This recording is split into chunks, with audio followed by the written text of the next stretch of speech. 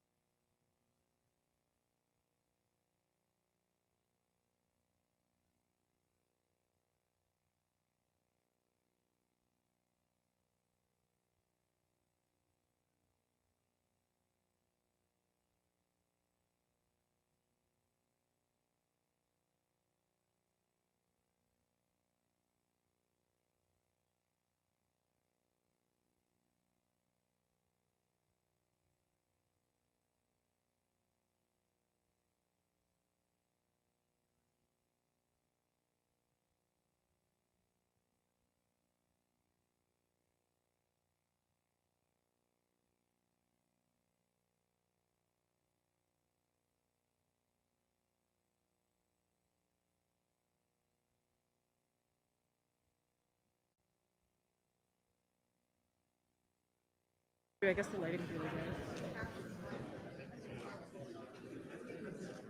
I don't know. Am I supposed to just move the slides? I don't know. Hello, everyone.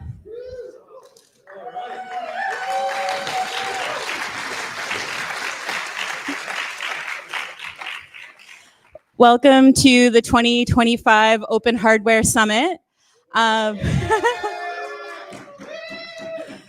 We are so happy to be here and to see all of you. This is the first time in a while that we've been outside of North America, and seeing this turnout is absolutely amazing and really heartwarming. Seeing people come from all around the world and also locally, it's so good to have you here.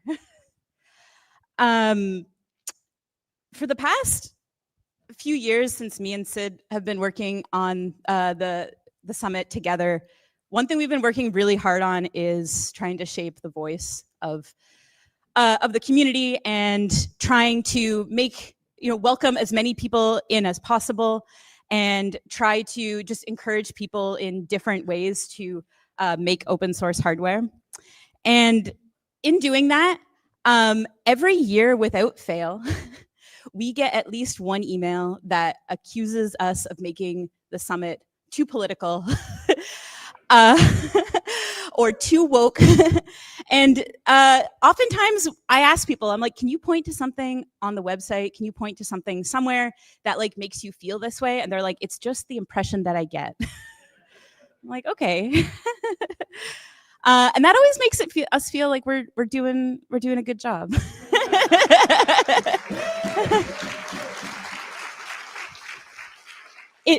It's really interesting to me that people say this, especially in a community about open source hardware, because open source hardware and all technology is inherently political.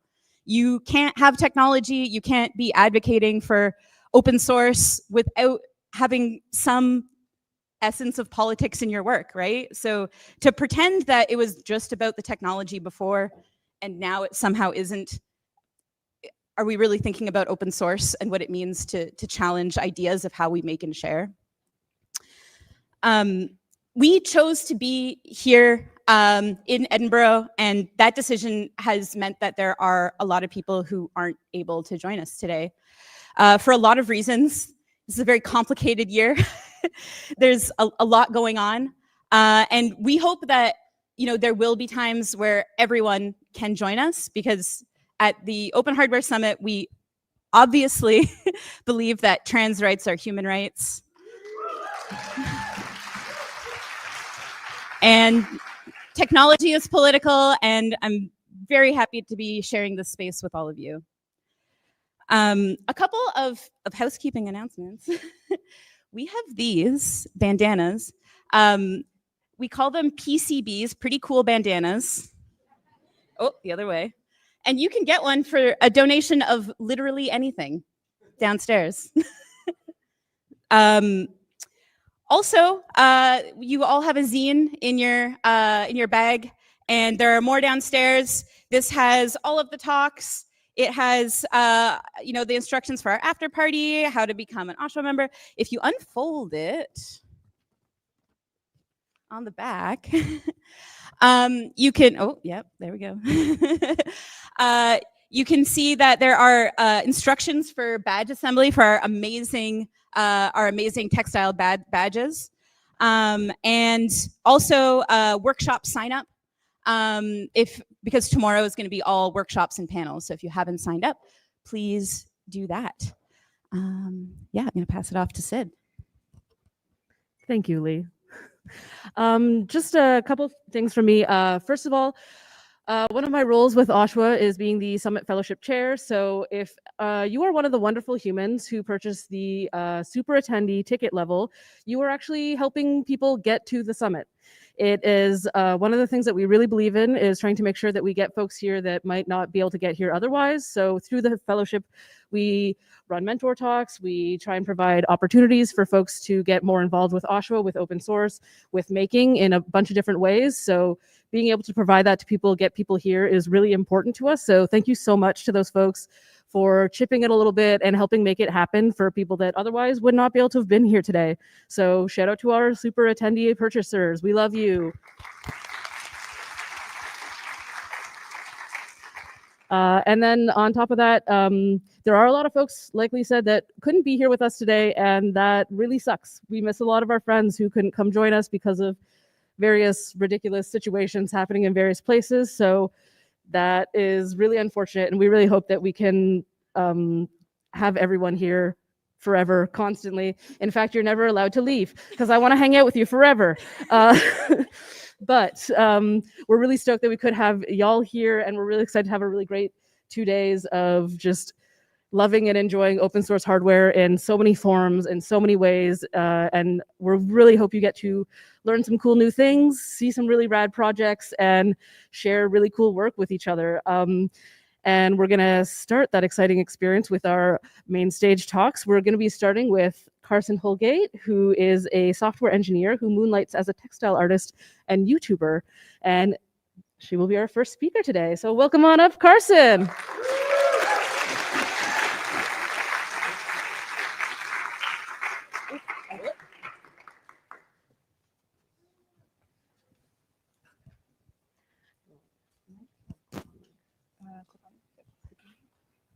Where I clip it is questionable. Hypothetically, I know how this works.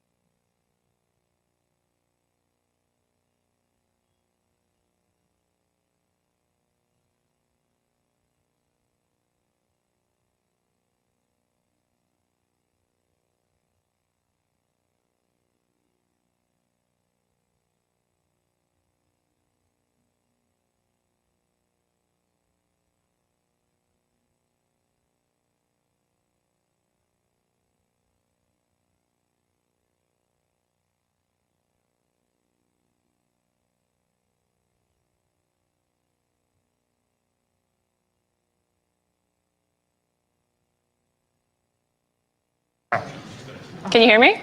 Yeah. That sounds better. Hi. Technical difficulties are resolved. I'm here to talk about knitting machines. So, can you hear me? Is this good? The clicker's not working.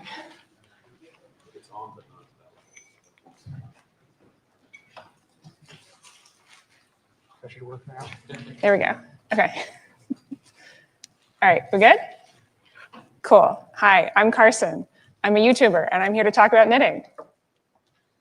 And this is technically correct, but it is more correct to say that I'm a software engineer. All right, can you hear me?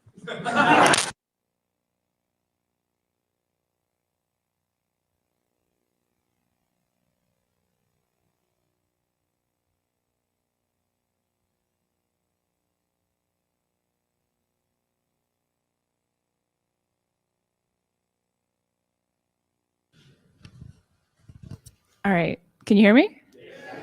Yeah. Okay, so I'm a software engineer, and I'm here to talk about open source knitting machine software and hardware. But to understand how cool this is, you need so much context. So let's start at the beginning. 4,400 BC. This is the first evidence we have of a weaving loom from Egyptian pottery. And why does this matter?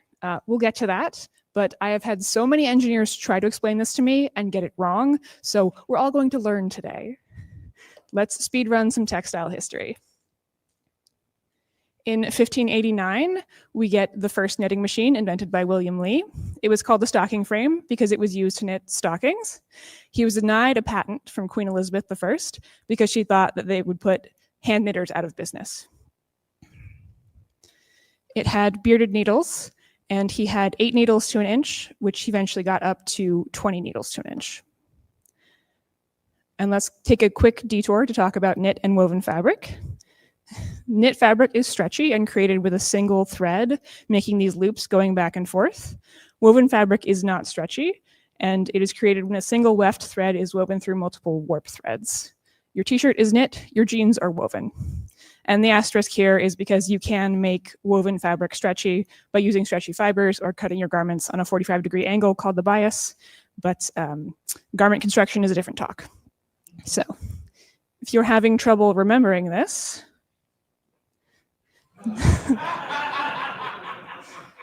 knitting is single-threaded and woven is multi-threaded.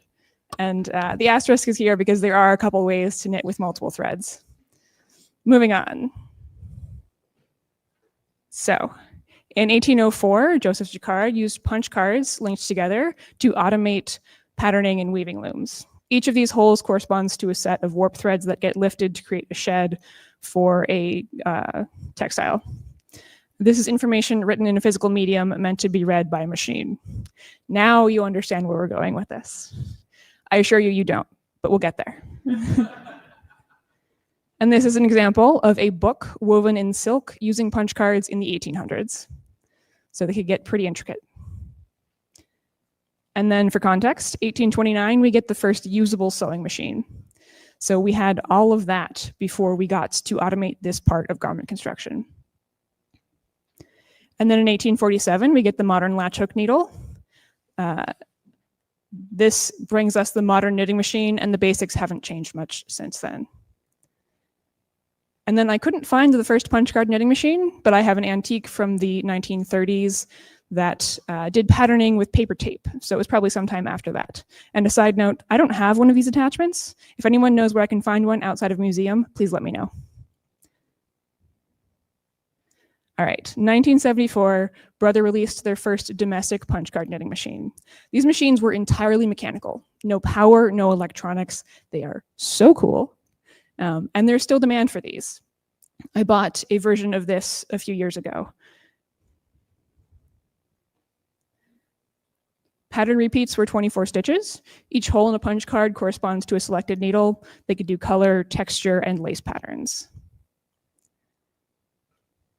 And then in 1980, Brother released their first electronic machine. It had a 4-bit processor and no real memory. Instead of punch cards, it read light and dark spots off Mylar sheets. And this increased the pattern repeat from 24 stitches to 60 stitches. This is the oldest knitting machine that AYAB supports. This is also my first knitting machine.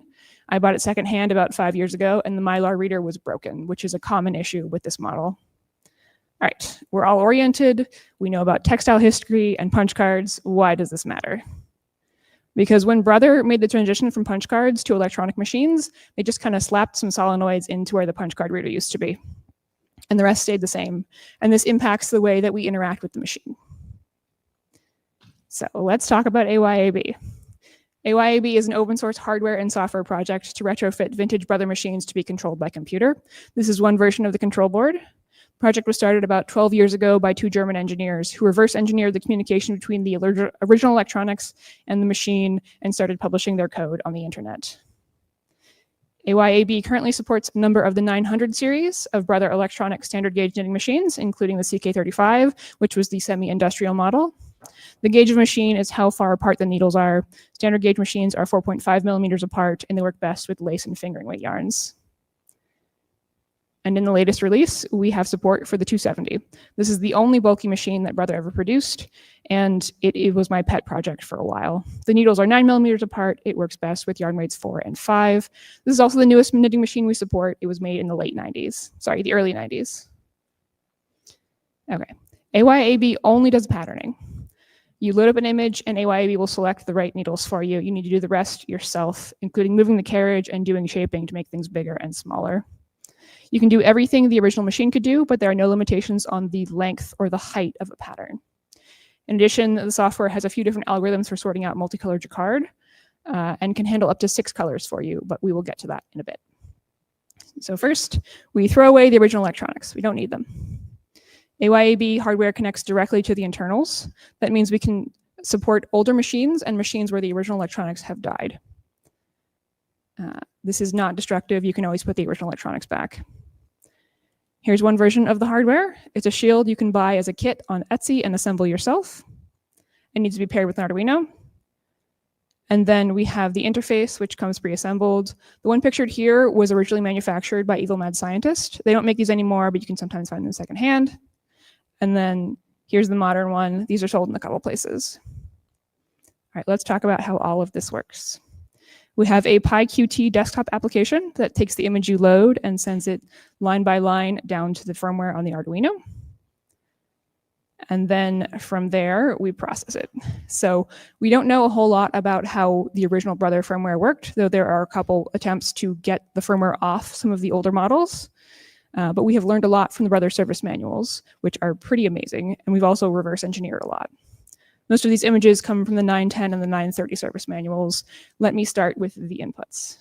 So first, the Brother instruction manual calls this the turn mark. It's a Hall effect sensor, and it can tell when a magnet is moving past it. And on the back of the carriages, there is a magnet. This is the knit carriage. It has a north-facing magnet. The lace carriage has a south-facing magnet.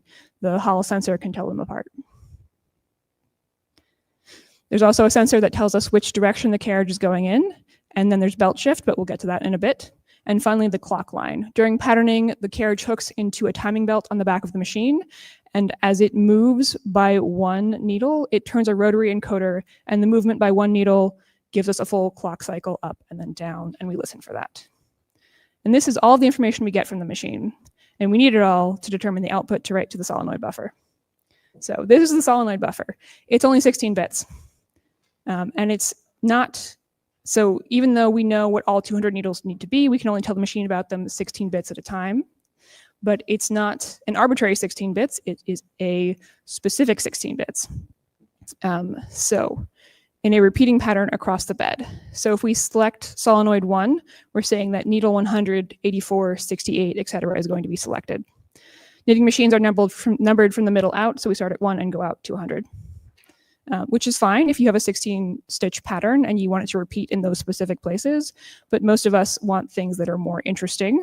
So the way that we deal with this limitation is by keeping track of where the carriage is on the bed and updating the solenoid buffer slightly ahead of where it's going to be. But it's not quite that simple because it never is. because the physical patterning mechanism underneath the bed that controls the needles can only control 8 at a time. And this is where belt shift comes in. This is a sensor value we get from the machine. Belt shift has been on my mind a lot lately because it has about 2 lines in the service manual. And we had developed an understanding of what it meant kind of institutionally within the AYAB developer community, but it was wrong. It was fundamentally wrong, but it was right enough that all of the carriages that we currently had were still working. But then when I got to the point of adding support for a new carriage, had to figure it out again. So all that to say, this is my current understanding of how belt shift works, and it's a good enough abstraction that I can get things to work. So with that caveat, when the belt shift is normal, the first 8 bits of the solenoid buffer are written to the machine, and when it's shifted, the second 8 bits are written. We don't control this. It updates every 8 needles as the carriage moves across the bed. We just need to do some calculations up front to figure out where the belt shift is going to be when the carriage hits the start of the needles, and we can extrapolate from there. So if the belt shift is going to be regular, we need to start writing into solenoid 1, and if it's shifted, we need to start writing the pattern into solenoid 9. So these are a little fuzzy because of anti-aliasing, but these are what the patterns look like. Your tuck, slip, ferrule, and lace works the way that it would on the original machine. But double bed jacquard is a little different. So double bed jacquard is a technique for doing color work that has no floats. It uses the main bed and the ribber to create a thick fabric with no long strings on the back that get caught on things. This is a banner I knit for a demo booth. Ignore the messy workspace. This is a punch card example for 2-color double bed jacquard. Domestic knitting machines only change colors on one side of the bed, so you need to knit 2 rows before changing the next color on a line. In the before times, you'd have to look at your color image and manually encode the different lines of your pattern, even on the electronic machines with the original hardware. AYAB can do all of this for you. We currently have 3 different algorithms for doing double bed jacquard, and we can handle up to 6 colors. So these are some examples. The blue is empty needles. If you get rid of it and collapse all the colors down, you get back to your original image. But this is also knitting into the bottom bed. So for 2-color jacquard, it takes 2 passes of the carriage for every row. And then this second image here is called our classic algorithm. It takes 6 passes of the carriage for every color. Sorry, 6 passes of the carriage for 3 color. So that's 2 times the number of colors. And then the next one is middle colors twice, which is 4 passes per row, 2 times the number of colors minus 1. And then finally Heart of Pluto, which is 4 passes per row, the same as before. And middle colors twice came out of a misunderstanding of the Heart of Pluto algorithm. So we have to talk about Heart of Pluto. Heart of Pluto is an Australian artist. She knit this star chart on a Brother 950. It's knit in multiple panels and sewn together, but this is the piece that got me into machine knitting. But she didn't knit this on AYAB. She got into her machine with a floppy drive emulator. And in the process of sorting this out, came up with a novel algorithm for double bed jacquard, which we now have implemented in AYAB, called the Heart of Pluto. So here are some examples. From left to right, it's classic, middle color twice, and Heart of Pluto. You can see the classic example how stretched out the stitches are because there are more rows on the back than there are on the front. I don't have an example of 2-color because this dress is 2-color jacquard. Okay. I'm going to stop and get philosophical here because this is a project that could only really exist as open source. These machines aren't manufactured anymore. They can only be found secondhand, and the learning curve to get started is very steep. It takes a diverse set of skills to even get up and running. Though I know a couple of my other contributors are in the audience, don't really knit. They know how to use the machine well enough to test things, but they don't really make things themselves. So we attract kind of 2 kinds of people. Those who bought their machines when they were new and are very familiar, but aren't as technologically savvy. We see a lot of like husbands and sons helping knitters get up and running. And the newbies like me who got interested because of the technology. And a lot of our users fit into the first category, and a lot of our developers fit into the second. And we have, so there's a big disconnect between the people who make AYAB and the people who use AYAB. And we have one crossover who is an old school machine knitter and used the original electronics, unlike the rest of us, and knows what the average knitter expects, and she keeps us honest. I would like to change this. I want to get more engineers involved in knitting and more knitters interested in the technology, so there's more crossover. because as you can see here, modern computing kind of evolved out of textiles.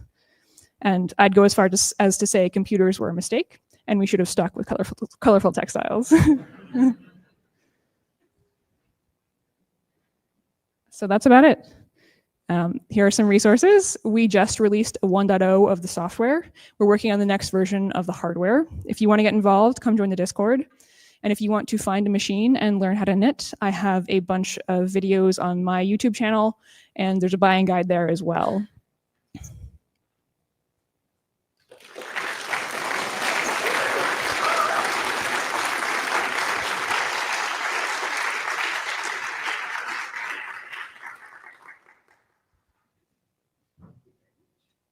Are we doing questions or not?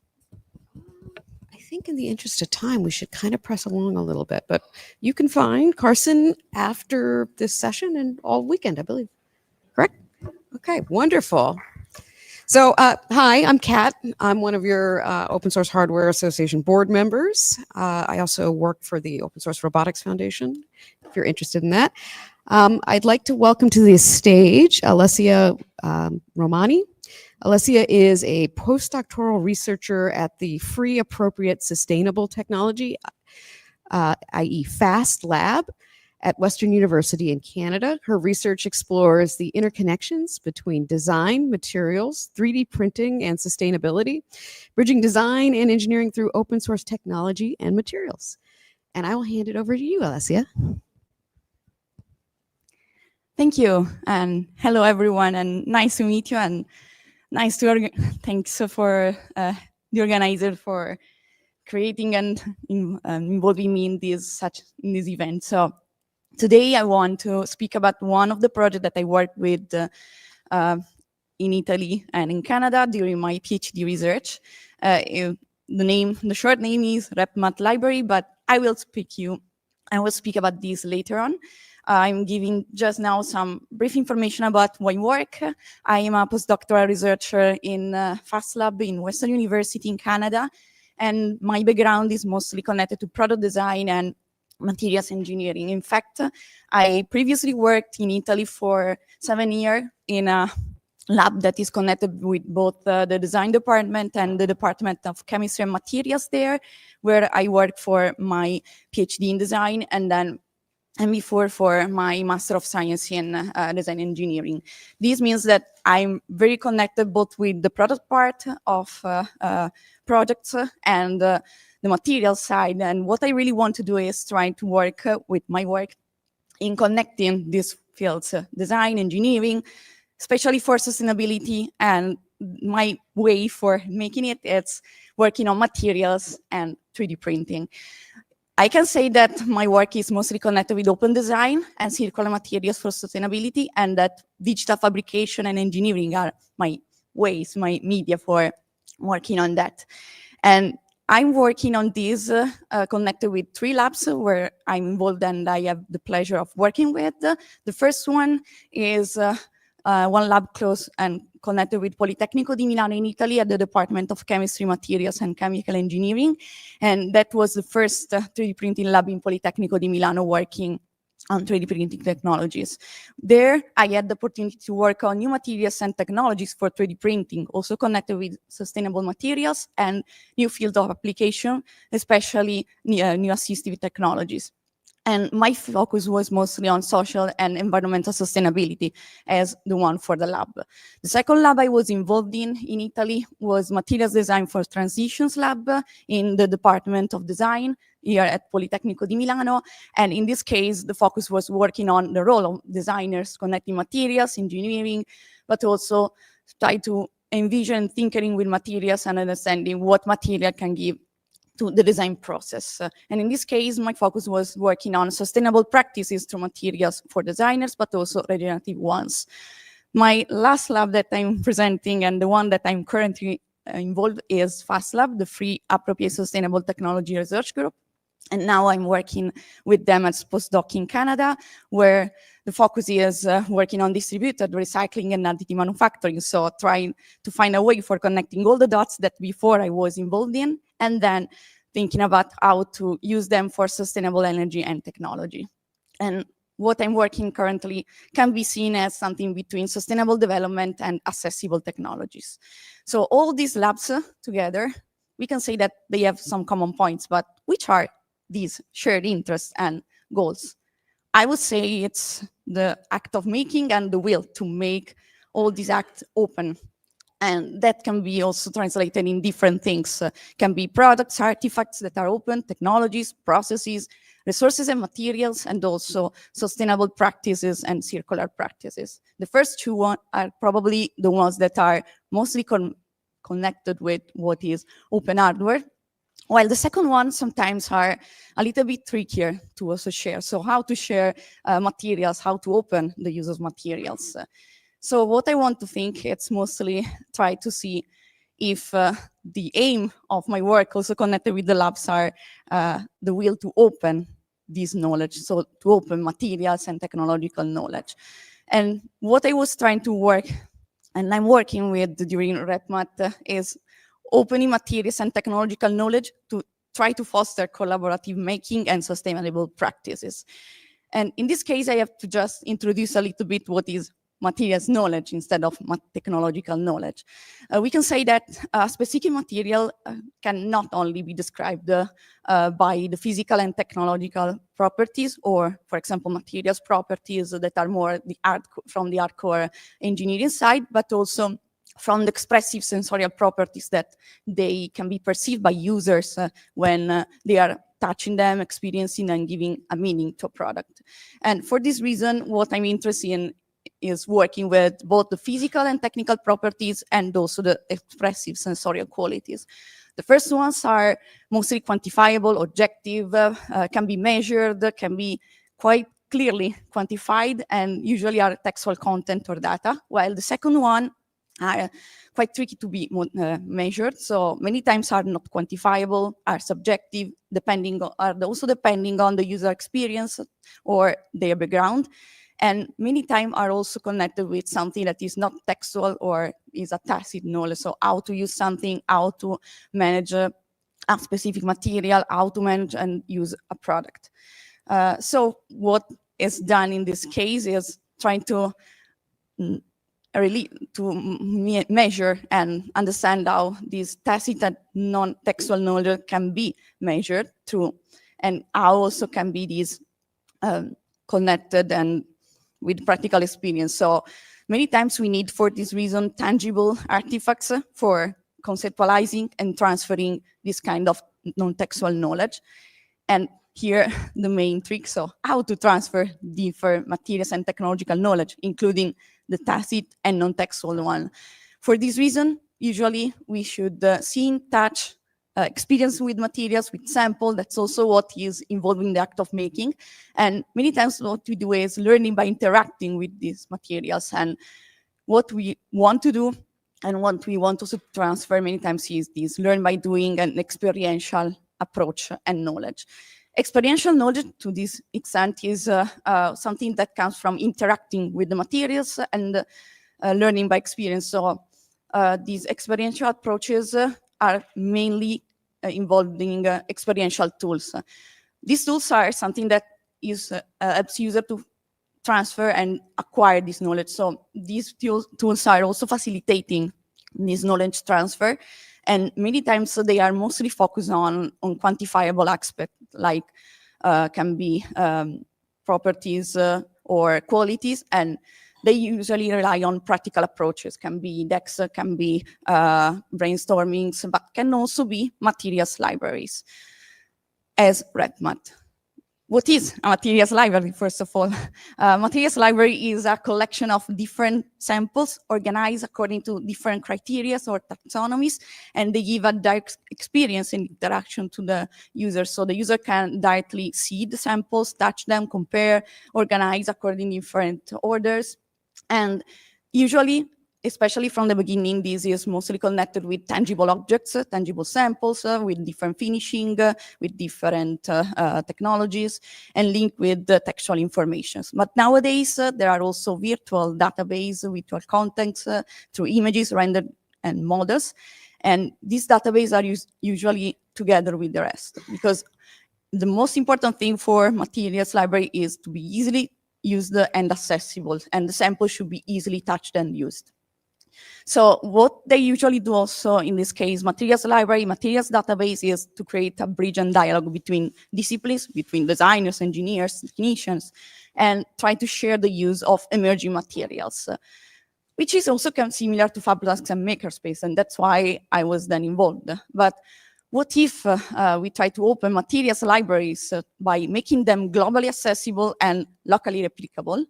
So that's why I'm speaking today about RepMat. RepMat is the replicating materials library. Obviously, is inspired by the RepRap project. So I took inspiration from them for the name and also the way of using and behaving with the materials libraries, because it's an open materials library system that wants to be replicated, used, modified, also shared to create new materials and technological knowledge with users in local spaces. In this work, I was working with different partners, so my labs in Italy, in Canada, and then also other industrial partners for providing us the materials. And I focus mostly on working on 3D printing and polymer and biomass waste. And finally, what is included in RepMat is a virtual part made of a materials library and a product library, and a physical part made of physical samples of materials and products for a participative experiential approach to new knowledge. And in this, there were also some potential applications that we developed during our work in the lab, also together with the students I worked with during these years, connected with furniture, music, sports, and this library is meant for being used in two ways. The first one is in a divulgative way, so sharing the knowledge that we build in the labs, but also in an experimental one, so trying to create new knowledge, try to use the library as a tool for replicating materials, and every time that we replicate, learning something new.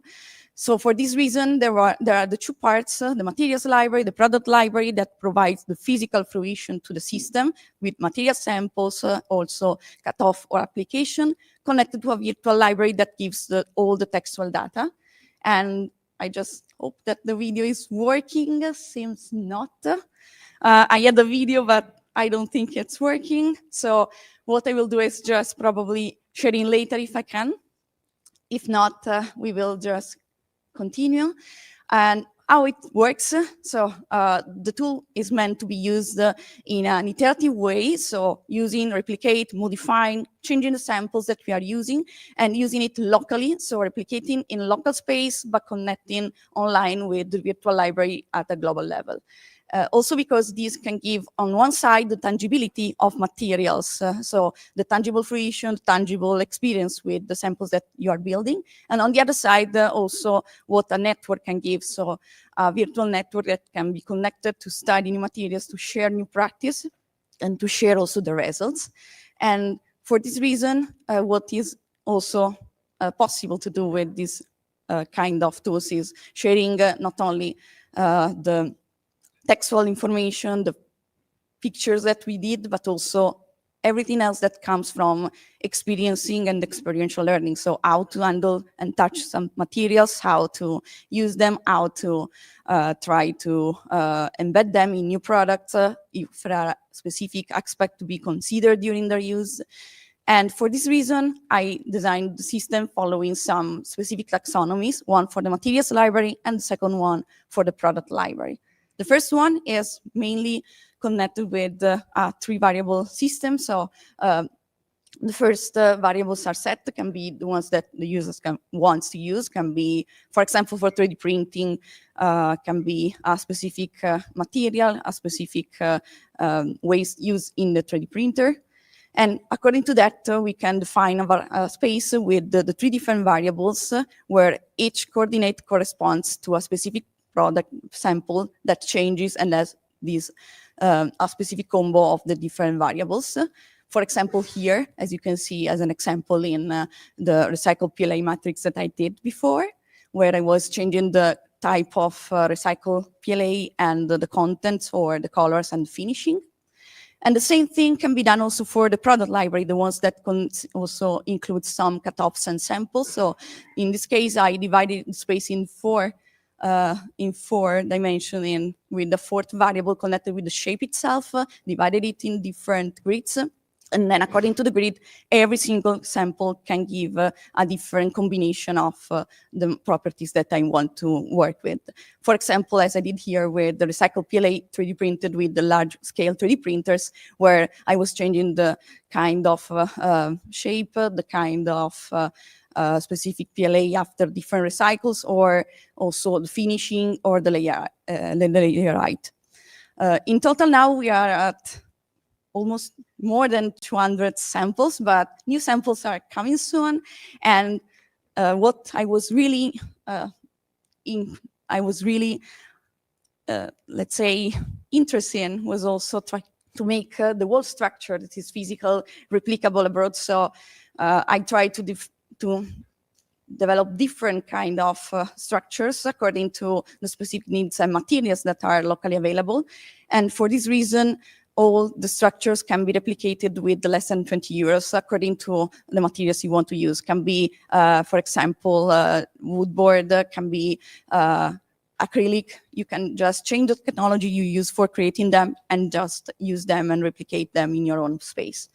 I did some user tests with the students where I was working in Politecnico and had their opinions. And for these also, I tried to modify the system. I also worked with a student for trying to replicate the library itself. And I did some demos at fairs and exhibitions, and I hope to do them also very soon. This also because in my case, I think that the act of making, it's also connected to the will of democratized knowledge, in my case, materials and technological knowledge. So here, I don't want to give some conclusions, but more like openings and starting for this work. So I really welcome you to join and ask me and discuss more, because I really want also to replicate this tool in other places and include in the online library also other samples from different labs. And that's it. Thank you for your attention. I'm really happy to be here with you. And I leave here some of my contacts and the Instagram pages of the labs I'm working with. So I think we have time for one question. One quick question. Anyone? I'll run up to you with the mic real quick and run back.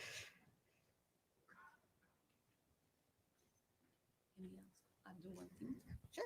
Yeah. I'm so sorry for the video. So anyone that is interested in seeing it while I'm here, I will share with them for sure. And maybe I can also share with the OSHWA Association, just in case I can share without any problem, just because it was unexpected. So sorry. Thank you. Thank you very much. And so what we'll do is we'll bring up our next speaker who's representing a team. So I'd like to introduce you to Andy Quietmeyer, who's representing a team including Bree Johns, Kitty Quietmeyer, and Hubert Stiegel. And they are an interdisciplinary team of ecologists, interactive field biologists, designers, and open source hardware activists, and creating open source hardware for biodiversity monitoring. And their goal is to help better understand the world around us. I'm also really excited for this talk. I've been talking to Andy about it all weekend. Yeah. I'll do some preamble while we're getting it popped up and big. Oh, it doesn't want to be on that one. So when I give a talk, I got lots of pictures and stuff. So the caveat is sometimes people freak out. They're like, what's that weird animal? I've never seen that before. What's that weird doohickey? Yeah. So sometimes you can have this urge to like, oh no, I'm going to start freaking out and be like, I need to answer these questions. Don't worry about answers. Just let it kind of flow over you. So experience the PowerPoint in that kind of way. It's extended. We did everything we did yesterday. Whoa. We totally practiced this. Maybe try this guy down here, that one, instead of the other one. No? Why don't you want to be big? Yeah, I don't know. That's so weird.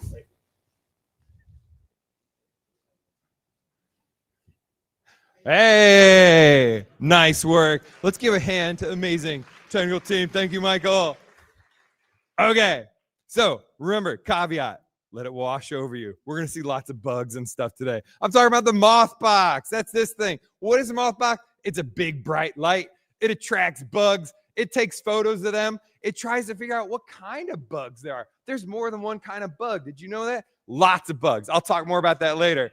The coolest part, you can build this whole thing yourself. A little bit of background, who we are.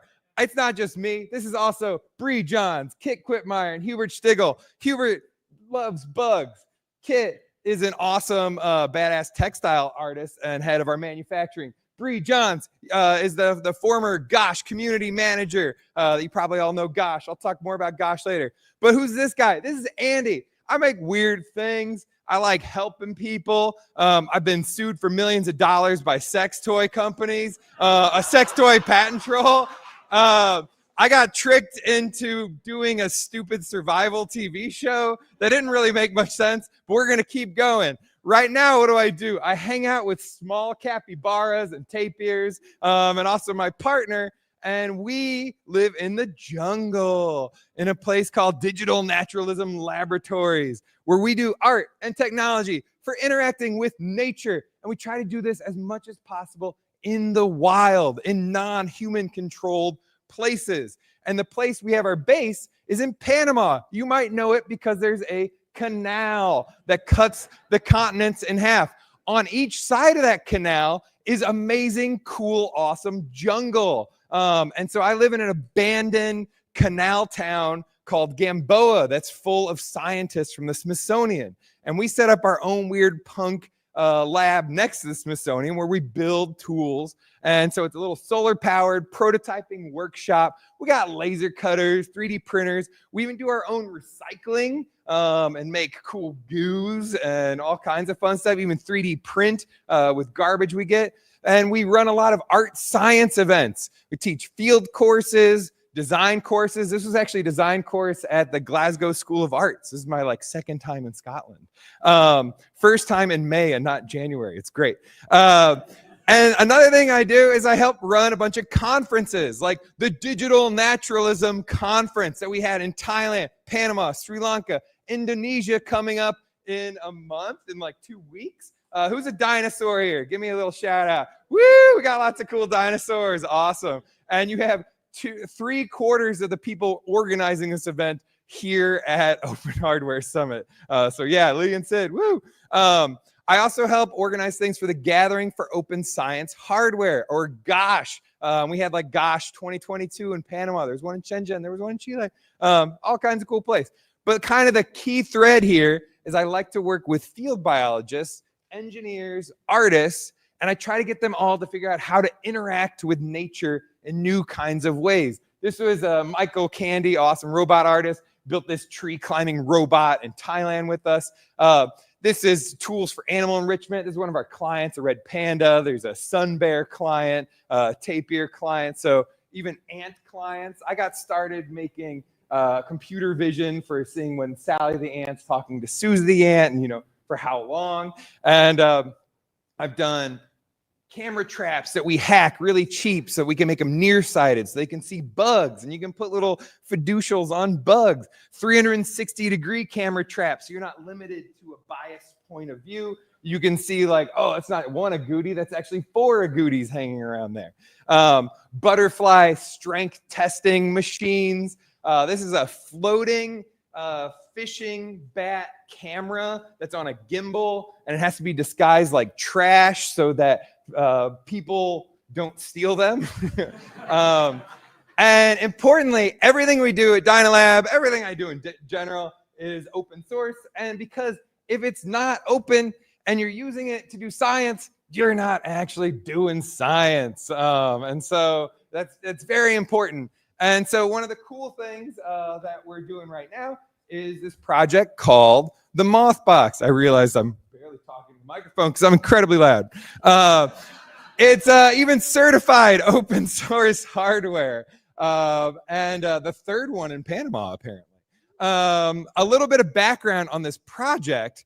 You're going to talk about this bug thing, but why, Andy? Why? Well, let's all talk about this place. Does anybody know what this country is? There's clues. It's Panama. So Panama is this tiny little part that connects North and South America. It was easy to cut in half. Well, easier than other parts of the world if you're going to cut a continent in half. And so it's covered with amazing jungles. And there's this part that sticks out. It's called the Azuero Peninsula. And when the Americans, the people from the US specifically, were colonizing there, in World War II, they had thousands and thousands of troops. And those troops were like, we want hamburgers. And so they go, you know what? Let's chop down all this pesky, beautiful rainforest that's everywhere and have cows. And so this whole area, this whole peninsula, completely different climate caused directly by us within lifespans of people. There's even groups that find like 90-year-old people who go and tell other younger people about how, yes, we used to have monkeys. There used to be rainforest because it's dry. If you go there, when I first went there, I thought it was just a different biome in Panama. It's dry. It feels like California. It's brown. It's grassy. And it's not great for the local wildlife that used to live there. So what's the answer to this? Oh, boy, if you talk to tech people, just plant trees. Boy, I wish we could plant trees quicker. I'm going to have a drone maybe that puts trees in the ground. This is going to solve everything. This is one thing I want people to really know is we don't actually, as humans, know how to recreate healthy ecosystems. When we destroy stuff, we don't know how to recreate that at all. So people are like, I saw there used to be trees there. We chopped them down. It sucks now. Let's put trees back in. This creates these dead forests. 90% of all tree planting programs in the world, my friends did a survey on this, they're monocultures that plant non-native trees. None of the creatures actually want to live there. It's just a big tree farm that gets chopped down in 30 years to make teak furniture. So again, we don't yet know how to recreate healthy ecosystems. Luckily, there's people called scientists. Scientists really like to look at stuff and try to figure out like what's going on here. And so one thing that some scientists are doing is studying how we can reforest, how we can actually try to repair places in ways that actually make sense. One of the things that they do is they try to study biodiversity. Raise your hand if you've heard of biodiversity before. Cool. Okay, great. Biodiversity. The way it kind of works like this, gross simplification, you're like, oh, hey, we have untouched forests. We saw 98 monkeys there, 5 different species. We saw this place that we totally destroyed. No species of monkeys at all. And then we planted a couple trees there. Hey, one of the monkey species showed back up. Not as great as the original thing, not really comparable, but that's how we can kind of examine in a very broad way kind of the health of an ecosystem.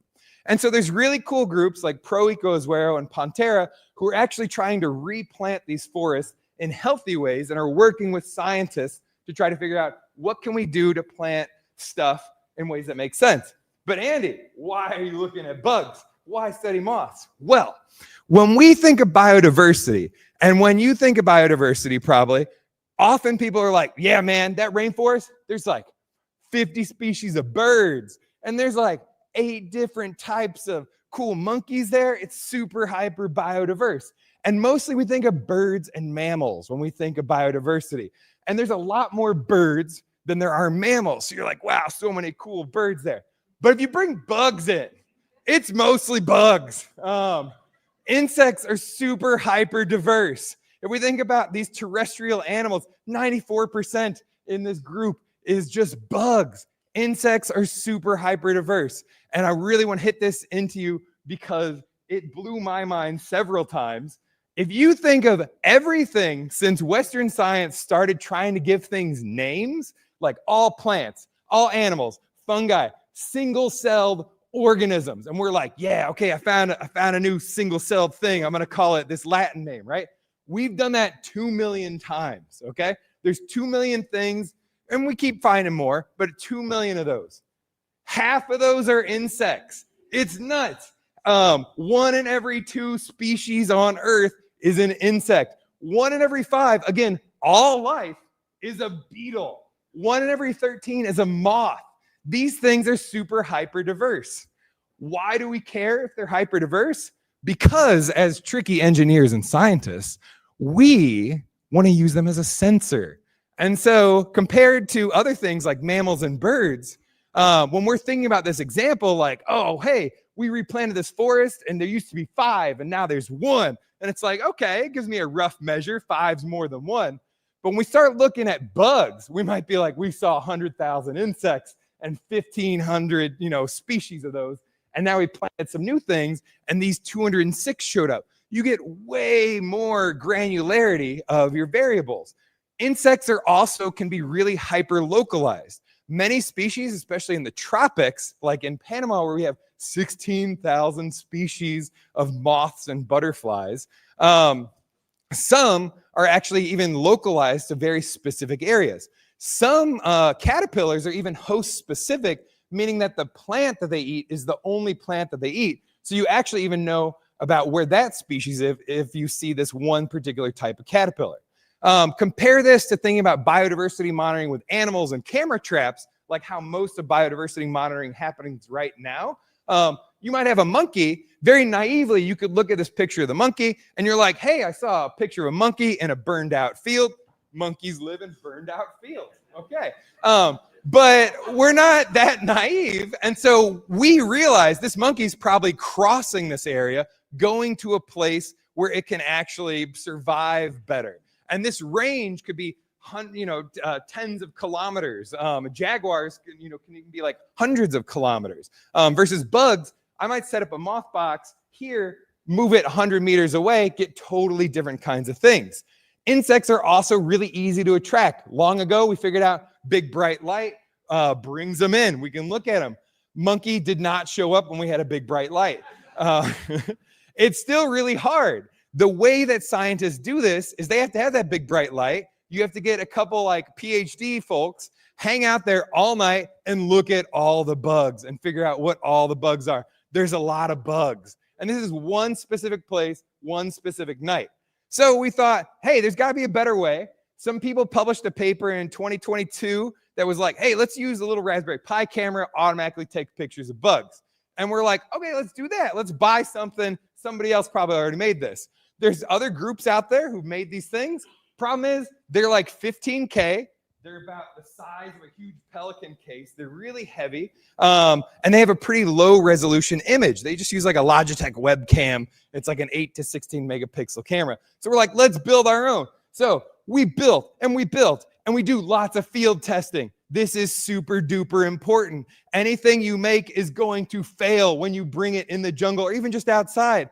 The other thing, community testing. We put it in the hands of people who aren't us. If you're making something, do this over and over again. It's so painful because you put the button there that says like, press this button. The person never pushes that button. And so you learn like, oh, maybe I need to redesign my thing. But it's very super duper important if you want people to actually use these things. And importantly, it's designing the field for the field. Because if you have digital technology, it's really wimpy. It likes hanging out in air-conditioned places where it doesn't rain and have an army ant raid go through. And so things work great in the lab. They totally fail in the field. So we tried to make everything repairable in the field.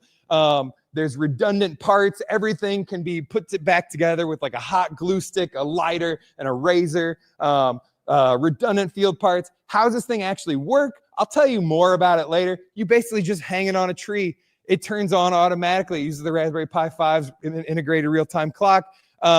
It turns on a big bright light, takes really high-resolution photos of it that you can look at on a little SD card. And then I have open scripts that run little open-source machine learning programs that we made that run locally. So even your old crappy laptop can churn through these in like 15 minutes. And then importantly, we made it so that you can actually refine IDs and have a human expert go through these collections and actually correct them. We're not going like, oh, we did AI every perfectly. No, it's not great at thinking for you. What it's great at, it can organize stuff. It's a great pre-organizer. And so this is my friend Evan. Evan can go through an entire night's worth of bugs, like 3,000 bugs, in like 5-10 minutes. So it's great.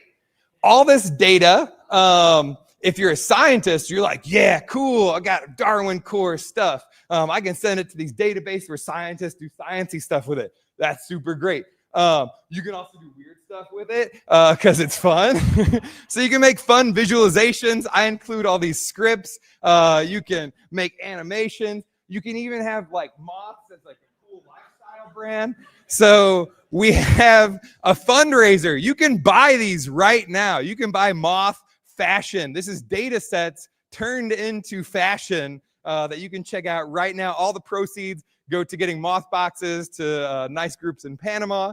And the specifications of this is where the thing really shines. We use this 64 megapixel camera, which is like, oh, that's cool. But then when you look at it, so we get all these bugs, right? Most other groups, they just like, okay, we look at the big bugs. We don't care about little bugs. Little bugs are important too. Everybody listen to this. So we can actually resolve down to species, millimeter size insects, which is bonkers. And it's also really important for when you want to determine like, okay, it's a moth, but like what type of moth? I want to see what kind of hairs. Does it have 5 reticulating hairs on its frontal scrobe? All kinds of stuff. The battery's cool. I got to shout out to Talent Cell. They make the cheapest, most compact battery that you can take on planes and people do not hassle you. And you can also plug solar panels into it. You can daisy chain these batteries. You can plug them into a wall outlet. You can really kind of abuse them. And I even went on the tour of their factory 2 weeks ago, and they're really nice. It's weatherproof. You can put different targets on it. One of the most important things is it's really small. And this is important because if you're going to bring something into thick, weird jungles, places where people don't really go, it can't be humongous. And so we've done deployments because it's so small all over the place. Panama, Peru, Ecuador, the US, Mexico, China. We've even done, this is me and Bree doing an amphibious deployment on some river in Panama. So we can set these things up everywhere. The biggest proof of concept, we did a whole mountain called Cerro Hoya. In one day, we set up 19 moth boxes and got all those places sampled independently. And this is huge. This is something humans couldn't do before because you would need like 19 PhDs hauling up their big light sheet and their light and just sitting there all night. And we did not have the funding to do that versus we can buy several of these. And you see really cool stuff. Again, this is simultaneous data. You can see the summit had a crazy amount of different insect sightings versus lower areas. And that's actually kind of troubling because when you're in the tropics and climate change happens, it gets warmer. Things that can't live where it's warmer go to higher elevations, which is great. They're just chilling. Problem is, once they get to the top of a mountain, they got nowhere to go. And so that's how species massively get extincted. Anyway, you can build your own. Everything's been designed for flat pack design, so you can laser cut it, 3D print it. People have made it. Scientists have made it. People have made it in Rhode Island. Eli, were you there building it with the library kids? The future of Mothbox. We've done everything so far on less than about 100K, just getting little grants everywhere for the past 2 years. And that's what we see there is version 4. It's designed for basically off-the-shelf parts, put it together, start sampling now. But now scientists are really liking this thing and it's getting popular and they want like 20, 30, 50 at a time and we can't make that many. So now we're designing a new mass manufacturable one. And the American Museum of Natural History just gave us 20K. Wildlabs.net, a really cool forum. Join them. They have weird problems to solve. They gave us 50K to design a new PCB and do a bunch of tests over the next year. And so we're designing this version 5, a fully integrated one. Why am I at Open Hardware Summit? I need help. This is my first PCB I ever made, really, with KiCad. And so I taught myself some KiCad. I make some decisions. You'll see. And they're either genius or they're like, no, there's a reason people don't do that, Andy. And so this was a guy named Terry who told me some of those were reasons people don't do that. And so, for instance, like, look at that Raspberry Pi. It's like sideways. There's a hole going through. I don't know. Maybe it's cool. But anyway, so I'm Andy, and you can check more out about me. We have a mailing list. We send out mails like once a month about things like Dynacon and other cool events. There's also, if you want to know more about the Mothbox, and then you can hit us up on Blue Sky. We have a dead Instagram now because I just got sick of billionaire fascists. So anyway, hit me up. I got a moth shirt.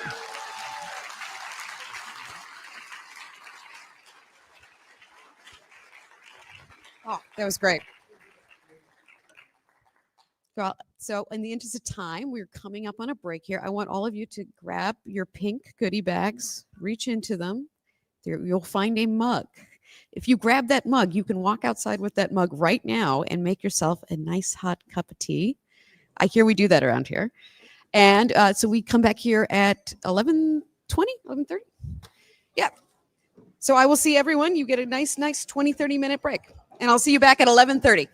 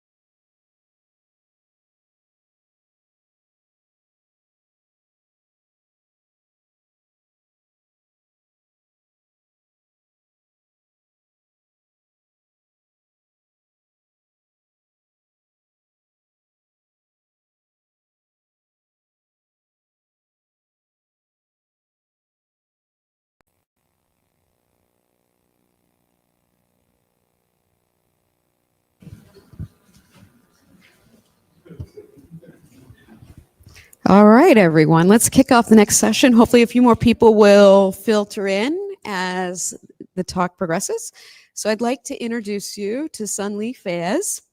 He's an associate professor at physics at the University of Utrecht and the open science lead at the Netherlands Climate Research Initiative, KIN. He aims to contribute to an accessible and sustainable academia by advocating for open science and making open source hardware. And he's here to talk about the FAIR battery. I'll turn it over to you. Oh, thank you very much. Thank you. When I wrote these things, I didn't think that you will read them out loud. Now I see, actually, it's quite embarrassing what I wrote. Sorry. Do you hear me? Yes. People are popping in. It's quite tough to bring your courage together after a colorful talk like the previous one by Andrew, and he's not in. So I hope, yeah, here it is. Andrew, I was saying that it's very discouraging for me, actually. It's very frightening to have a talk after you. So I need you to give me a compliment. Give you a compliment? Please, can you? And what's your name again? Sanli. Sanli, one of the loveliest shirts I've ever seen. Yeah. And also check out this smile. This is an award-winning smile right here. Yeah, so fantastic. Let's give it up. Thank you very much. You see, well, I don't have as many photos as Andrew, as you know, but I have a compliment and a cool shirt, witnessed by Andrew. And the talk is also a bit of mix against of my good judgment. I've combined two talks about actually making a battery, and actually how do we do things at the university. How many people actually work or affiliated at the university here? Oh, 30%, 40%, pretty good. So that's why maybe that those few slides are also relevant here. Well, I mean, I don't have to tell you, but we do have a very big problem, is that we have a lot of carbons which we are, the pointer doesn't work, right? No. Well, we have a lot of, you see the graph, I try to give the colors. Yes, yes, thank you. So we have a lot of carbons which we are burning, and all of them had actually to stay in the ground. As you see, it's growing pretty fast, and all these things in the course of the next 30 years should basically go to zero. It starts from 1800, and you see actually each time we have a new source of energy, we didn't stop using the previous one. We just added on top. So we're still using as much wood and biomass as it was in the 1800, actually twice more. So this is a big problem. It's global, and we have to fix it. And one of the bottlenecks is actually to store energy. And I think you can count, probably you have between 2 to 10 batteries in your possession right now. We do need to store this energy, just because the only good reason that we keep using the oils and the petroleum industry thing is that these are very energy dense materials. It's one of the most dense energy materials. You can actually release the energy in a pretty simple burning process. So we have to replace that. In 30 years, we need to have as many batteries in the world as we now have diesel tanks. And that's a pretty tough project to pull together. For information, Tesla made 1 million Teslas in 15 years. So, and now multiply that by 1,000, maybe more. The battery technology is pretty old. This is a picture from 1836. I think the battery still works if you do it, if you use it. But this is something that has not gone through the process of perfection like we did for combustion engines or all the things that we use in burning fossil fuels. So we have this little challenge now. Can we have an actually open source battery in this community? You know why it should be open source? That actually works for less than $100 per kilowatt. And I think this is a price range that probably allows for people who have, have already a tank to give it up and then go for it. I think this is also standard with different definitions that of the, I think, Infrastructure Act of Biden, if I'm saying it correct. This is also a number that is mentioned there. It's also important that you have to do it all over the world at the same time. So you should use locally available material. It should be maintained. It's not enough that it works once, but it should work for the next 30 years. And it must be recycled because you do not want to create a new problem, which means that you have to take care of also the whole supply chain at the same time. So it's from where the material comes all the way to the material, to how it is made, how it is maintained, where it is maintained, and how it is recycled back. You have to teach these new technologies all at the same time to the people who have to maintain it. You need about, I don't know, 100 million battery maintainers, because we now have maybe 100 million people working at gas stations, something like that, I estimate. So we looked at the technologies which are available. There is a lot of research going on batteries at the universities and also in the companies. This is a graph of a few years ago of all the techniques which is there. Lead acid is something which we all know. We probably have seen it in the old cars. It used to be there, non-electric ones. And lithium batteries, lithium-ion batteries is the one that everybody's talking about in the West, because they want it in their cars, and it's clean and it is sort of easy, but also they talk about it because it's strategically very non-scalable, because all the lithium, 90% of it comes from one country, which is not friendly with everyone. And so we have the Redox flow batteries somewhere in the center here, and that's the technology we taught, because it's very versatile. You can already have like 100 types of materials around the same technology. And I'm going to explain what this Redox flow battery is. It's similar to the other electrochemical batteries in the sense that you have two materials with different chemical properties. You have to somehow bring them in touch with each other around a very thin membrane that does not allow the electrons to pass, but allow the ions to pass. So this is a lot of sort of conditions to put on this membrane, but the rest of it is just chemistry, you know, just mix salts into water and acids and things like that, and then you store them in the tanks. And in the Redox flow battery, this is done different from the lithium, because in lithium batteries, one side of it is lithium, and the other side of it is another material which is bound to lithium, but they have different electrochemical properties. So you get these 3 volts per cell that you have. In electrochemical cells like Redox flow batteries, these are 2 different solutions. One side have, I don't know, vanadium 3, one side had vanadium 5, or you have, I don't know, zinc on one side, chloride on the other side, iron on one side, air the other side. So these are different combination of materials you can have. Still, always it stays, you have to bring them in close touch to each other via this membrane. And that makes it difficult to make. The membrane is also the reason that lithium batteries actually burn quite easily, because if you poke a hole in them, then you bring these materials in touch with each other and a lot of energy is released at once. So in comparison with lithium, which everybody works on, and the things like in the West thinks that this is the technology to go for, the Redox flow batteries are relatively affordable. They are safe. At the moment, they are not as affordable at the industrial level as the lithium batteries, because, well, we do not have the industry for Redox flow battery as much as we have for lithium. But compared with lead acid batteries, which we do have the industry, they are much more safe and sustainable, and they also can actually store more and then be recycled many more times, so it don't win. And more important than that is that you can discharge them deeply. So a lead acid works perfect up to the 80% discharge, and afterwards becomes useless. That's why your car after 5 minutes is dead, the battery. But the real Redox flow battery, you can discharge all the way to 10% down, so it doesn't become unstable chemically. There are different scales of making these batteries. Some people are making gigawatt batteries, and these are really gigantic, and they are meant to keep the electricity which is generated in the summer for the winter, or something like over the day, peak shaving, things like that. But there are also some companies who make small scale ones. This is the same amount of storage that, you know, maybe a small car is done. It's much heavier, so you cannot use it easily for the car, but it works. You can just plug it to your wall, and then your house becomes off-grid if you want. The problem is that all the companies are at the level of startups. This is Red Flow. It was fantastic battery. The company went bankrupt. And this is similar to all these sort of immature technologies that we have. Vertical farming is another one, a lot of things.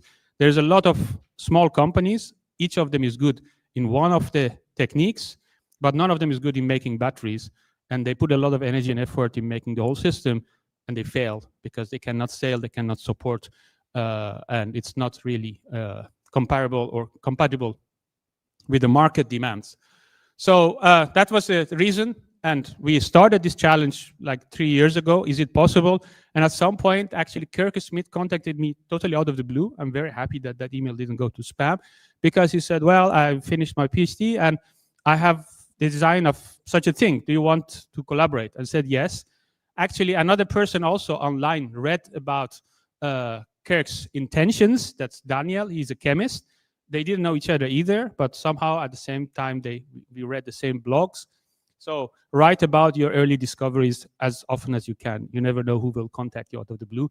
But these guys actually, in a matter of a year, we helped them a bit, mostly in their Daniel's kitchen, but also in our lab, we made a kit, which is just a demonstration of how this battery works, because this you need to test the materials.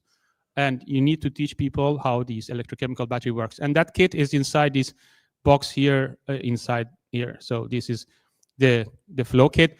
The nice thing is that this you can buy. It's about $8,000, and what they made material used for this one is about, I don't know, 130 or something. So, and it was safe. You could demonstrate that it works. This was the first generation, so we invited them to a conference to let other students work with it. Yes, thank you.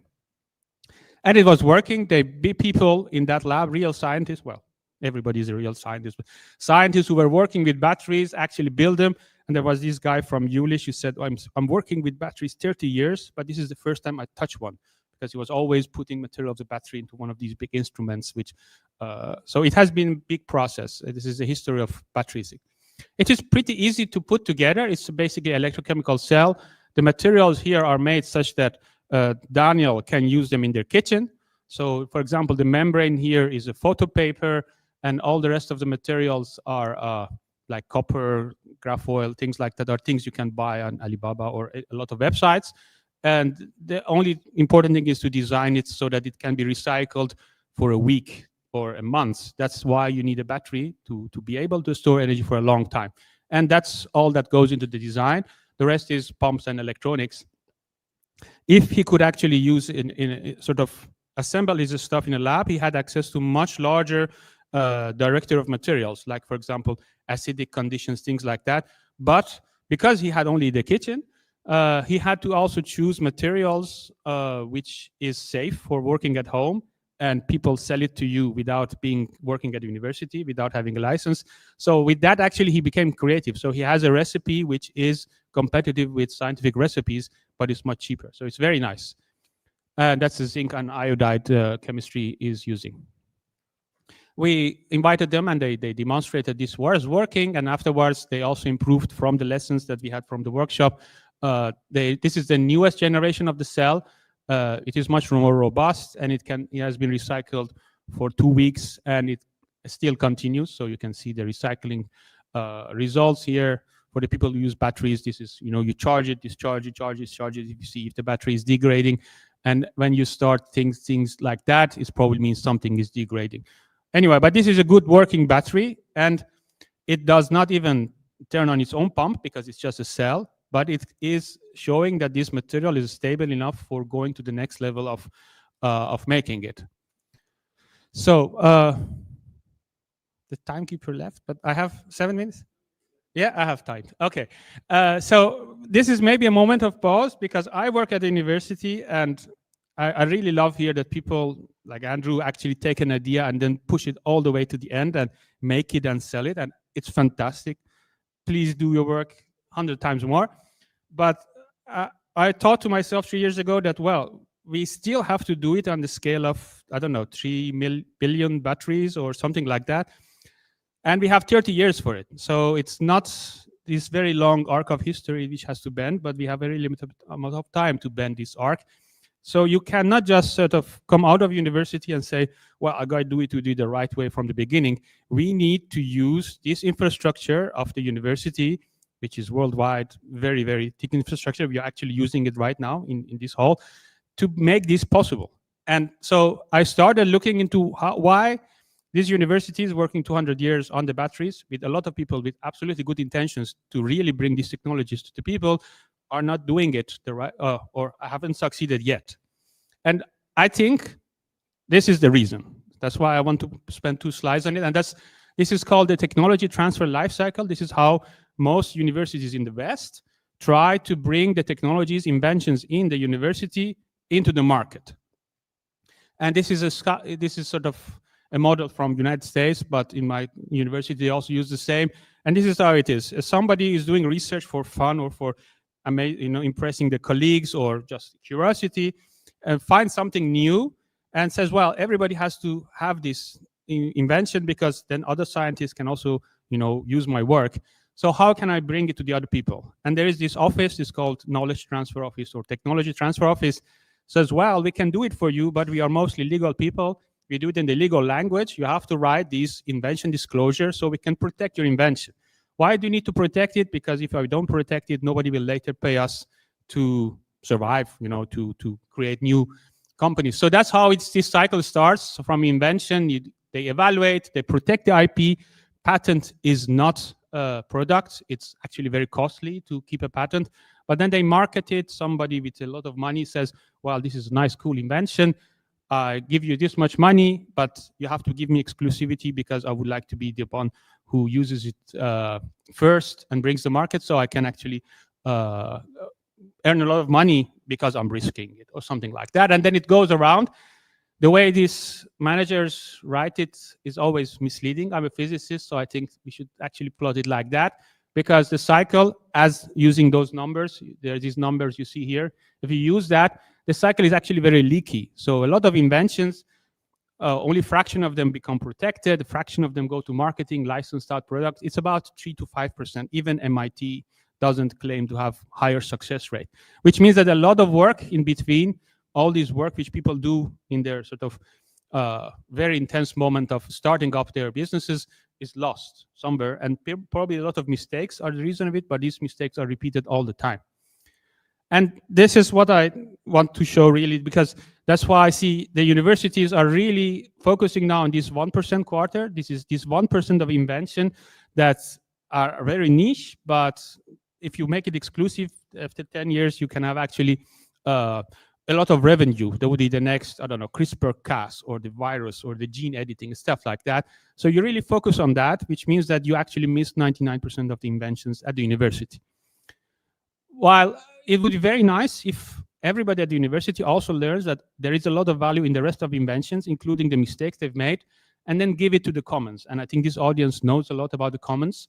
There are these things that you don't know what is the use, but we know that it's very broad, and you can actually give it to the shared ownership. So use Creative Commons. Because there's a quadrant, there are two other quadrants. There is this Conqueror's Quarter, which people go for exclusivity and broad use at the same time. These people don't like university. They come out of university after 1 year because they would like to conquer the world. And there's these anarchists. Maybe people in this audience find it nice because they say, well, out of principle, even the niche products have to have shared ownership. It is fine, but it really demands a lot of individuals doing their own work without collaboration. That's the result of it. So I hope that more people move to the Commons Quarter. And here is one idea. One idea that the universities can do is that, well, just don't touch anything, but all these people who stop through the cycle, just give a Creative Commons license. I call this an open source handshake. So maybe we will have more open source license, fail the startups, but at least for the broad use, they would be useful. There are also other ideas for how to make this ecosystem work. OpenNext is one of the projects in EU that's been done. This is collaboration between the Fab Labs and the universities so that you have shared ownership, and only when it becomes product, you start actually making it exclusive or protected. Back to the battery. So the battery, what I showed you was to show and to teach the students how a battery works. It doesn't charge even a mobile phone.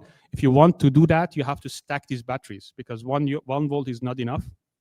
Even if you convert it, you have to run, 200 amperes through it. It's a lot. But you stack it, which means that you put a lot of cells together. So the next part of our project is to make a stack of 3 or 5. Before that, we have to expand the area. So we had like 10 centimeters squared area, but it has to become like an A4. And if you do that, you actually reach almost the commercial level accessible, commercially bought flow batteries. So these are the Chinese ones, but the other companies nowadays, all of them sell these stacks, which are just A4 size. So that gigawatt factor is also built of these stacks. So pretty close to reaching a viable battery.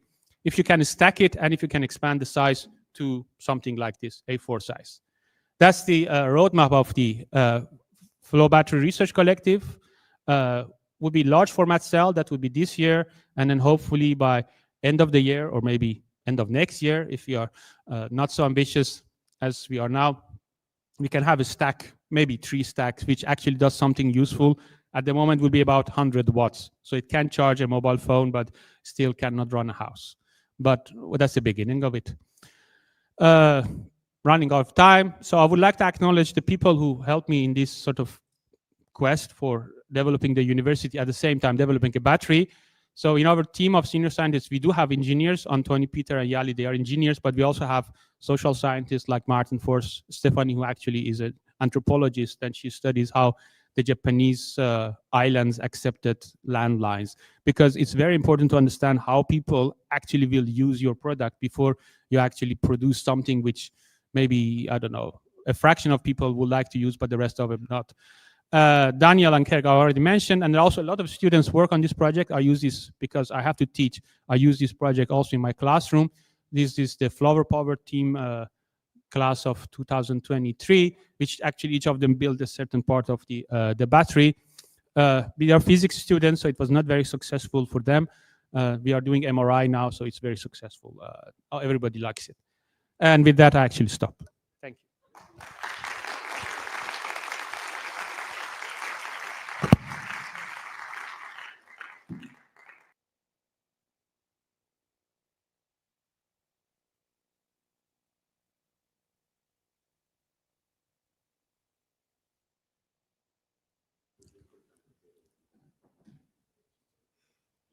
We're good. All right, we're back on.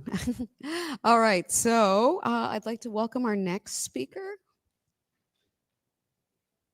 Is our next speaker here? Okay.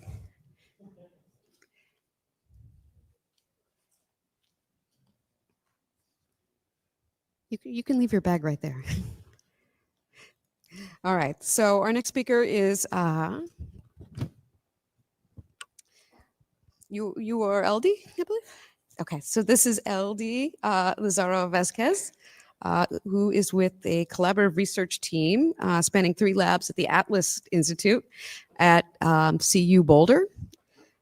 They work on materials and open source tools for sustainable smart textile development. And I'll hand it over to you. Hi, everyone. My name is Eldi Lázaro, and I'm coming from the University of Boulder in Colorado, the US, and I'm here on behalf of my research team that we've been working on this project for the last 3 years. Well, this is some of my credentials. Oops. Yeah, and this is the research team.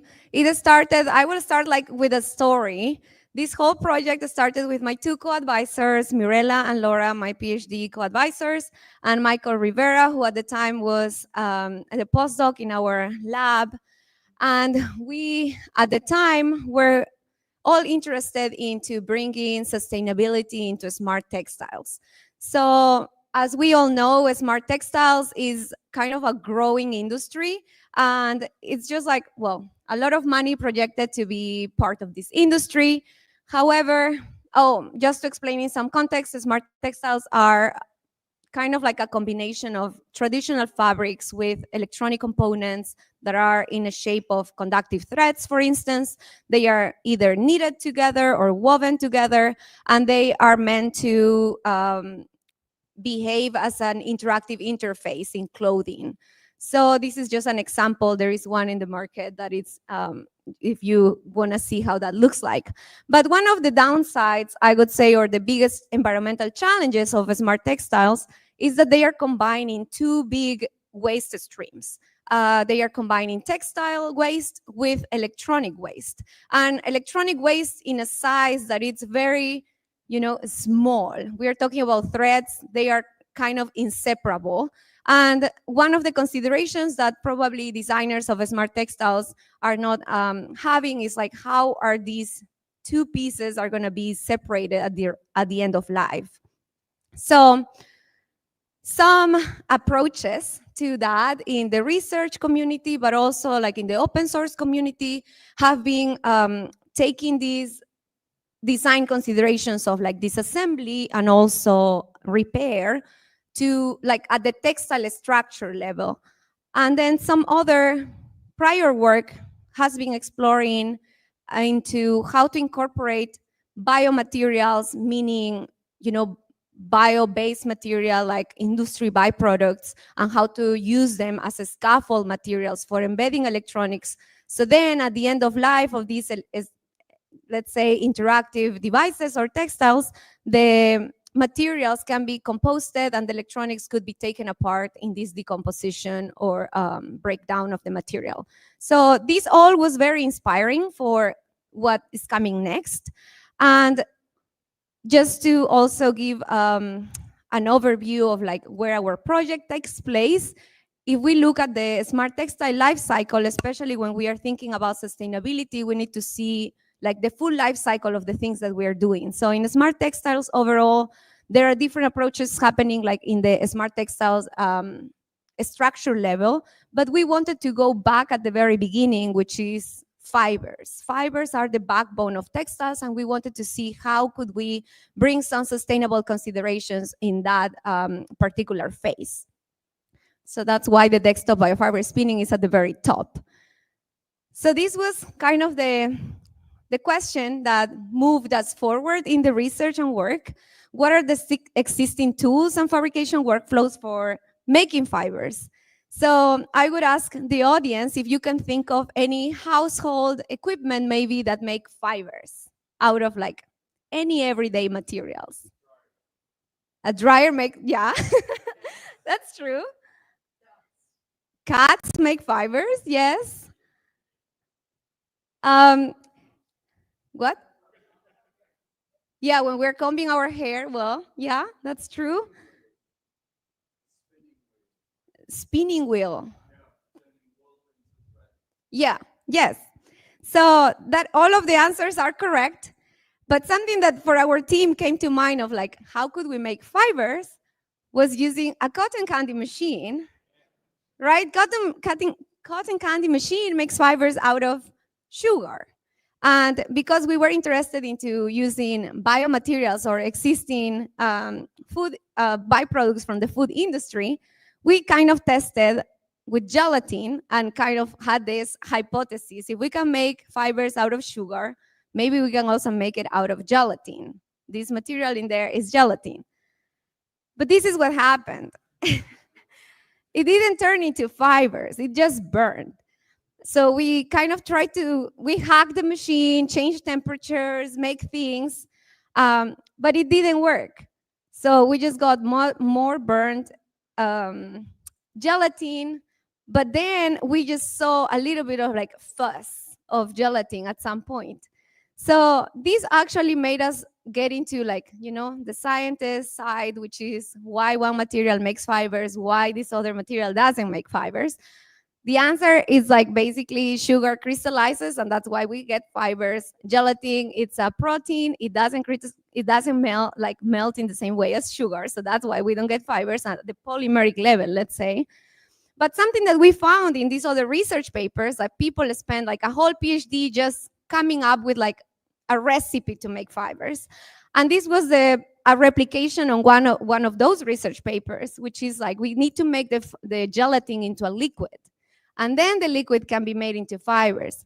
But we kind of failed with the cotton candy machine. However, when we got in a syringe and kind of pull it, we were able to get like these thin fibers. And you can see here some examples. This is one of our friends in the lab. So he was the tallest man, and we were like, could you hold it at the very top? And we will try to pull fibers. And we really got it. So we got fibers, and that was pretty cool. And at the end of the picture, you can see that we actually have to, let's say, coagulate the fibers. So then it cools down. And the coagulating liquid is actually isopropanol. So not very like, you know, safe for the eyes to be spraying on a fiber that someone is holding. So this was kind of like the backstory of how we got to the machine that I'm going to show in a minute. And this was April 2022. So we got into like learning or also researching what are these existing tools and fabrication workflows that are made for fiber design, because we are probably all have a t-shirt that is made of synthetic fibers, like, right? Acrylics and what is these other materials? Polyester, right? All of those are not natural fibers that are made in a lab, and they are extruded into like a long string, and that's how we make threads. So the reality is that all those fibers are made in machines like what you see on the screen. This is like a prototyping machine for a chemistry department.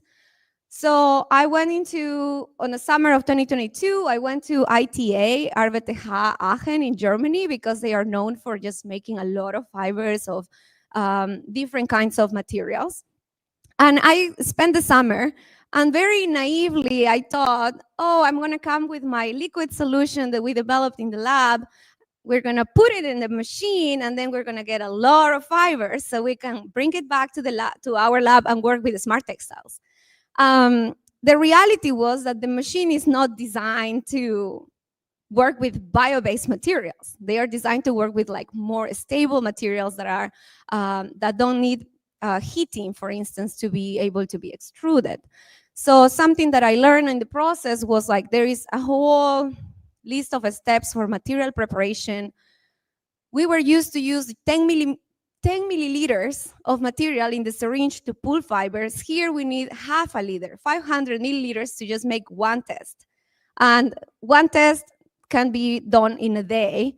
But then something else that you can see on the right, it's also that, you know, I have some funnels. I wrapped the nozzle that you see in there with some foam, so the heat could be could stay there when the material is coming through. There is also I don't know if you see here like a coil, a wire, so it can keep the whole nozzle heated. So it was a lot of hacking. I'm so glad and thankful for the people in the lab that let me do this to their machine, because they are also very expensive machines. But the challenge is basically boils down to there is a specialized equipment that we need to know how to work with. We need to understand polymers and like how things work at the polymeric level, because like temperature and viscosity, all of those are really important to make fibers. The machine, these type of machines that are prototyping machines, they are expensive, and then they are not accessible to everyone. So with all this knowledge gathered in this time at Aachen, I came back to the lab, we talked, and it's like, you know, we're designers, we are makers. We could turn this workflow, fabrication workflow, into a much smaller size that is more friendly, and the people and designers and other enthusiasts could use to customize fibers and to make fibers. So this is the open source biofibers spinning machine. There is a paper about it for the ones who are interested with like all the more details. But this open source biofibers machine has multiple parts. One is the hardware on itself. Then there was a lot of also testing in terms of spinning solutions, like material science side, you know, how to make a stronger fibers, let's say, out of gelatin, but we could customize that too. And then finally, you know, the smart textile applications, how we see that working. So here is really all the parts of the biofibers machine replicates it has a parallel process with the bigger machine. So we have, we use a pump, we use there for the whole frame an old Ender 3, parts of an Ender 3 3D printer. We have a syringe that contains the liquid solution. It's a 60 milliliters, but that could also change depending on, you know, needs. There is a silicone heater wrap that keeps the solution warm. Something really, really interesting of biomaterials is that they don't need to be in high temperatures. Like PLA, we need 210, 215 Celsius to extrude. With biomaterials, we only need like 35 Celsius, like right above room temperature, let's say. It's like uses less energy as well. So we have the heated nozzle that also needs to be just a little bit right above room temperature.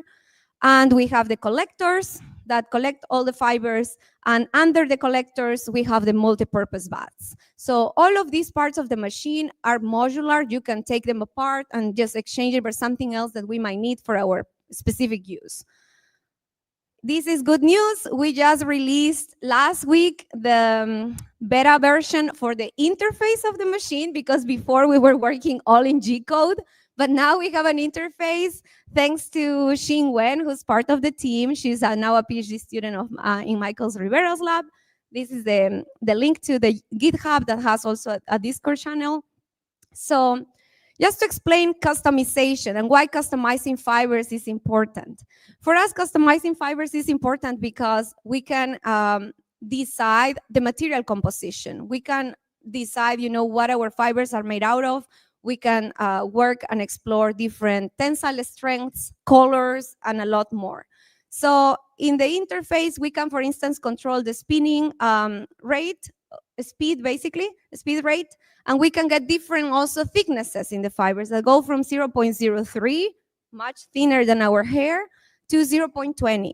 And when we run a strength testing, we can see that based on its cross section, the strength of a 0.2 fiber, it's like close to be as stronger as PLA in terms of like megapascals. This is like close to 71, and PLA is close to 75, if I'm not wrong. So there is a lot of, I would say, potential also for other applications. This is the second part, which is working with, material preparation, creating the solutions. So this is the natural color of the biofibers, the gelatin biofibers. But we can also customize color by adding like food coloring to the original gelatin spinning solution. And I have here some examples. If you want to see and touch, they were mainly, customized for testing colors. And then we can also, in the spinning process, we can also add something that is called a cross linker, something that makes the fiber stronger. This is made with genipin. It's like it's a plant-based material that makes the fiber stronger, but not also stronger. It also changes the color from light green to darker green, which was cool to see. And then we can also customize the fibers in the post-production process. Basically, after they are spun and they are rolling in the rollers, we can, in the coagulation baths, we can add some plasticizers to make them elastic, like glycerin make the fibers elastic. But then we also can coat them. For instance, this one has a photosensitive pigment, and we can see that we can also see changing color in the fibers. These are the applications in the smart textiles. So the way that we see them is enabling disassembly by dissolving the fibers at certain conditions. So we have here a moisture sensor that has been woven, a pressure sensor that's woven. There are conductive and non-conductive fibers there, cotton, silver threads, and gelatin in the middle.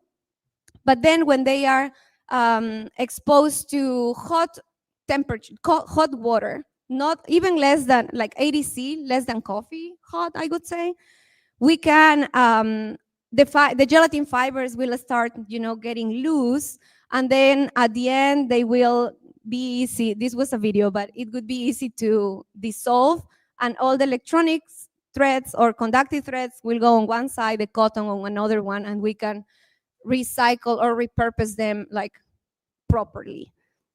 Another way that we see that is like in weaving, we have knitting. So now we're talking here about weaving, but in weaving, we have these two layers. And sometimes when we are designing a smart textiles, we need one side to be in contact with the skin and another side to be exposed to the outside. So the nice thing about having this two-layer structure is that we can intentionally just expose the area in which we would like to make soldering, for instance, a connection on the body, and then just mend it at the end, but it can be after the textile is on the body. So to wrap up and finish, for us, this open source biofiber spinning machine is enabling biofiber prototyping. That was something that was not possible before. As I mentioned, this was really close to chemists and also material scientists, and in these other labs that we don't have access to. We are unlocking this fiber design space. We don't know what other people might want to do with fibers, right? We only think about smart textiles, but fibers might be used for many other things. And yeah, and we are happy to be part of this growing open source community.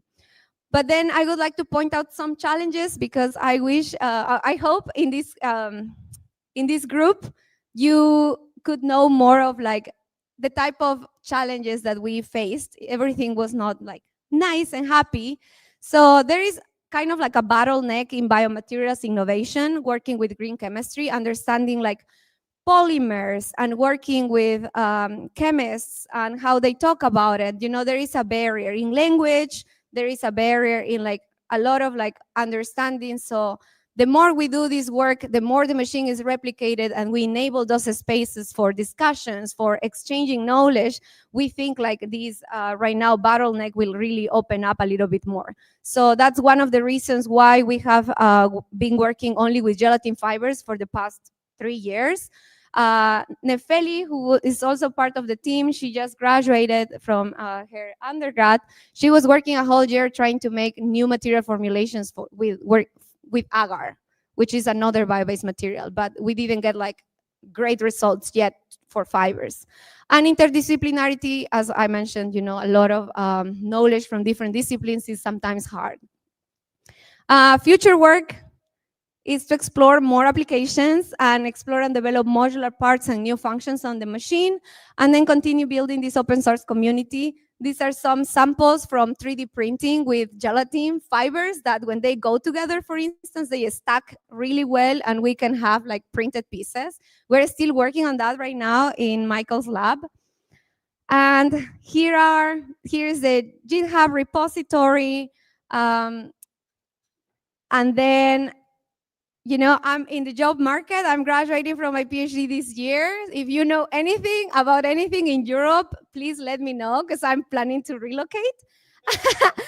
And yeah, and Michael Rivera, who's new faculty in Atlas in our department, he's constantly looking for PhD students.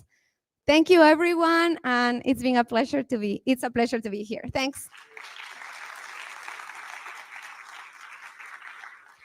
Thanks, LD. That was fantastic. All right. In the interest of time, we're going to move on here. So next up, I'd like to invite Garrett Neeson up to the stage. There's Garrett. And so Garrett is here to talk about growing food with electricity, sustainable protein production with kitchen table bioreactor. And Garrett is the co-founder of LabCrafter, a company that develops and sells open science hardware. I'll turn it over to you.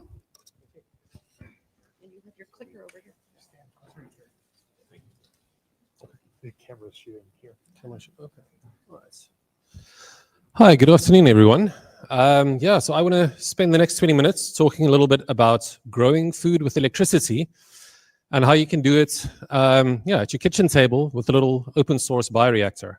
So I'm presenting this as part of AMIBO, which is an online community focusing on development of sustainable protein for everyone. So who am I? I'm the co-founder of LabCrafter, a small hardware company here in the UK that sells open source scientific equipment. So things like microscopes, calorimeters, bioreactors, and maybe even one day the Mothbox, who knows. So in the past, I've designed a open source syringe pump, a hydroponics controller, and an outdoor air quality monitor. And when I was working on the outdoor air quality monitor, I developed a little breakout board, a little 5-volt boost converter that's really useful for driving 5-volt sensors like air quality, particulate matter sensors. And what's nice about this little board is that it has true shutdown. So you can turn it off with a microcontroller, meaning that when it's turned off, your sensor is completely turned off and it doesn't drain any additional power. So very useful if you're building something battery powered, such as a outdoor air quality monitor. So I got that certified by OSHWA as UK 43. So I've got my OSHWA certification. Right. So Andy actually already made a very good concrete example of what I want to tell you now, and this is land use. So all these different colors here on this graph indicate all the land on Earth. So the blue area is barren land and glaciers, so non-habitable land, and everything else is habitable land. And then if you look at the orange block right in the top left, that is the amount of habitable land that is currently used for livestock. So it's about 40 million square kilometers, 32 million square kilometers is used for grazing. The other 8 million square kilometers is used for growing the food to feed to the animals. The little other orange block just below there is the amount of land that we need to grow all the plants that we feed to humans. So yeah, about a third of the habitable land on Earth is just being used for livestock, which is our main source of protein at the moment. So this is also, industrial agriculture is also responsible for around 15% of global greenhouse gas emissions. So this is something where we can obviously do better, where we need to find alternative sustainable sources of protein. And one of the things that we've been looking at AMIBO is biomass fermentation. So biomass fermentation, the example that most of you are probably familiar with is this green stuff here called spirulina, where this gets grown in big outdoor raceway ponds. So it photosynthesizes, so it's relatively easy to grow. You can turn it into a green powder, but it's not really been able to become an alternative source of protein. First of all, because it doesn't really taste that nice. It has a bit of a fishy taste to it. We usually eat it in quite small amounts as like a supplement. So you'll turn it into, it gets turned into like like tablets maybe, or you'll have it maybe added to your smoothie, or at some of the supermarkets you can buy these health shots that have spirulina in them. But it is something that I think is probably the best example of biomass fermentation. And it is a really good source of protein. Unfortunately, there's some issues with toxins when you try to produce this in large amounts. So at the moment, we really only consume these in quite small quantities. This here is corn with a Q.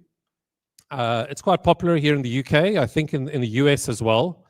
It is a fungus called Fusarium venenatum. And it is based on a technology that got created in the 80s, where they started building these massive stainless steel bioreactors, growing these fungi inside the bioreactors. But it is a very sustainable source of protein, at least a lot more sustainable than animal protein at the moment. It is also very versatile, so it gets turned into basically everything. I mean, if you walk into a supermarket here in the UK and you go to the aisle where they sell corn, you can buy something that resembles almost any kind of animal protein. One potential issue with this is that you still need to feed something to the fungus. So in this case, it is glucose. So we get the glucose from either wheat or from maize.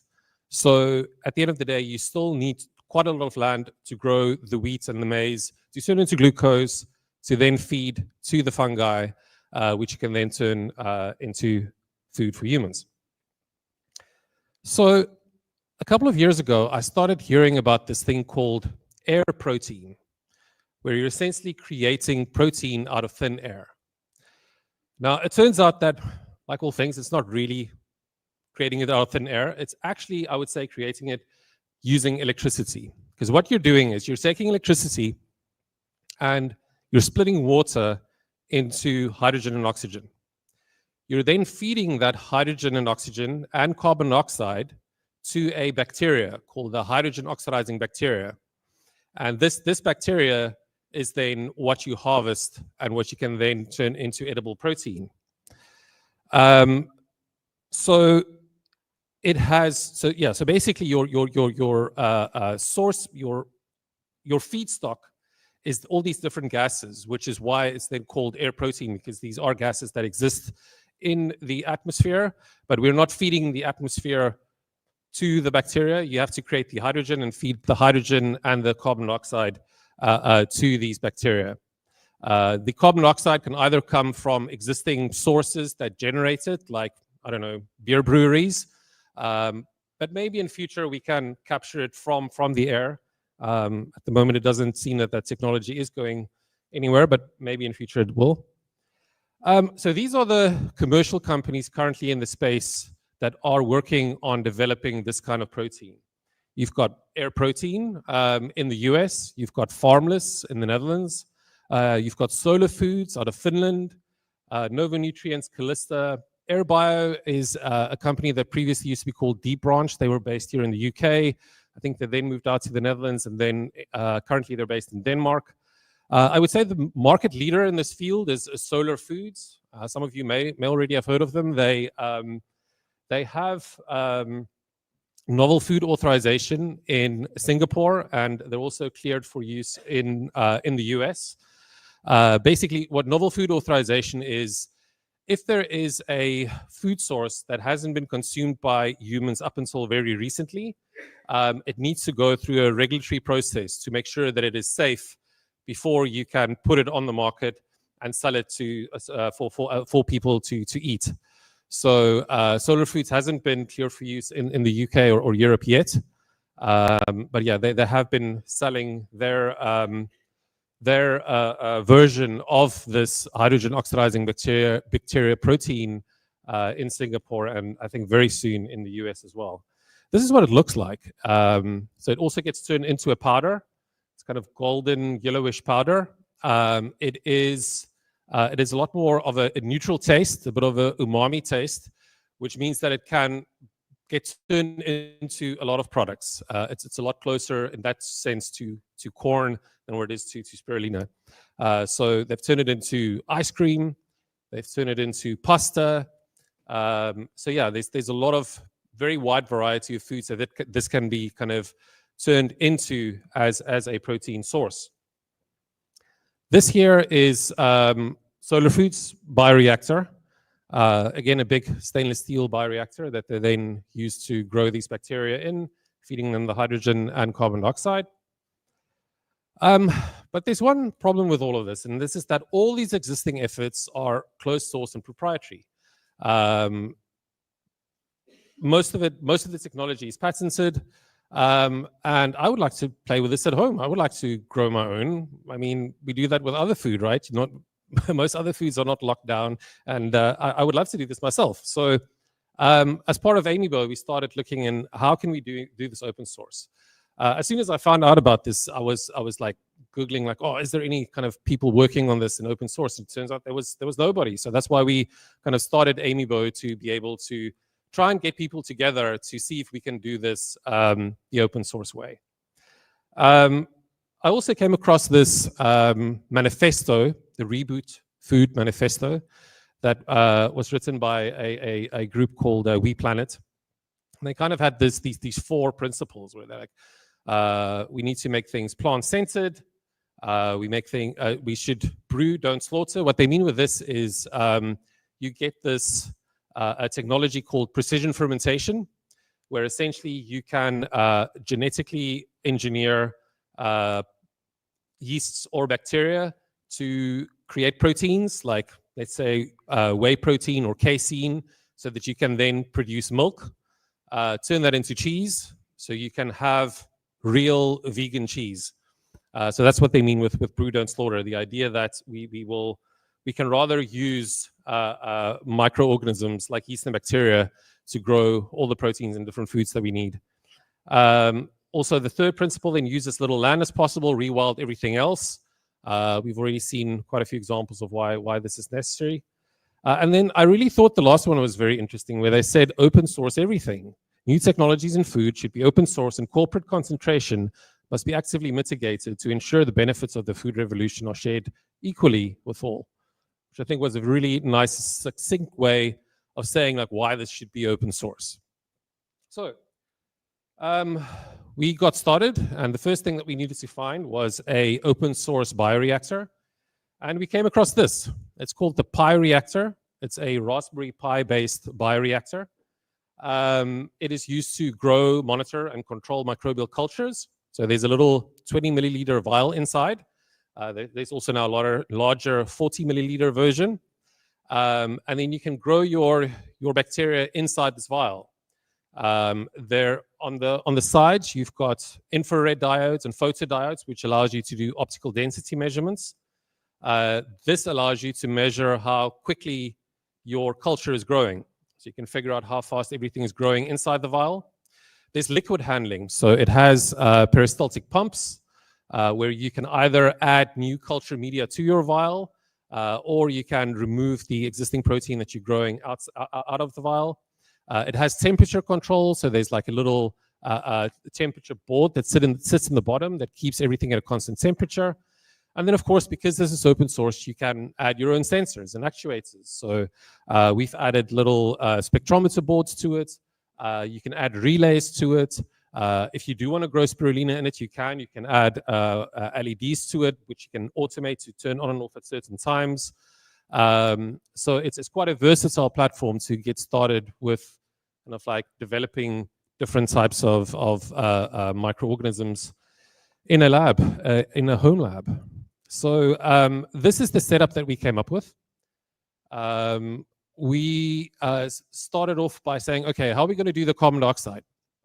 Easiest thing was just to get a SodaStream cylinder. Those are quite easy to obtain. They're easy to refill. And then, so that's how we put the carbon dioxide into the system.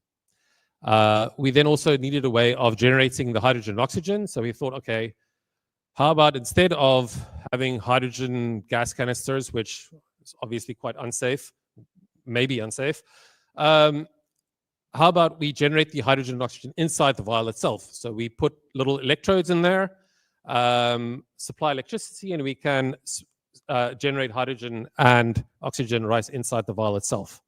We're also then using the Bioreactor to do the optical density measurements, spectrometer readings, and keep the temperature at a constant level. When I started off with looking for electrodes, I got a little platinum-coated titanium electrode off eBay, cut it up into a smaller piece that would fit inside the vial, started up the electrolysis process, and I ended up with a lot of sediment inside my vial and realized that there was a lot of oxidation that was occurring. And obviously, when you buy something with platinum in it off eBay, it's not necessarily platinum. So we ended up finding a more reputable source of platinum-coated titanium electrodes. And this was my second experiment where things looked a lot better. I was able to run it for hours, days, and it would just generate the hydrogen and oxygen inside the vial with no sediment forming, which was great. So we proved at least that our electrolysis is working. For carbon dioxide sparging, I mentioned the SodaStream cylinder. We connected a regulator to the SodaStream cylinder with a little solenoid valve so that we can then control it from the Bioreactor. So we can set up an automation that says every hour, sparge 10 seconds, and then sparge the carbon dioxide into the vial from there. Got a couple of non-return valves on there as well, so that to try and prevent backflow out of the vial into the tubing. We're working on various improvements for that. So maybe we're working trying a pinch valve instead of the solenoid valve, or moving the solenoid valve closer to the vial itself instead of it sitting on top of the regulator. And this is what the setup looks like. So on the left, you've got the Bioreactor. Next to it, you've got the peristaltic pumps that then receive new media from the centrifuge tubes on the right-hand side, and can then also remove the growing protein from the Bioreactor into the tubes on the right as well. And then we've got the SodaStream cylinder there as well. So just a quick note on mixed cultures versus pure cultures. So usually when you work in a lab, you're working with pure cultures. If you're working at home, you may not have the same sterile environments and aseptic techniques that people in a lab may have. So that makes it a little bit more difficult to work with these pure cultures. They can also be quite expensive. So we went for the alternative of looking at mixed cultures, meaning that what you do is you go and collect samples from the environment in areas where you think hydrogen oxidizing bacteria may exist. This can be in a mud flat near the sea, for example. You then put that sample inside your system and you start enriching your sample. Hopefully, because you're providing just the environment for your hydrogen oxidizing bacteria to grow, you're not growing other stuff, you're just growing what you're hoping to grow. And then you end up with a mixed culture of different species of hydrogen oxidizing bacteria instead of a single species or peer culture, what people typically work with. So the reason why this is not done in industry is because it is extremely difficult, if not impossible, to get a mixed culture through the regulatory process. They're really focused on peer cultures, but maybe the regulatory process will change in future, and we will be able to have mixed cultures go through the process as well. Right, so here is me on the left, taking some samples in a forest near my house. On the right there, we've got Martin, one of our other volunteers and founders. He went to Glencoe and collected some samples there. And that's kind of the stage where we are at the moment, where we're hoping to get more people to replicate our setup, go out and collect samples, and see if we can grow hydrogen oxidizing bacteria. Yeah, so please come and join us. We've got our website is over at amybo.org. We've got a forum at forum.amybo.org. We've got our GitHub up. And then LabCrafter is my own company where we are selling bioreactors. And hopefully soon in the near future, we'll be selling an add-on kit for growing hydrogen oxidizing material as well. Great, thank you.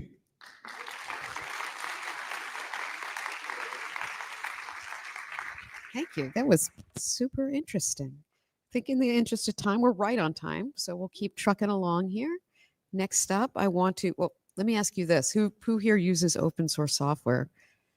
Okay, who has thanked a maintainer recently? Please thank your maintainers. It's a very thankless job. And I'm going to hand it over to Clement, who will talk about KiCad maintainership.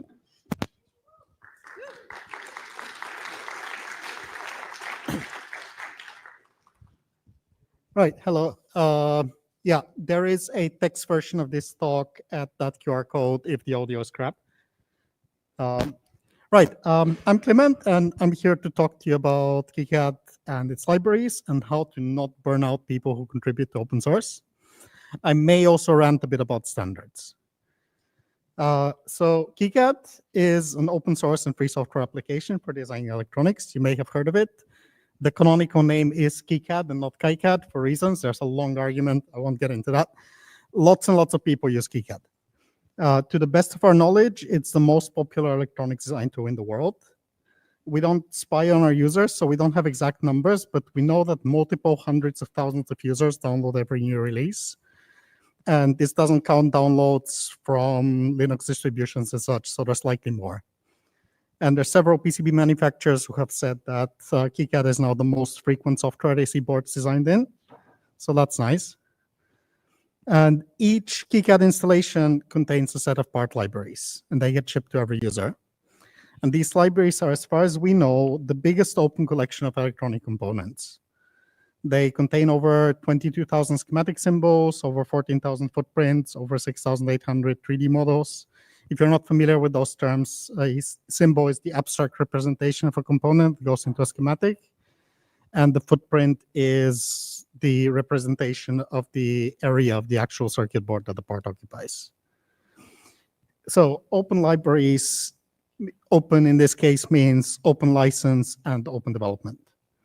So our license is Creative Commons attribution share alike, with an exception that any part that is used in an actual design may be relicensed under whatever license the design itself has. And the development of the libraries happens in a public Git repository, which users can directly contribute to. So the problem with this is the parts in these libraries end up in thousands and thousands of designs every day. And we have goals for our libraries. We want the parts in there to be correct, useful, and consistent. We don't try to aim for completeness, as we can't possibly keep up with the industries, but all these parts should be good enough for people to use as they are without having to double check everything. And they should lead to readable schematics and be reasonably interchangeable with similar parts. Most of our library comes from user contributions. And hundreds of people contribute, some just once, others have made tens of contributions. Some parts have been in libraries for decades, but many are recent as the libraries grow very rapidly with the user base. And as more and more people use KiCad, more of them contribute to the libraries. And this is a good thing. It's really great that people are actually contributing back. However, before releasing a contribution to the user base, it needs to be checked for correctness, usability, and consistency. So I'm part of a small group of volunteers that sits at the intersection between the hundreds of contributors and the hundreds of thousands of users of KiCad. We're the KiCad librarians. So we maintain the libraries in what would otherwise be our free time.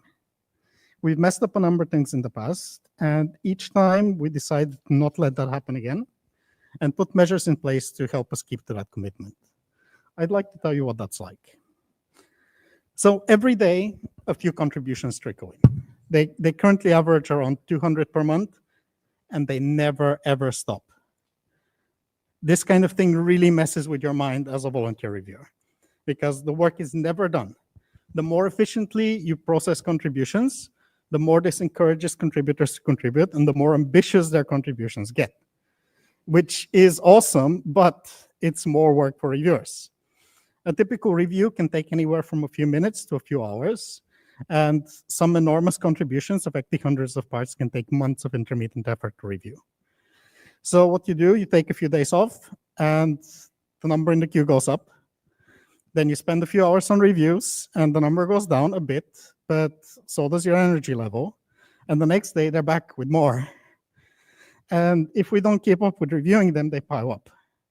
This creates problems. So our contributors get discouraged by long processing times. The contributions themselves go stale and need to be updated and need more work to handle. And librarians feel under constant pressure and eventually burn out. This leaves the remaining librarians with a bigger load, so they also burn out.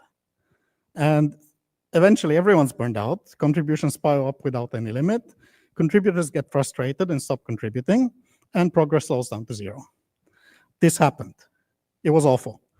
So we ended up with a large pile of over 1,500 mostly stale contributions and very little librarian energy left to deal with them. And we decided to not let this happen again. So this is a social problem, fundamentally, and the most effective solutions are social in nature. However, we also have a surprising amount of technology we use to help. Fundamental problem here is we have more contributions than reviewer bandwidth, as in lots and lots of people want to make KiCad's libraries better. And if you state it like that, it's not a problem. This is a great thing. This is exactly what we want. These are people who are enthusiastic about contributing and putting in time to help. So the obvious solution is to recruit some of them to be librarians. And we did that. We started with empowering contributors who had been active for many years. And then we moved on to recruiting enthusiastic newcomers as well. So when we noticed a contributor putting in lots of effort into contributions, we'd approach them and ask if they wanted to join. Hey, you seem to be putting lots of time and effort into making KiCad better. Would you like to use some of that time and effort to help reviews? And some of them say yes. So we had to develop a training curriculum for new librarians. And I had the pleasure of doing the onboarding for most of them. We put together some documentation, checklists, and process notes on our wiki so that the oral knowledge held by a handful of people would not be lost. And eventually we got a reasonable sized group of people. So then we had to make sure it doesn't happen again, so we didn't burn them out again. So we introduced our policy of zero pressure. So it's expected and normal for a librarian to disappear and not do anything for months at a time. We aim to have enough librarians that there's no pressure on any individual one of us to do something. We also have a policy where even if one of us has started to work on something, they can still go away when it gets to be too much, and someone else will eventually take care of it. This change alone has dramatically improved our productivity and recruiting success because it enables people with intermittent availability due to work, life, and health to still contribute when they're able and motivated. And it turns out when people are not expected to keep up a constant level of performance, they can have bursts of extremely high productivity. Occasionally, those moments coincide for multiple librarians, and we get ridiculous amounts of things done. People will drop out over time, and that's fine. We keep recruiting more librarians, and we never blame people for dropping out. And this makes it easy for them to come back if and when they feel like it. We decided the health and motivation of the library team is more important than the metrics, like the size of the queue or contributions processed. And when we did that, the metrics actually improved as well. So our median response time from submission to first review went from months to days. We also have and use a lot of technology to help us handle reviews faster and easier. Our libraries currently live on GitLab, which, while it has lots of issues related to being an American megacorp and infected by AI hype, has been a really good home for KiCad and the KiCad libraries, as long as we diligently turn off all the LLM functionality everywhere it's hidden. We manage our libraries as Git repositories, and contributions to them come in the form of GitLab merge requests. We use lots of GitLab features to make our lives easier. So we use CI pipelines for automated checks. We deploy custom review tools. We use metrics and test reporting to understand the impact of a change. And we also have lots of custom tools. Many of those actually came from external contributors, some from us, and some from external contributors who later joined us as librarians. Our libraries have a long history. There have been parts of variable quality in there, some broken, unusable, or dangerous. For example, some parts use the KiCad feature that would silently connect power supplies together, leading to damaged boards. Many parts were included very early on and never checked since and contained errors, and some of them are still lurking in there yet to be found. So at one stage, libraries grew to a point where we decided to have standards that library contributions should meet for inclusion, and that we should actively prevent footguns. And this resulted in the KiCad Library Convention. So the KLC is a set of guidelines for various aspects of library parts that defines criteria for what good parts are. It's specifically not a set of rules in the sense that every KLC guideline can be broken if doing so makes the library better. And they look something like this. So here's the rule for courtyards, for example. We have a lot of code to automatically analyze contributions and check for compliance with these guidelines, and to show any suspected violations to the contributor before it's ever been reviewed by a human librarian. And this helps a lot, especially as these automated checks are really good at checking subtle errors that are difficult to see in human review. When we find something problematic in parts of the library, or frequently missed mistake, we can put in code to check all new contributions and existing library parts for that specific mistake. So why do we need our own customized KLC as opposed to using industry standards? Well, first of all, we have to make policy specific to KiCad as an application, how it's used. But also, and this is a bit of a rant, there are major problems with industry standards. So the most relevant standards organization for electronics is IPC. And we rely heavily on the IPC 7351 and 52 series of standards. However, these standards are poorly written. They contain errors, they contain omissions and internal contradictions. 7352 partially supersedes 7351 and has contradictory guidance to it. And the fundamental problem behind this, and I can't go into too much detail because of time constraints, but I can rant about this all day. So the fundamental problem behind this is how IPC operates. They are nominally a nonprofit with industry membership, but their entire operational budget depends on them being able to effectively prevent access to information from everyone who hasn't paid. And this incentivizes them to aggressively prevent knowledge sharing, even within organizations, because they're charging per seat, and to fragment knowledge across as many individually built documents as possible with unnecessary references and incomplete documentations. Each document costs triple digits to access per person and may not be shared in any form. I'd like to show you examples of editorial issues, but there are terms preventing from doing so. I don't want to single out IPC here as a bad actor. This is not specific to them. Many standards organizations work the same way. And given the economic benefits to the industry and wider society from complying with standards are much, much bigger than the budgets that these organizations work with. Instead of funding collectively and opening the results to everyone, the industry decided to introduce additional barriers to compliance. And we see the results of this directly in our work. So vendors come up with their own slightly incompatible variants of standardized parts, and we have to put in extra effort to keep up. This is the cost of closed knowledge. Rant over. Right, yeah, we occasionally need to do major rework. to fix issues, to incorporate design approach changes, or to make things more consistent. For example, because the standards organization unexpectedly changed their mind after sticking to an unpopular change for years. When that happens, a lot of parts change, and it's difficult to review them. KiCad is not really good at this kind of task, where a large set of parts are being compared to each other in before and after revisions. So to handle this, we built some tools to make it possible to quickly view large sets of changes from the contribution itself. So this is a web-based interface that lets us see what parts have changed and then rapidly scroll through a large number of them and see changes to the visual representation of the part, its code representation, its metadata and elements. We have this for both symbols and footprints. And this, again, was contributed by an enthusiastic user who later joined the library team. Once we had these tools in place, we started to use them not only for reviewing enormous changes to hundreds of parts, but for almost every contribution, because they let us see changes and check parts at a glance, speeding up what would otherwise be a much slower process locally with KiCad. This is a pattern we keep seeing. The tools that made the complex reviews viable at all make the less complex reviews faster as a side effect. Another tool we use heavily are generators. These are Python scripts that output KiCad parts without anyone having to manually draw them in the application. The vast majority of the footprints in KiCad, over 11,000 of the 14,000 we have, as well as the majority of 3D models, are generated by code from data. And this dramatically simplifies reviews, as we only need to check the data and not measure every single dimension. This also enables us to make sweeping changes that are still viable to review and to maintain parts across changes to KiCad formats by regenerating them as needed.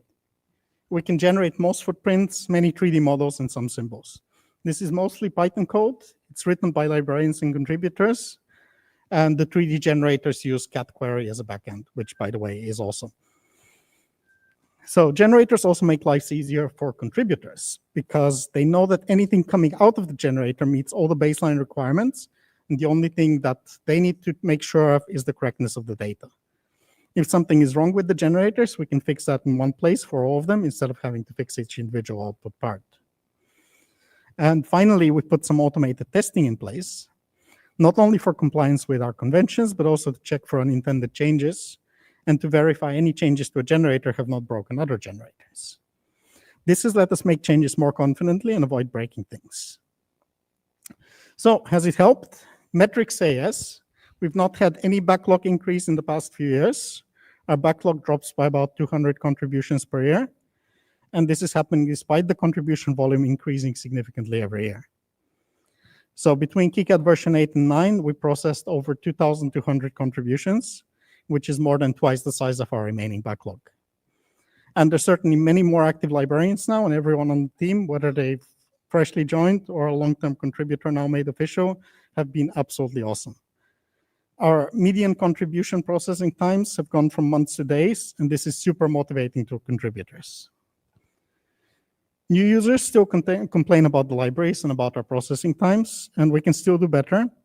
However, anyone who's used any other parts library, particularly the automatically generated ones frequently linked by vendors and distributors, notices that the official KiCad libraries are of significantly better quality because of human review. And many tell us this. Psychologically, it still feels like an uphill struggle. No matter how much work we put in, it's never done. And new contributions keep coming in, and there's always more maintenance tasks to do. But if you look back over several years of progress, the improvements are very visible, and I think we're doing the right thing. Most importantly, I feel we now have more of a socially cohesive librarian community who are there for each other. That said, we're always looking for new librarians.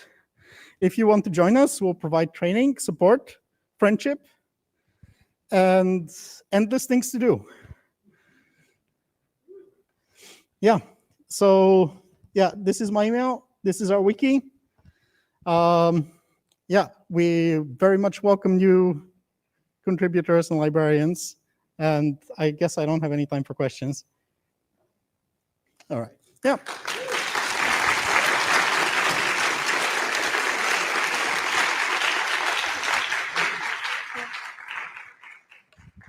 Thank you very much. That was wonderful. It's a thankless job in a lot of ways, and you're really appreciated. All right. So it is 12:55. We have lunch until 2:10. So look at your watch. Don't make us scream out there to come bring you in. Keep an eye on the time. 2:10. And I've also been reminded that there's 2 days of events. And if you would like to take a workshop tomorrow, simply open up your zine to the second to last page. Find the QR code. Take a photo of it. It'll take you to a website where you can sign up for a workshop if you are interested. And with having said that, let's give everyone one more round of applause and let's go enjoy some lunch.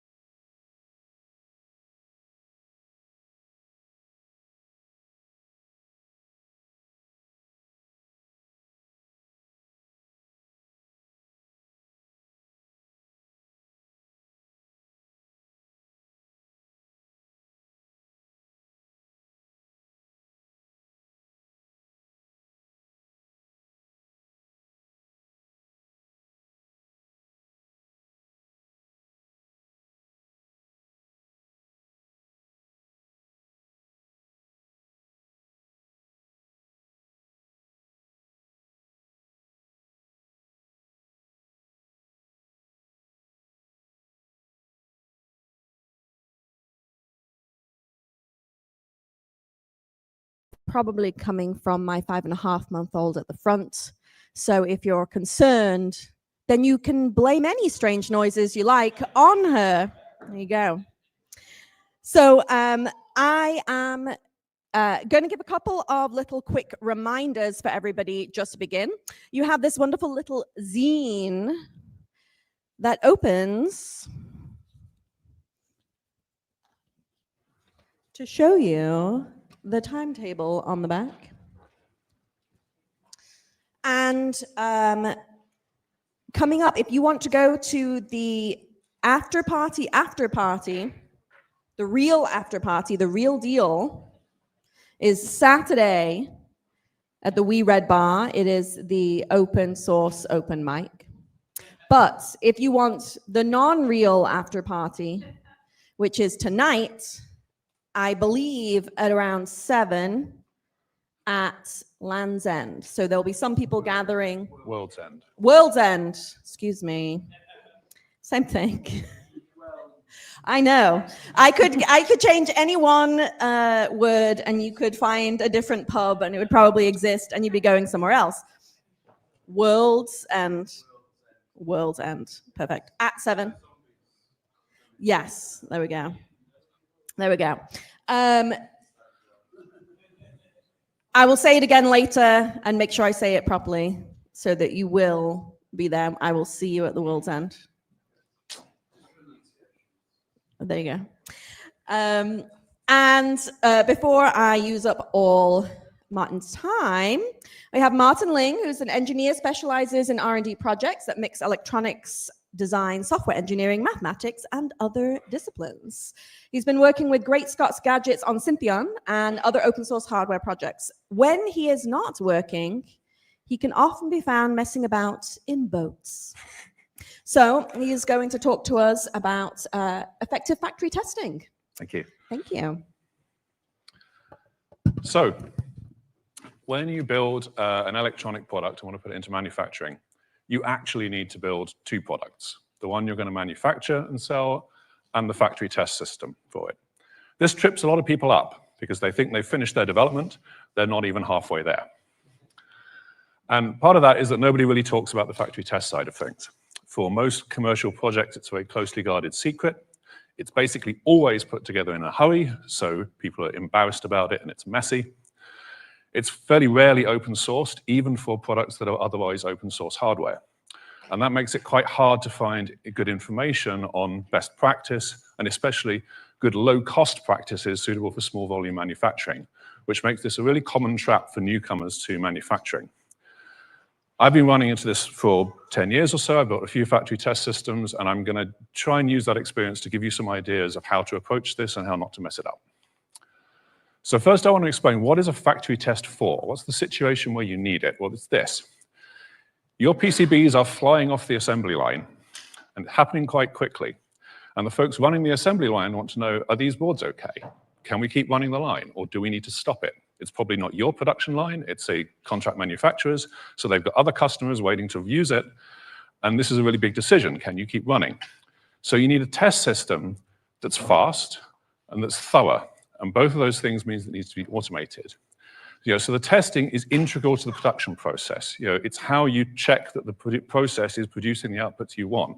If you don't have testing, you can't close the loop on the manufacturing process. People say, well, do we really need one? Can't we just build everything and test it later? Well, you might be able to, but if it turns out something was wrong, it's wrong on all of your boards. And now you can't afford to rework them because the cost of that will sink the whole production. Can we just do all the testing manually? Again, maybe, but as the product gets more complex, you can't do it fast enough, thoroughly enough, or consistently enough. What should a factory test be testing for? This is another thing that people get wrong a lot, is it's a very different kind of testing to a lot of the other testing that you're doing in development or while going through regulatory testing or so on. You have, to borrow a term from security, a quite specific threat model. And that threat model is assembly errors, right? It's the processes that go on the SMT line are placement and soldering. And if the placement's wrong, you can have a missing part, a wrong part, or a part that's in the wrong orientation. If the soldering's gone wrong, you can end up with a short circuit or an open circuit because there's a blob of solder across 2 pins, or there's a pin that didn't take. What's the output of a factory test? Another common mistake here is it's not just pass or fail. Pass is a great result. We like pass. Fail is an absolutely useless result from a factory test because it does not tell you what is wrong. You don't want to know just what is wrong, but what are the possible causes of that, and hence which components on the board need to be suspected, and what should the factory do about it. That's actually what the output of the factory test is what should the factory do about it. How fast does it need to be? Well, my rule of thumb at this point is to aim for about a minute or less. You're probably not going to test every board as it comes off the line. The typical scenario is when they start up the production on the line, they're going to test every board out of the first few panels, and if everything looks okay, they're going to keep that line running, and they'll test a few percent randomly selected out of the boards coming through. The rest are going to be tested later. That testing later takes up a significant amount of time. If you're burning 2,000 boards and you have a 1-minute test, that's a 35-hour week just of running the test, right? In practice, longer. Right? And every second you add or take off the test time is another half an hour added or subtracted from that week of testing for 2,000 boards. What does a factory test consist of?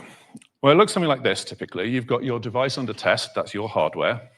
It's got various components in it, and you've got to put a bunch of stuff around it to enable you to test it. So you've got to be able to put power into it. That power supply generally has to be programmable with current limits and measurement and so on.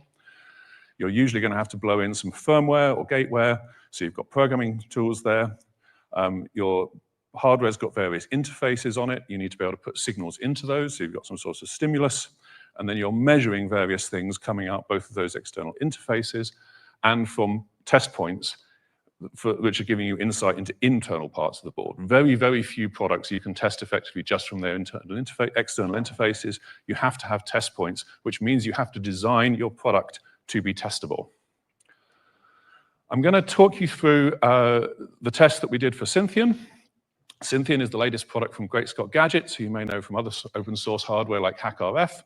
It's a USB multi-tool that you can use for packet sniffing. You can emulate USB devices with it. You can mess with USB traffic in transit. You can use it as a development platform for USB and USB devices. On this board, we've got a lot of stuff. We've got a microcontroller, an FPGA, we've got some fancy RAM, we've got 3 USB PHYs connected to 4 physical ports, we've got power switching so we can route up to 20 volts and 3 amps through it, voltage and current measurements for all those ports, and there's LEDs, buttons, there's the PMOD expansion ports. So there's quite a lot of hardware on there to test. When you're looking at how are we going to test a given device, I like to do a table like this, where we plot out what are all the key components in this system, how are we going to test those? So what behavior are we going to look for that tells us if they're working? And then what does that mean in terms of what equipment we need in the test system to be able to do that? And remember, you're looking to catch faults here. So you're not trying to test every possible behavior of the system, but you're trying to think about what behaviors can I look for that if all those behaviors are okay, that covers all of the possible faults. So they give you an idea of the sort of set of test equipment needed. When we did this exercise for Synthian, that table had 53 items in it, different behaviors to test. Many of those in turn had to be duplicated for each port on the board or different test conditions. And that gave us this set of test equipment requirements. We needed a programmable power supply. We had 44 test points we needed to measure on the board. We had to make sure those test points were present in the design. We needed SWD programming for firmware. We needed a USB high-speed host and device that could communicate through the device under test. And we needed loads that we could put in so that when we put current through the device, we had somewhere for it to go. Right? Now, you have probably have a lot of equipment already on your lab bench that can be used as part of a factory test. So traditional stuff you find on the bench like power supplies, multimeters, oscilloscopes. Many of these things have some control interface on it, which you can use to remotely control the hardware and read measurements out of it. And in fact, everything on this slide is a piece of hardware that I have used in factory test systems through open source software, in particular the SIGWOC library. There's some downsides to this, though, which is this stuff can be expensive, especially when you buy it new. And even though you might get a good deal on eBay on one of these things, you very often find yourself needing more than one test station. And then suddenly you need 3 more, and it's looking like a very expensive set of stuff. It can also be quite bulky, in particular some of the big old school power supplies, which are lovely to work with, but not fun to carry on a plane. We made some decisions whilst planning this test. We decided we were going to design custom hardware for the test. There are approaches you can use to try and avoid that, but they tend to lock you into proprietary hardware and software. We decided to try and avoid off-the-shelf test equipment as much as possible and build things into the test system, which really simplifies the problem of building and shipping multiple test stations. But that meant we were going to need a 20-volt, 3-amp programmable power supply built into the system. We decided to use GreatFET as the control platform. I'll say a bit more about that in a moment. And we decided we're going to open source every part of this test. This is all developed in the open. All the hardware and the software that I'm going to show you here is there for you to look at and to reuse bits of in your own projects if you want to. GreatFET is another Great Scott Gadgets product. It's a USB-controlled I/O board based on a LPC microcontroller. It's got all of the usual peripherals you'd expect out of any microcontroller in that class. The key thing that made it really good for this project is that it's all set up to work through a Python API from the host. So we didn't have to write any custom firmware for this board to use it in the test system. We didn't have to define a protocol between the host and the I/O board. We could just sit there and start writing Python. The overall sort of concept we came together here was that we have the device under test, sitting on some test pins that contact all the test points, in a board that supports it, the pins. We have some USB cables that go to the ports. Those actually had to be custom items because USB-C is a bit weird. There is not a pin on one end of the cable for every pin on the other end of the cable. We've got the GreatFET acting as a sort of test controller attached to another board that we call Tyco, which has got all the custom hardware that we need to implement the test. So look at that as a block diagram. You've got the device under the test at the top. Tyco mostly consists of switching and multiplexing to get all the different signals and power supplies and so on to where they go. And it's got the programmable power supply, a USB test device. We use the test PC as the USB test host. And then you've got the GreatFET, and we use a Blackmagic probe for the programming. These are the board designs. Thank Taylor Streetman for this, did most of the board design work. So Tyco, you can see things like the analog multiplexers at the top. There's USB signals routed around through different switches and so on. And the other boards, which we call Sassarides, is just test pin support, basically. One thing I really like about this is this little programmable PSU. It's a very compact little bit of circuitry. And the reason we could do this is basically because your USB power supply for your laptop these days is basically a programmable bench PSU.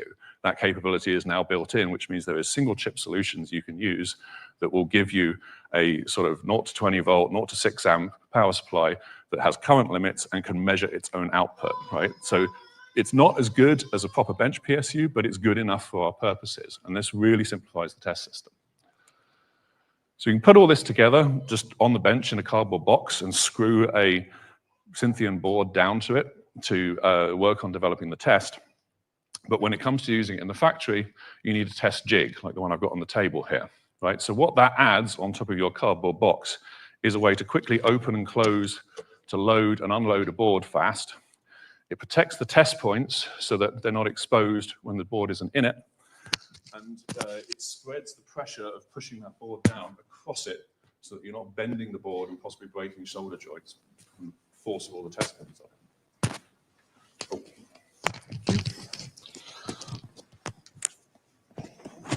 We good? Yeah. When I first built a factory test system, I built my own jig. I've talked to at least 3 people in this room who've also built their own jig. Don't build your own jig. You don't need to build your own jig. If you visit your contract manufacturer, they will have a room like this full of jigs. Look at them. They all look the same. This is a solved problem. You can get them off the shelf, or you can have them made to your requirements. It's fairly easy. It doesn't cost too much. You do not need to solve this problem yourself. What you do need to solve is your test software.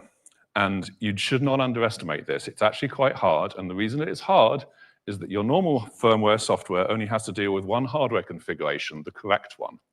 Your test software has to deal with every possible wrong hardware configuration without screwing up, without giving you the wrong answer, without damaging the already broken board under test, and giving you useful output.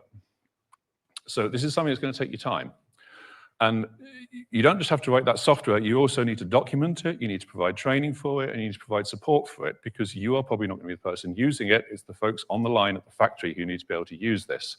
So they need to know how to set it up, run it, how to respond when it gives them a fault, and how to get support from you. And you need to think about how you're going to streamline that process. Something we've settled on is this system for failure codes, where we have some numbers that identify which step of the test failed, a 3-letter error code that says how it failed, and then that lets people easily share what the problem was, and group boards by which failures they've had, and things like that.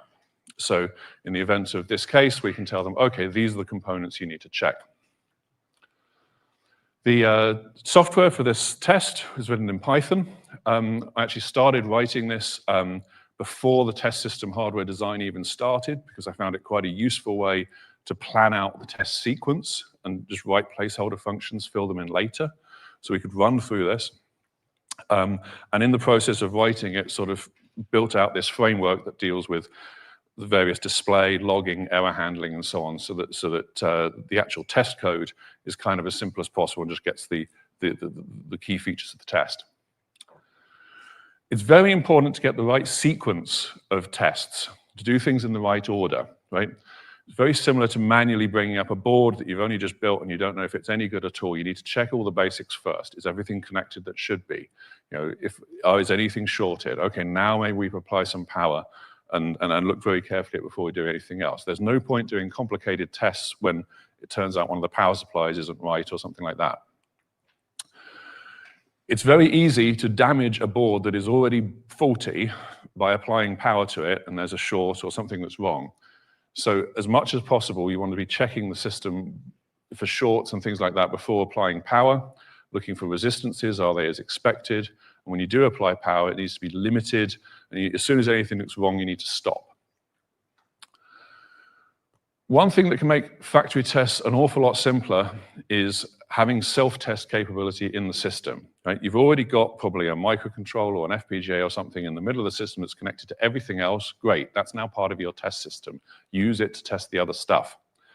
And something you can do that really helps with that as well is the interfaces that you use to program that chip, you can often also use to interface with it and communicate with it so that you can communicate with your self-test program and coordinate with the external hardware. So some statistics on this test. Out of those 53 behaviors we wanted to test, it turned into 918 individual test steps, and it takes us about 58 seconds to run that test. We're doing 15 to 20 tests per second. We have put 5,000 boards through this test now. And because of how thorough and effective this test is, we have only had one board from a customer that was not performing in the field and that we've had to replace. And it was because of a behavior that we did not test for. So if you test things, you will get them right. If you don't test things, you're taking a gamble. I'm going to, in fact, I'm so confident of this test, I'm going to do a live demo of it. So take you through this. So you have your board. It goes in the test jig. It sits on some locator pins. You just go ahead and close that. You connect 3 USB cables to it.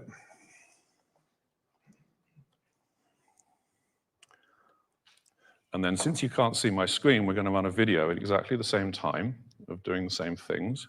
3, 2, 1, go. So first thing, it tests the board for shorts. Then it applies power, slowly, gradually ramping up voltage and current.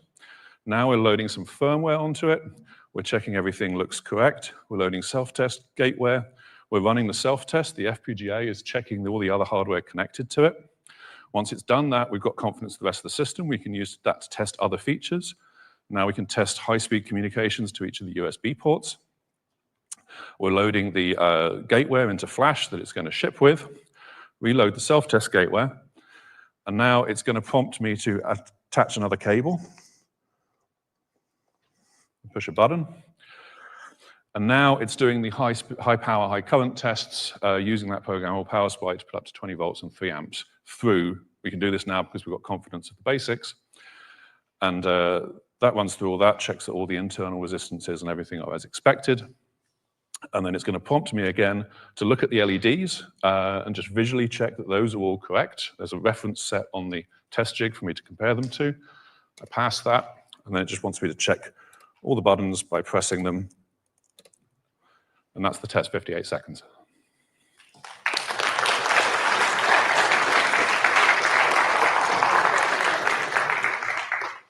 So you want more info, on the Great Scott Gadget site, you can read more about Cynthian and GreatFet and HackOF and all the other products we've got there. All the hardware and software for this test is on our GitHub there, and if you'd like to contact me, that's some details. And if you've got a test system you'd like to build, I'd love to help you.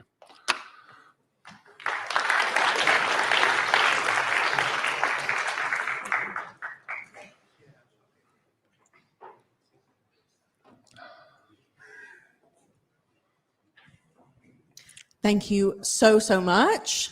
Really appreciate that. And I'm going to be calling the next speakers up. Thank you. So that's, oh, camera person. Okay. So as we're doing the quick changeover, actually, this is for all the speakers. So because I did not lead a good example. If you're speaking, be in the middle of the table so that we can get you on the cameras and things like that. And we have a microphone here, or we have the lapels. So if you want to use one of those, I will pass you on. Perfect. Okay. So to talk about from shelves to impact, how TU Delft turns shelved projects into OSH stars, I've got Jerry DeVos and Santosh Ilamparuthy. They're part of the Delft Open Hardware and an initiative to strengthen the open hardware movement in and around the Technical University of Delft. So welcome, welcome.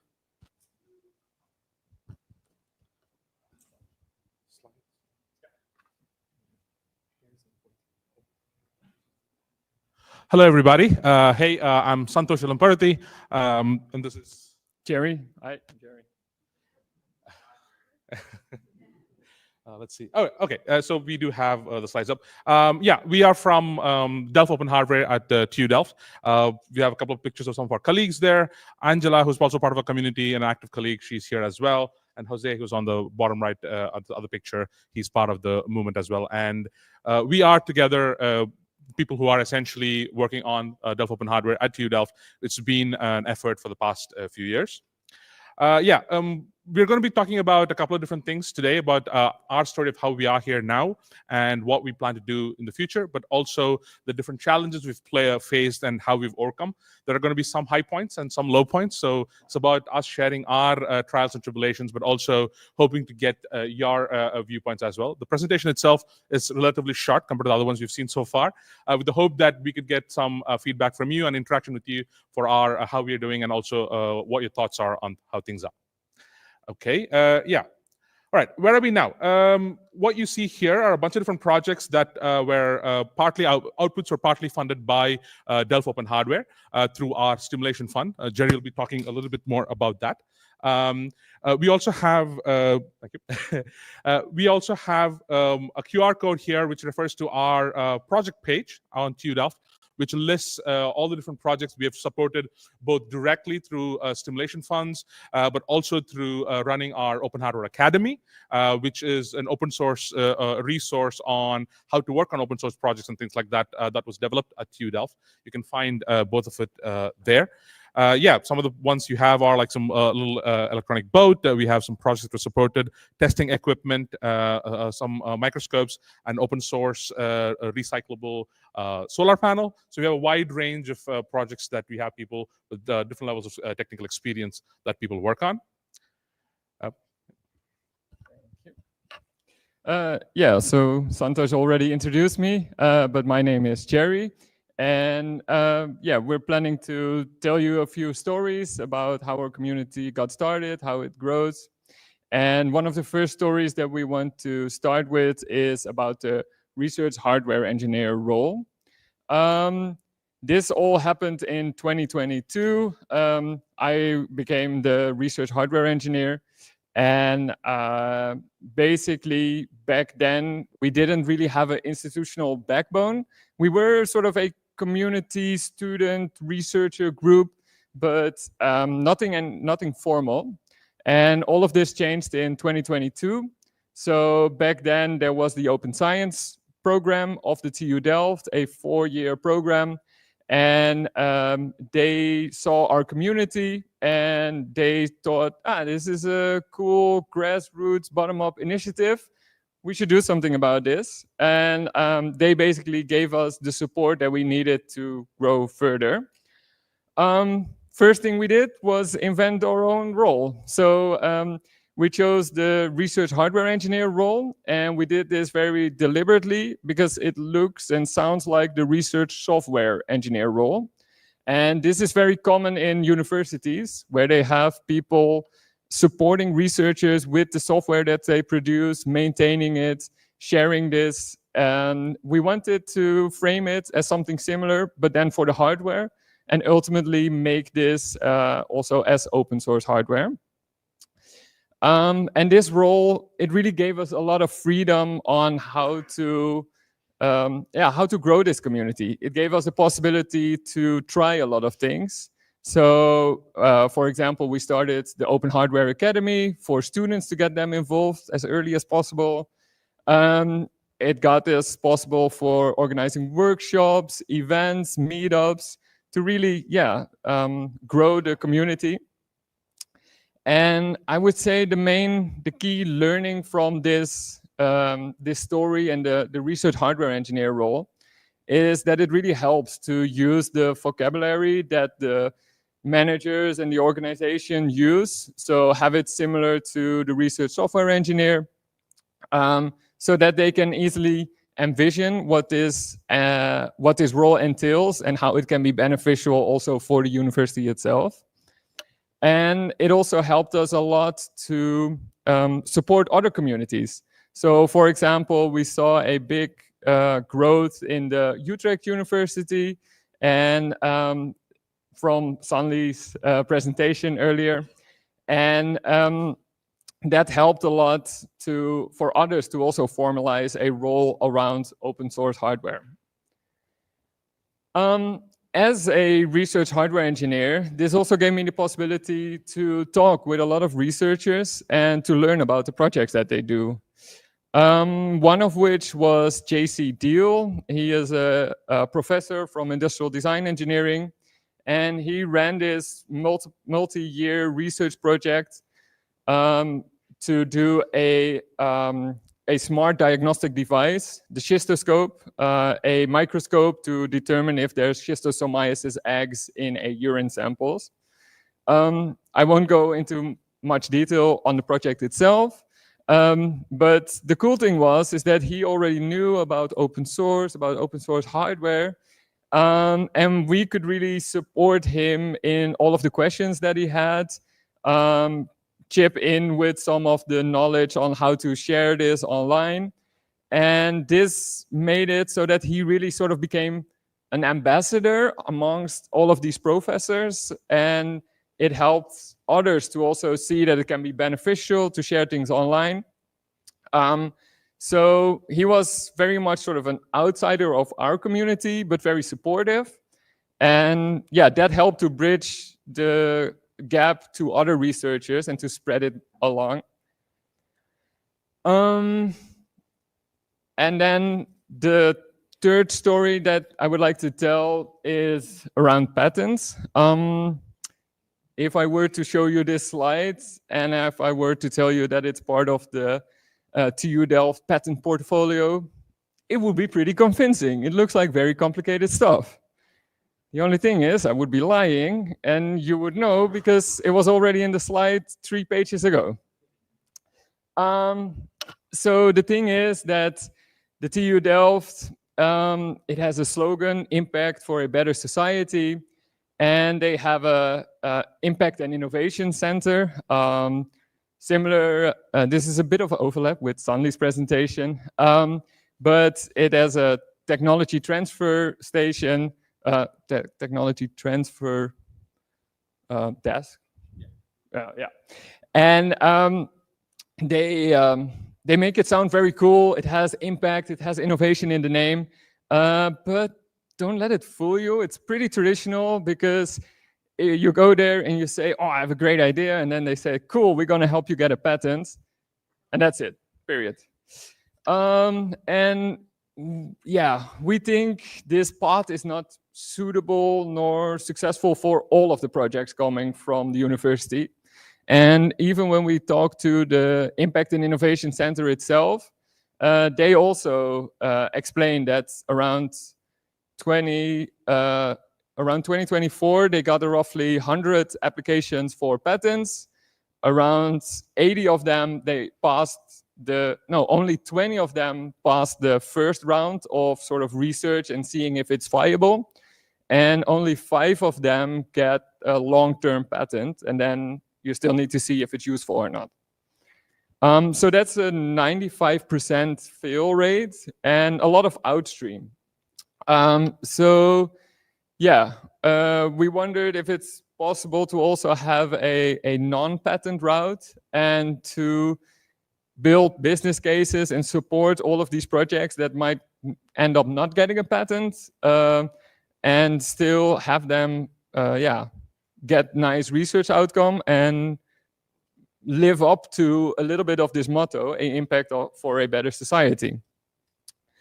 So yeah, also the lesson learned from this slide is that there is a lot of potential, and we now see that we can convince more and more of these researchers to share their findings, even though in the past they might try to go for a patent application, because then they already document a lot, so it's sort of easy to share it from there. And we can hopefully grow this number of the projects coming from Delft that are shared as open hardware. And one of these possible projects is the next project, which Sanli is going to talk about. So before we get into another successful project, Jerry talked about all the high points, so I'm going to be the bummer. I'm going to be talking about some of the low points. The Delft Open Hardware project started off as a grassroots effort, and we were part of a pilot program for the Open Science program at our university. The pilot was successful. They wanted us to become a part of the main program. We became a part of the main program. We were quite successful. Jerry became a research hardware engineer. That pilot program was widely appreciated, again, quite successful. But then, as all things with the higher education funding and everything that happens, funding got cut. Our initial plans for 2024 were quite grand, quite large scale and what we wanted to do. But that wasn't possible because of funding cuts, and it completely changed the direction of what we planned to do. It eventually left myself, another colleague of mine, Jose, and Angela, but yeah, just there to, in our own time, to be able to move the community along. And we also had other full-time roles at the university, so that was not an easy task to do. But taking that adversity and seeing what we could do with that was essentially what we call the stimulation fund, which was talking to researchers and telling them that, okay, we have up to about 5,000 euros that we can give you. The only requirement there is that anything and everything you use it for has to be open source hardware. You have to publish everything associated with it. Beyond that, yeah, that's it. There are no other restrictions. So the idea being that we want to reach as large a community and as wide an output available as possible. And when we rolled it out, the idea was that maybe we would be able to get 5 or 6 different projects that we could support. But that was not the case. We actually ended up getting more people submissions wanting to get access to the fund to be able to produce more open source hardware output than we actually had money to share. So that was a real eye-opener in terms of actual demand within universities, definitely within TU Delft, but I imagine it should be similar in other universities for open hardware. And for us, it was quite, again, eye-opening, despite being in the open hardware environment, that the amount of demand and actual interest is quite high. It's not that people are not interested in doing that, it's that there is not adequate support to actually be able to achieve that. With that, we have this output. This is just one of the many outputs we had. For example, all of these outputs were supported by the Stimulation Fund.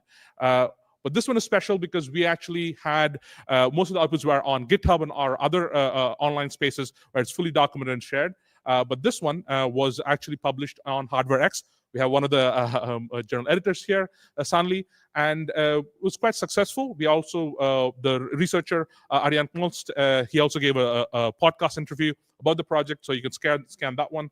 The other QR code is for the actual project HardwareX page.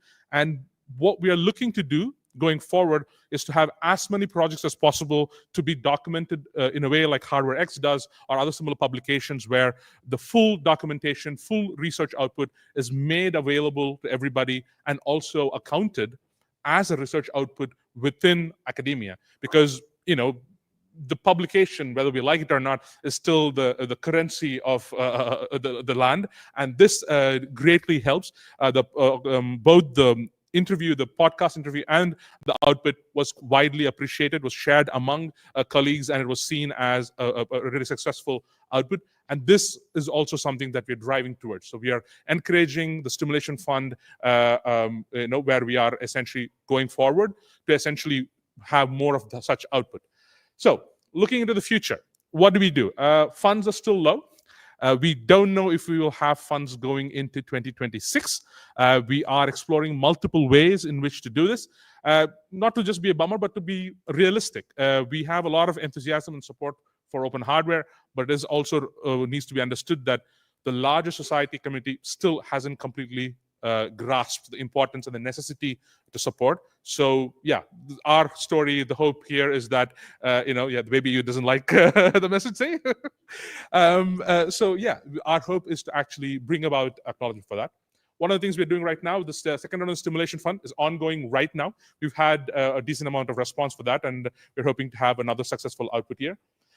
We have a thematic digital competence center, which is an initiative within the Netherlands to support different digital competence activities among researchers. We have an uncompetition pitch, the idea being that the output of the projects or the competition would essentially be that people collaborate with each other and have output, and not exactly just fight for a secrecy and just having a good output. And Ocean, the Open Source Hardware Netherlands initiative, we're working with Sanli. We're also looking to do more things. I think we have 5 minutes left, and we'd really love some questions. Thank you.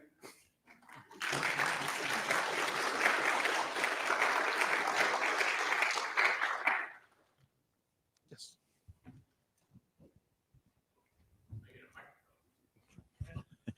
I love seeing this at university settings. There's been a couple other initiatives I've heard of.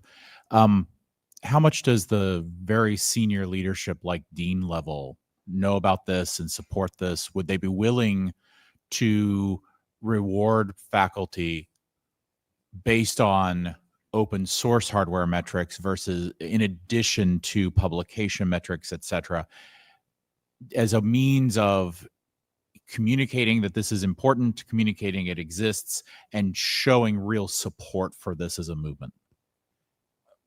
So the answer to that one is mixed. There is no one clear answer. There is officially a requirement for open source outputs, not just hardware, software, everything.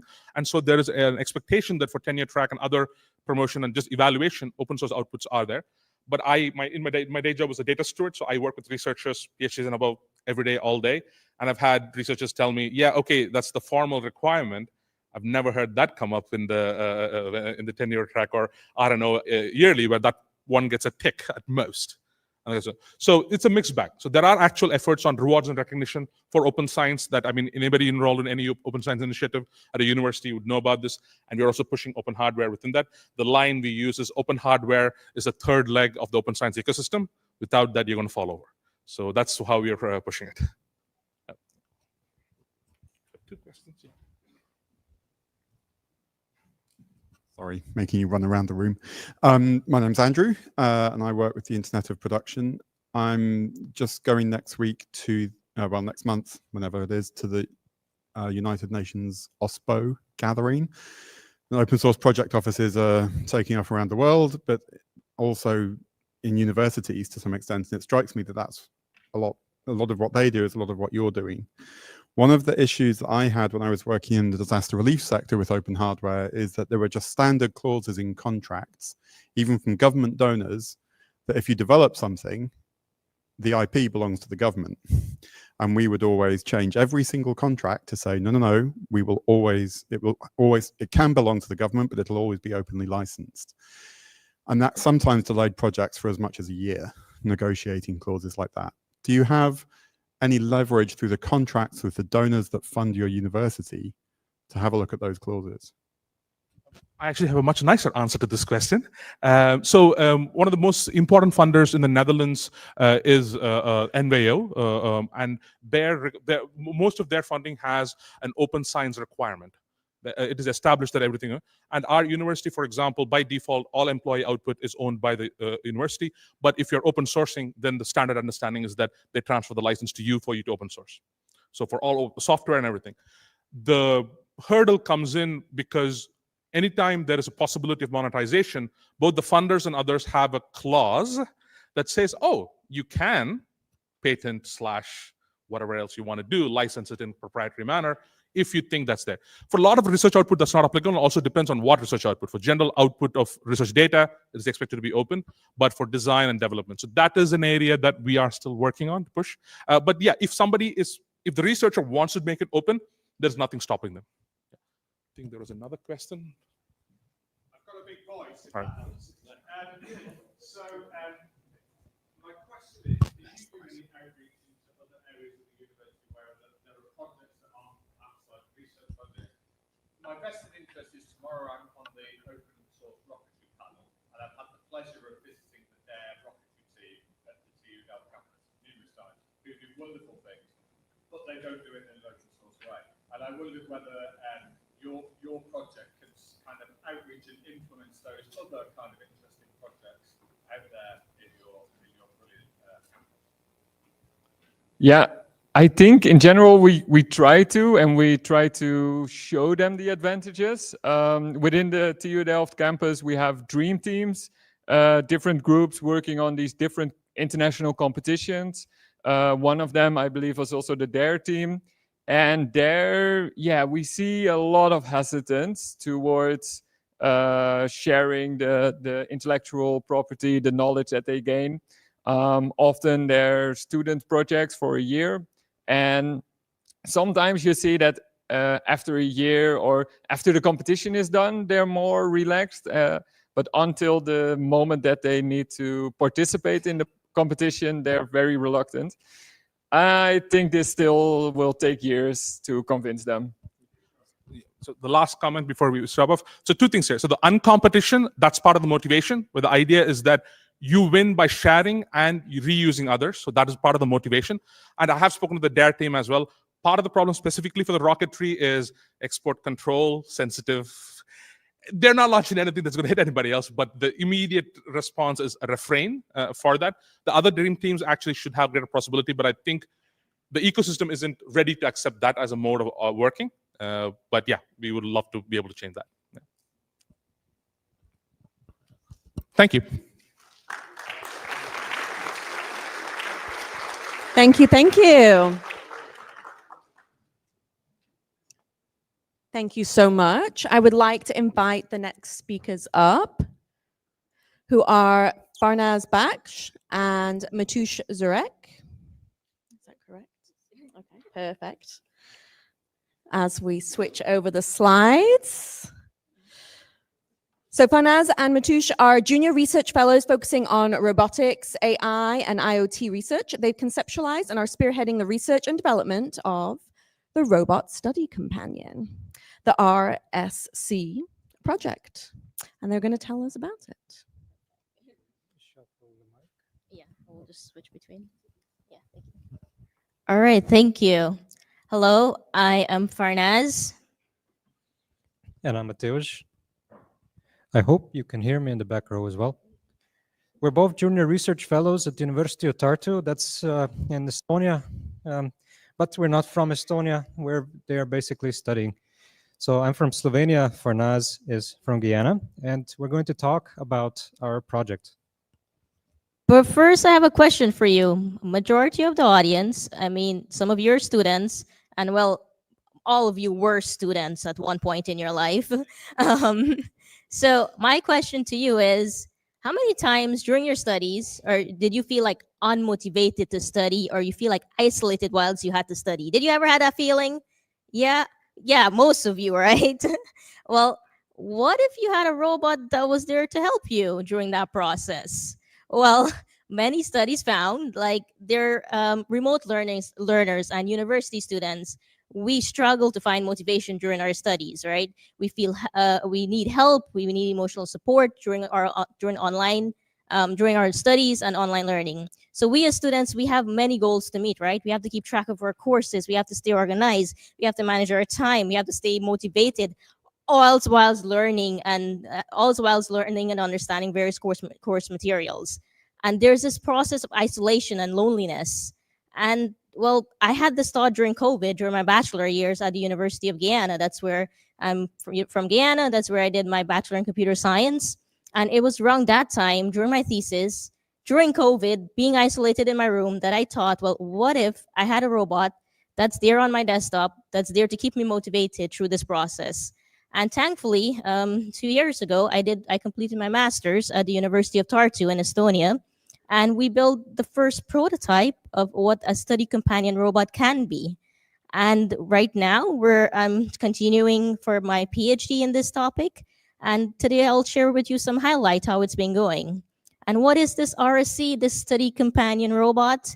Well, the first prototype, this is what it looked like. It's a tiny 11 centimeter tall robot, weighs about 380 grams. And it has various multi-model interaction.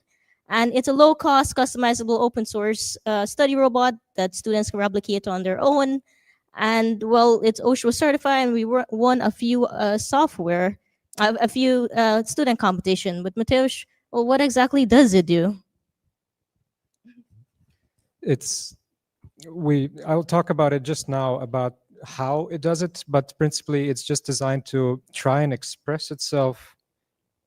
It's just designed to express itself with various modalities. What do we mean by that? We mean like it can move, so it has some motion gestures, it has some light, there's a button so you can punch the thing and do stuff with it. For example, we use that to engage a conversation. And that touch display, well, aside from issues with some drivers, it's designed to help us navigate some settings menus. But there's more to this story than meets the eye. So Farnaz, do you want to talk about the work that you did for your master's that led to the robot study companion? So when I got started, I was curious to know, I Googled the term, like as researchers, we went to Google Scholar, type in a few words, but there was nothing that says robotic study companion. There was a lot of, in the field of social robotics, there's a lot of stuff on learning companions, but I spent like 2 months synthesizing literature, trying to get teachers as well as student perspective. There's a lot of research in the social robotics field for primary or pre-university students, but as university students, it's very hard to keep us motivated. So a lot of researchers try to go away with that. So I did what you call a set of literature-derived requirements on what a study companion robot should have, such as it should have multi-model social interaction. As learners, we have different learning methods. Like I prefer to see something so I can learn. Some of you might prefer to listen. So one of the requirements is that a study companion robot must have multi-model social interaction. A second requirement that the user design of it should be easy to handle. It should be obtainable. Obtainable meaning anyone in the world can replicate and have their own. It should have adaptive learning support, reliable, secure, and so on. So aside from this synthesis, which basically means that you look through what people did, studied, examined, and compiled that into a list of peer-reviewed requirements. This was rejected so many times, and we went so many iterations to get this list down. And on this article, you can actually read the expanded formats for it, etc. It's what led us to then prepare a prototype, an artifact that can meet some of these requirements as a candidate robot study companion. So this is a prototype and it's a candidate. But how did we actually develop it? We looked at what was there existing. So these are not the papers that we're looking at what the students actually need. These were actual case studies on existing robots. For example, you can see Haru at lower right. You can see Jibo from MIT. Yeah, and yeah, Haru was Honda Robotics. And then we have Eilik and a couple others. And then we looked at, okay, so they have some interesting design features. Let's see what's common among them and try to brainstorm together how it might impact or look in the concept of the RSC.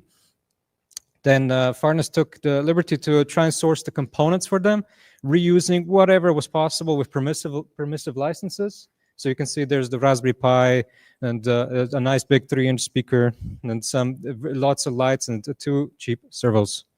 Then we tried to embody it. What does that mean? Put it together. You all know the process.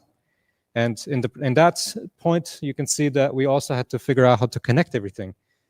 And then, by iterating, after about 4 cycles, that means 4 times full on, like trying to understand, like, how is it going to work? Is it going to work together? Writing some packages, testing components, and then designing an enclosure for it. We came across, okay, finally, in version 4, there's a viable solution at last. And immediately it fell apart when the reviewer would ask, why don't you just use a smartphone app? Well, in the same research, we found approximately 24 criteria for why people would prefer an embodied intelligent agent, like a dedicated device instead of a smartphone. A smartphone we typically think of as something to communicate with family, go online, TikTok, whatever. It's something that inherently has ingrained itself in our minds to distract us. And this has been so well documented by now in literature. But when you have an embodied agent with a personality that you interact with, that learns about you, you have an opportunity for it to become part of your life, to work with how you work, and for it to basically grow along with you as a separate device that can embody other things. That doesn't mean we can't use an app as well. Of course, we're going to have an app. But trouble came pretty fast. As you know, Google has a tendency to drop projects, and one of the boards that we were relying on is the AIY voice bonnet, which literally 1 month after starting our project went archived, the entire driver. So we had to figure it out with whatever was there, with outdated SSL drivers, try to recompile drivers and even write our own. But the technical depth is so huge for us with a small team with 0 budget and just sheer guts and guile alone to figure this out. So we've decided we're going to try and spin up our own eventually. Okay, Farnes. So a little bit about what's been going on for the past year. As part of my research, like the first prototype we developed based on literature, it's what I would like my study companion to look like. But what about other students, right? So I've been trying to play around with different methods, research methods, and so far I was able to try something called participatory design, something called technology acceptance model that I'll share a bit about you. And one of the things that I'm currently focusing on is a cross-culture aspect. Each one of us has different backgrounds, but what kind of personality and behavior would you like in your study companion robot? So currently I have a student, a master's student at the University of Tartu, and she created the digital twin of the robot in ROS 2. And she studied like the different affect the robot must have, such as joy, caring, surprise. And we have these like different scenarios. And we're currently doing testing on this and ethical approval and everything. And so far we did testing at 2 universities, University of Guyana and University of Tartu, where we put students in, we tell them they're in different scenario and the robot reacted like this, which is like, there's like different colors for different emotion. There's different flipper movements. So this moves. So it either goes sporadic when it's angry or it goes like happy and it goes like, so there's different multimodal behavior for the robot. And yeah, we're trying to understand students from different culture and different background, what kind of expression and personality they would like in their robot. So this is one study that's ongoing. We also did a participatory design workshop last year where we invited students. I just give them one slide and give them some pen and paper. And I was like, hey, I want you to draw what you would like your study companion robot to look like. List 3 features. Tell me one potential ethical and social issue you would like.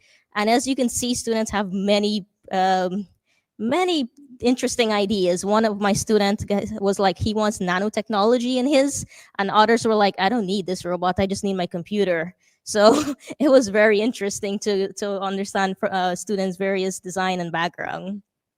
This study here recently, I had 2 students that I was supervising at the University of Guyana, and not only did they replicate their own in Guyana, so they printed, they obtained all the parts, and they build their own, but they also, we did something called technology acceptance model. So how well do students can see themselves using this robot? And even with a small sample size, we still got some very interesting results. But one of the important part for us was, what are the challenges that these 2 students encounter whilst replicating our solution? Was our documentation in order? And we found that they had like difficulty assembling this robot. There was problem with portability and audio quality. And this is where the second version comes in. And Mateusz, you'll be talking about that, right? Okay, so one big issue that our friends in Guyana figured out, which was obvious to us, but at least they were able to document it, is you have to be an engineer to put one together. You need to know how to solder it, understand pinouts and everything, and even design and build custom little protoboards. So lo and behold, we worked with everything that they documented, and as you can see, there's a bit of a pattern emerging. We're trying to write basically based on papers that are peer-reviewed and open access, build up the documentation slowly and neatly as we go through our academic career as well. So basically, some of the things that they let us know was, for example, that it was incredibly challenging and complex to understand and put together, even though it seems on the surface very simple. So with basically today, what we're presenting is iteration that we built on the current version 4, moving to a 4.1, we call it, I guess, which tries to make it a little bit more intuitive and user-friendly. So for example, the panels are a bit more robust as well. We have access latches now that are with printed place hinges. We have an interesting snap fit construction, for example, the speaker, so it just slots on with a nice seal ring. We added a nice PCB breakout board, even though, yes, the AIY voice bonnet is now technically completely archived and out. We still decided to finish that up. And what else? Yeah, fewer screws and consolidated that as well. If you've ever worked on a project and noticed why does it have many screws, etc., well, we've been trying to get rid of that completely. In fact, we see potential to even make a design that has no screws whatsoever. But that's wishful thinking at this point. Still, we're trying. And it's been a lot of work and a lot of effort to go into this over the weekends and try and manage this, plus PhDs, plus 20-odd students to supervise without any budget on this. It was fun and exciting regardless. Farnaz. So we recently did a workshop at the University of Guyana, and we had both versions there. And we gave it to students. Well, it was a general workshop on social robotics, but we had different prototypes. And it was a three-hour workshop that went on for 4 hours. And we had different student teams, and we gave them the choice if they want to learn 3D designing, if they want to assemble their robot, if they want to learn soldering, and to program the RSCs. For some reason, all the computer science students was like, no, they don't want to program. So that was surprising. They want to assemble their first robot. So we had a lot of teams that was like learning how to put the speaker in, connecting to the Raspberry Pi, put on the hat, how to connect the servos. So it was fun for them. Took them 3 hours, plus an extra half an hour to an hour, and then we had to wrap up. But yeah, I mean, it was fun. It was the first time for a lot of university students in Guyana assemble their first robot, learn about the Raspberry Pi, and it was fun. We learned, I collected some data, need to analyze it and so on. But it was fun, and we want to continue making more like RSC making workshops around various universities. Currently, we have University of Guyana. If some of you don't know where Guyana is, it's on South America. So we have a University of Guyana and a University of Tartu. We have interest in other universities, but it's not replicated there. It hasn't been replicated there as yet. And this is where we invite you. If you're part of a university and you want to be part of our project, we would love to work with all of you. We would love to get you involved. And yeah, you can check out the website, so rc.ee. And generally, we just want to have many students as possible to come on board, learn about robotics, build their own study companion robot, tell us where we can supervise students. But the whole idea is to make it open source, have a community where students can get hands-on and just have fun building, right? I had conversations outside about what to do with the robot outside of glorified ChatGPT interface. Well, you can put sensors on it, customize them. You can, for example, there's lots of papers that explored the impacts of poor ventilation on cognitive performance. For example, if you're long-term exposed to CO2 levels above, 1,200 ppm regularly, you lose about 30% on your IQ. This is a common thing in the LMIC countries, so low middle income, etc., and in the EU as well. So there's a lot of open opportunities for it to be a glorified Pomodoro timer. If you needed to watch your oven, or it doesn't have a camera, you can spin up your own models on it. It's just a Raspberry Pi. It's a total blue ocean for right now for anybody that wants to come aboard. And yes, you had the map there that was showing where people showed interest so far, focused specifically around universities, so that we start with the use case for basically bachelor students, correct? All right, we're open for questions. We've also prepared some cute QR codes that are keychains printed together. So if you'd like one, approach us, talk to us. And yes, thank you so much.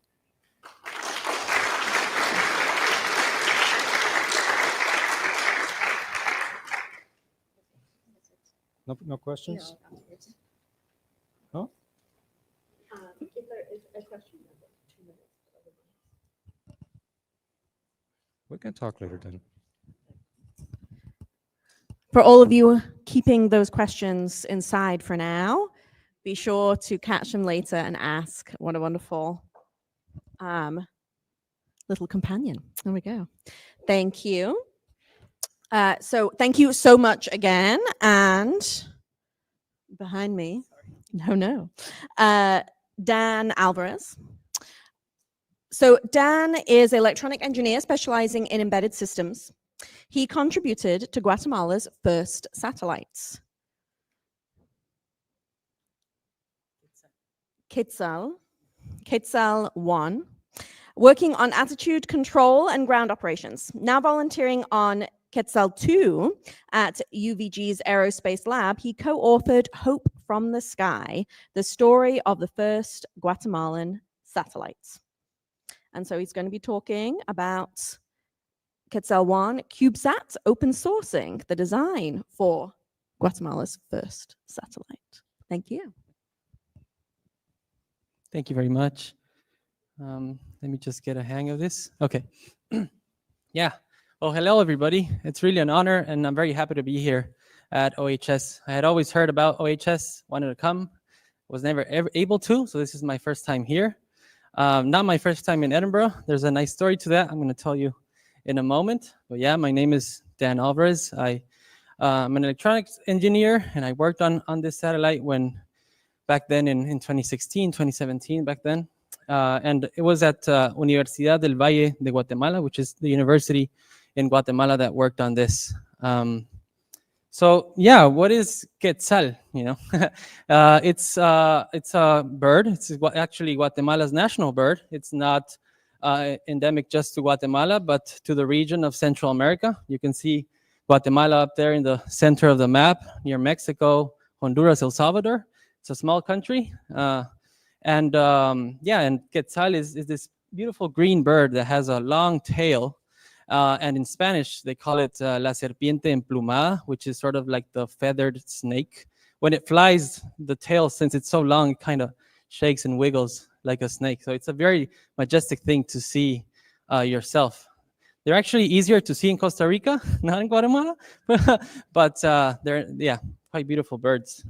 So what about KiCad 1? You know, that was Guatemala's first satellite. You see the finished, assembled, integrated satellite with everyone's tears inside of it right there. It's a CubeSat, if you haven't heard about that. It's standard for satellites that are cubes. They come in different sizes. This is the smallest one, which is 10 by 10 by 10 centimeters. And it was actually, construction began in 2014. and we deployed from the International Space Station in 2020. So that's 6 years there, and a couple of years before that as well, working on other ideas. And it operated from April, which was when it was deployed from the space station, to sort of November in 2020. So about 200 days. And it was an awesome 200 days for us once it started working. So just 2 slides on the history of the satellite. I mentioned we started a little bit before 2014, actually in 2012. We participated twice in the CANSAT competitions. You might have heard of those as well, which are sort of satellite in a can is sort of the idea. They don't get launched to space, but they get launched on a model rocket, and they go on a sort of, parabolic trajectory, and they have lots of sensors. They usually have an egg inside of them because they have to land and not break the egg, and that's sort of one of the tests that they do. So 2012, then after 2013, which the second year that the university participated in the CANSAT competition, they started to think about what else they could do. The CubeSat idea surfaced. Passing from a CANSAT to a CubeSat is a huge step. And that's why it ended up taking 6-7 years to do it. But in 2014 was the first official team of 4 people that worked on the satellite. Back then we only had ideas and some CAD renders. There's, I think, one of the very first ones in the middle there. We didn't have much money, as many other projects here have experienced, and so we had mostly ideas and designs, but nothing physical yet. 2015, they built sort of a very first crude prototype. We wanted to manufacture our own structure from the beginning. There was a lab for CNC manufacturing. That was the first time we noticed that we needed better machining, better machines to actually do it, because this first structure ended up weighing about 1/3 of the CubeSat's maximum weight, and that was way too much. But that was a first idea, and quite impressive for the team that was doing it at the moment. Then we also had some crazy ideas. At some point, we thought about deployable solar panels, which was way too much for a first satellite, but we thought, you don't even really know what a power budget is at that point, and you just think you need lots of power, so you deploy their solar panels and just make it more complex than it needs to be. But we got good at the renders, at the CAD modeling as well with that. Then I skipped 3 years to 2018, but something very special happened in 2017, 1 year before the render you see in the middle, which is we won the Kibo Cube competition. That's a Japanese Aerospace Exploration Agency competition together with UN. And we won that on the second round of that competition, and that secured us our launch, which was huge. The launch is probably the most expensive part of it, or one of the most expensive parts of getting something into space. And so we had that secured, and now we had to actually build the satellite. We had designs, renders, we had teams working on so many of the subsystems, but we didn't have an actual satellite yet. That render is actually quite close to what ended up being the satellite, and what ended up being the satellite is on the last picture. That picture is quite special to me, and it could be to you as well right now, because it was taken about half a mile from here. We actually did testing on satellite at the laboratories at the Royal Observatory. That's about half a mile from here. So we were here 6 years ago doing that. And I passed through the University of Edinburgh and took a picture outside, and didn't really know I was going to come back to do this. So that's quite nostalgic. So yeah, that picture was taken once the satellite was certified to fly. We did vibrations testing here, so on the shaker, and also thermal vacuum testing. So yeah, then it was deployed. 2020 was that. We were already in the pandemic, so we only saw the live stream, and no one got to be at the university except a couple people to see the live stream at the university. Many others got it outside, but that was the moment it came out of the launcher in the Kibo module on the International Space Station, and that was almost the last time we got to see it. We also got to see it very far away from the space station there, and there's a little snippet of the zoom of the satellite. And at that moment, the astronaut that launched it, which was Chris Cassidy, was talking to us sort of over the radio from the ISS when they launched it. It was very special. So yeah, that's the story. That's what we did. It took a long time. It took lots of people. I am here in representation of hundreds, so I'm very honored to be that as well. So I want to talk about the hardware. This is what excites me the most in these talks. Maybe we didn't get too much to talk about the hardware, and this is the Open Hardware Summit, so finally I get the chance. So about 70% of the satellite's hardware was developed at the university. This was not necessarily a conscious decision, but a monetary decision. It's very expensive to buy sort of space-ready hardware, and they sort of close that system up. So if you buy something, you have to buy other things around it, and it becomes, you know, sort of a rolling snowball. But yeah, we built about 70% of the hardware. This picture is very special because it's the first time we sort of not disassembled, we put together all the parts the satellite needed. So that's the whole satellite, but we need to build it after that. You know, you see the green PCBs are some of the subsystems. The black ones are the solar panels on the outside. Then you also see part of the structure. They're like on the third row from the top, and a whole bunch of harnessing and other things. So I'm going to go through some of the subsystems that we built. The attitude control and determination system was one of them. First one, because that's the one I worked on during my time at the university. It was a passive control system that used sort of magnetic, a magnet essentially, and it would align the satellite to the Earth's magnetic field, and that would sort of control the orientation. And also determination, which is where is the satellite pointing, you know. We also worked on the antenna deployment mechanism. This one was quite ingenious and nice. We bought the antennas, but we did not buy the antenna deployment mechanism. That was another $4,000 or something. So we built the mechanism. It was very simple and not, at least simple to explain, hard to verify that it would work when it was launched. But it's a nylon wire running through a resistor. The resistor would heat up, and then the nylon wire would burn. The antennas were spring-loaded. They would come out. They would they also were pressing a switch so that we knew that they actually came off. And so that was the deployment, because they get these satellites get launched sort of in these sort of launchers that are like a rectangle, you know. They come out, so they have the antennas closed in, and they have to come out once they've been deployed. So that's a really cool system. The electrical power system, that was probably the most complex board on the satellite. It would take in the energy from the solar panels, you know, charge the battery, give the voltages and all the things that the subsystems required. Yeah, one of the most complex ones, and I think one of the ones we're most proud of having actually done. The payload satellite had a camera on it, but it didn't only have a camera, but we were actually trying to do sort of, what's this called? Well, take pictures at different wavelengths to be able to analyze these pictures of bodies of water at different wavelengths to detect. In this case, specifically, was chlorophyll in Guatemalan lake. And you usually do this with multispectral cameras, but we wanted to do it with a monochromatic camera and just put different light filters in front of it. So we had a motor that would turn sort of a carousel of filters and put one in front of the other on the camera and take pictures like that. So that's what you see up the top of the image, or at the bottom of the diagram. That's the filter carousel.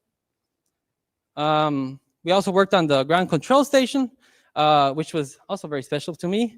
I worked mostly on operations for the satellite when it was in orbit, so I was constantly using this ground station for that.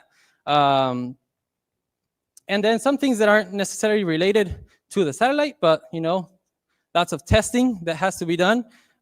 We designed this test fixture for the vibrations test. This is actually a picture here in, where I said we did the tests about half a mile from here. And also this was the thermal vacuum test. We took this picture of right before we closed the door to the thermal vacuum chamber, and the satellites on the left there, and a couple of us that came to Edinburgh to the test are there on the right. I want to talk quickly about the software. All of the software was written as well by us. And we had an onboard computer, which was not designed by us, but bought. And it was in charge of, you know, data collection, transmitting telemetry, just monitoring and controlling all the other subsystems. And then we had microcontrollers in each subsystem, which were running on top of Arduino. all of that code on the subsystems was written by undergraduate students. I really haven't mentioned it, but most of the satellite was built by undergraduate students. We don't have a master's or doctorate in Guatemala, and not in this specifically, not in aerospace. But it was quite a challenge, but very rewarding. So to come, to OHS, I wanted to talk about, how the open source community, software and hardware, really helped us get here. We would not have been able to be here without the support and just the willingness of people to show us how things are done. So, hardware was based on openly available designs from either just people that would put things up, or some of the famous companies that we all love about open source designs available. Also, all the software running on the subsystems was running on Arduino, and many open source libraries as well. And the ground control station was also running an open source software called New Radio, if you've heard of it. Very cool thing. And that's what we wrote all the sort of decoding and encoding software for the satellite. And so how do we want to give back? Because we always had that in mind, we know how hard it was for us to get information on how to build a satellite. It was very hard, and many things weren't available. So we wanted to give back in the best way we could. So we ended up releasing about 2 years ago the design files for some of the subsystems, 3 specifically: the electrical power system, the attitude control, and also the antenna deployment mechanism I mentioned. Also, the flight software for a couple of these subsystems is available. The software running on the ground control station was available. Actually, that was available from launch, because we released it so that all of the amateur radio community could use the software to decode our data and send it to us as well. That was invaluable for us to collect data for the satellite.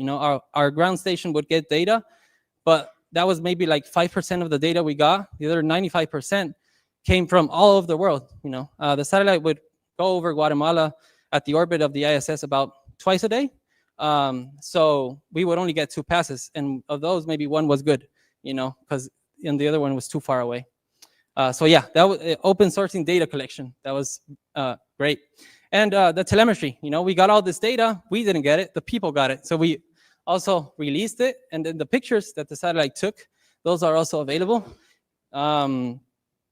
We also wrote a couple papers on this.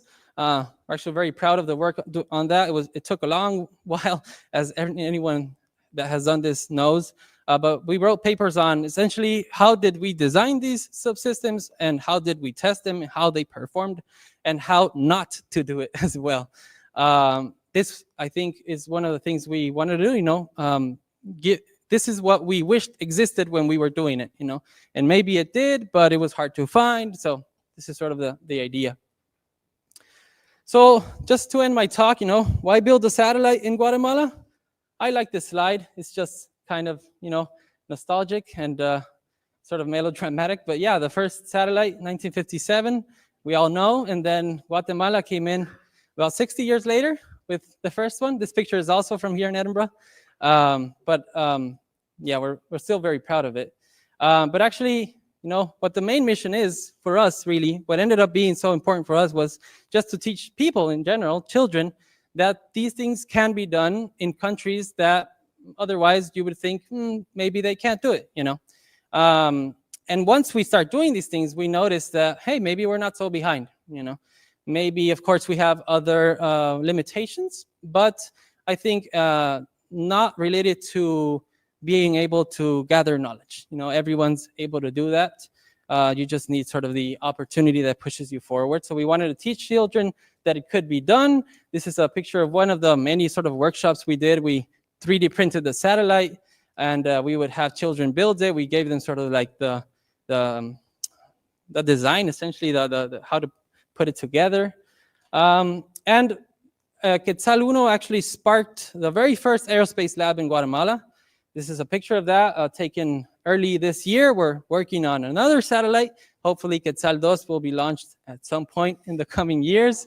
And many undergraduate students again, it's not me doing it. It's not the team that was there. It's new people coming in that they heard about the satellite, they wanted a bit to get involved somehow, in aerospace. And we're now sort of helping them, coaching them. Many of us got some experience from the first one. We also have a lot to learn, but I think that sort of fosters that knowledge. So that is it. I said that there's things released on GitHub. Oh my God, I have an alarm. Sorry. I said there was things released on GitHub, so you can scan that, go to our profile, or contact us. That email is in Spanish, so it's satellite with one L, not two. Or talk to me if you see me around. Thank you so much, everyone.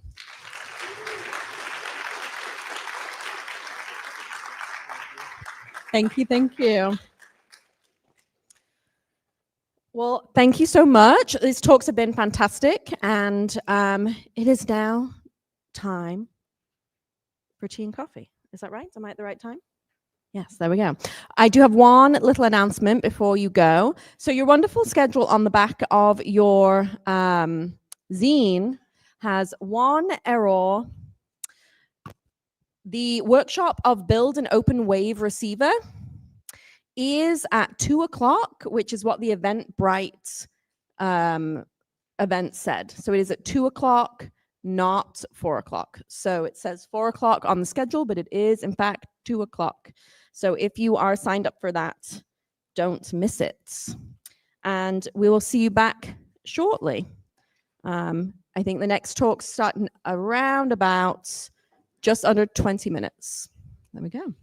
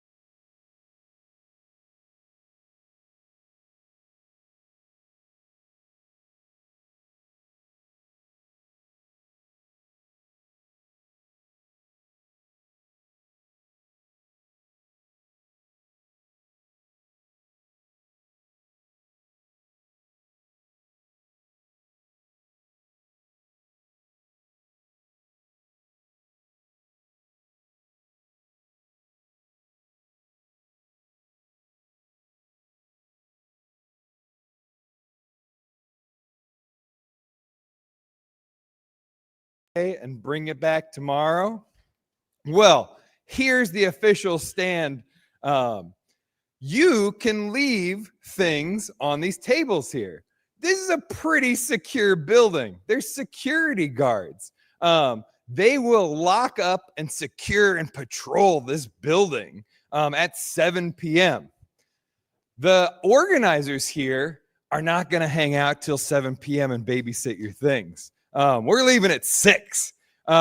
So if you're really, really super duper concerned about your things, you can wait until 7 p.m. and then leave all your stuff on the table. And the security people will lock up and secure this building. If you're more blasé about things, like just try and steal my Mothbox, it's not full of Bitcoins yet. Then you can just leave it and go to the after party. So that's the stance on that. But remember, we're not taking responsibility for any of the things. So you make the decision in your life about your things. Anyway, let's go to the talks. We got Helen up next. Ready to rock? Let's do it. Hi. All right, I've got a clicker, have I? Good. All right, well, hello. Oh, I suppose I should go here so I can see my speaker notes. That might help. Hi, everybody. My name's Helen Lee. Some of you may know me from my past work when I used to make all sorts of weird and wonderful creations and write about it and hack a day and make magazine and so on. But for the last 4.5 years, I've actually been working at Crowd Supply as well as making my things. And here today, I'm going to tell you a little bit about that, about my job there. So in case you don't know about Crowd Supply, we are a highly curated crowdfunding company, which means that we turn down most people who apply to us. We do around 40 projects a year. They have to be open source, they have to exist, and they have to be useful. So that criteria, those are our basic criteria. And my job at Crowd Supply is I run the inbound submissions. So if you send a submission to Crowd Supply, I run the team that goes over your submissions, and we have this backwards and forwards. So for the past 4.5 years, I've had the privilege of seeing hundreds, if not thousands, of really awesome open hardware projects. And I've also seen a number of things that people do over and over and over again that kill their project, kill their business, that they don't consider. So the talk today, I'm going to briefly go through some of the things that we see at Crowd Supply from our perspective, of course. We are not the only route to market, that goes without saying, but from our perspective, we'll show you some of the things that people that we work with do wrong. Mistakes to avoid, yes. Here we go. All right. So people are these are the broad categories of things that people make mistakes in. I will say here's the caveat that some of these mistakes that I'm going to talk about today fall into one or more of these categories. And there are other things outside of this, but broadly speaking, these are the 5 areas that people make the most mistakes in. Starting off with terrible ideas. Just because you can make something, it really doesn't mean that you should. Here's an example. Build it and they will come. No, they won't. Do not present a fait accompli and expect people to buy into it. Just take it out of your head as soon as humanly possible. Think about who you're going to sell it to and ask their opinions. Controversial, I know. Find people who might want to buy it and ask if they like it or not. They will probably have a lot of feedback for you. I know it doesn't seem like rocket science, but you'd be shocked by the number of people who have said, have you shown this to anyone? Oh no, we're in stealth mode. What? Why? Like, what do you and it makes it so at Crowd Supply we don't do campaigns for research and development. You have to have a fully finished prototype, like it has to exist before we accept it. So to have a fully finished prototype and to have never spoken to a single customer, that happens a lot, but please don't do it. So what I recommend, you should throw yourselves to the wolves of Reddit or seriously, I mean, we're not talking about, you don't have to do a big marketing campaign and do questionnaires with focus groups and stuff. I'm talking about showing your prototype on subreddit, going to a relevant Discord channel and saying, what do you think? Not just presenting a sales pitch. Genuinely take it to them while you're in prototype and ask their opinions. It is so valuable, and people are so generous with their time, particularly in open source hardware. Show it early, show it often. Like, I've seen so many products completely change. Like, I'll say go off, not in those words, but I'll throw them to the wolves of Reddit. I'll say show it to someone, and they come back and they're like, I need to change everything. And they do, and their product is so much better as a result. But yeah, show it early, show it often. Perfectionism, ship it, fix it in the second edition. Scope creep will ruin your day, definitely. You know, you're not going to get everything right on the first try. You are going to get errors. So, you know, you can continue going round and round and round, getting these like endless scope creeps, endless functionality, and you're listening to everyone's opinions. Now, I know in the last slide, I just told you to listen to everybody's opinions, but sometimes you have to ignore people's opinions too. You're not going to please everyone. People are going to find errors in what you do, no matter what you do. So don't tie yourselves into knots over getting everything perfect. They may going to help you keep, oh my goodness, words. They may also help you fix things if you do your community correctly. Blockchain, don't do it. This is just this is just an example.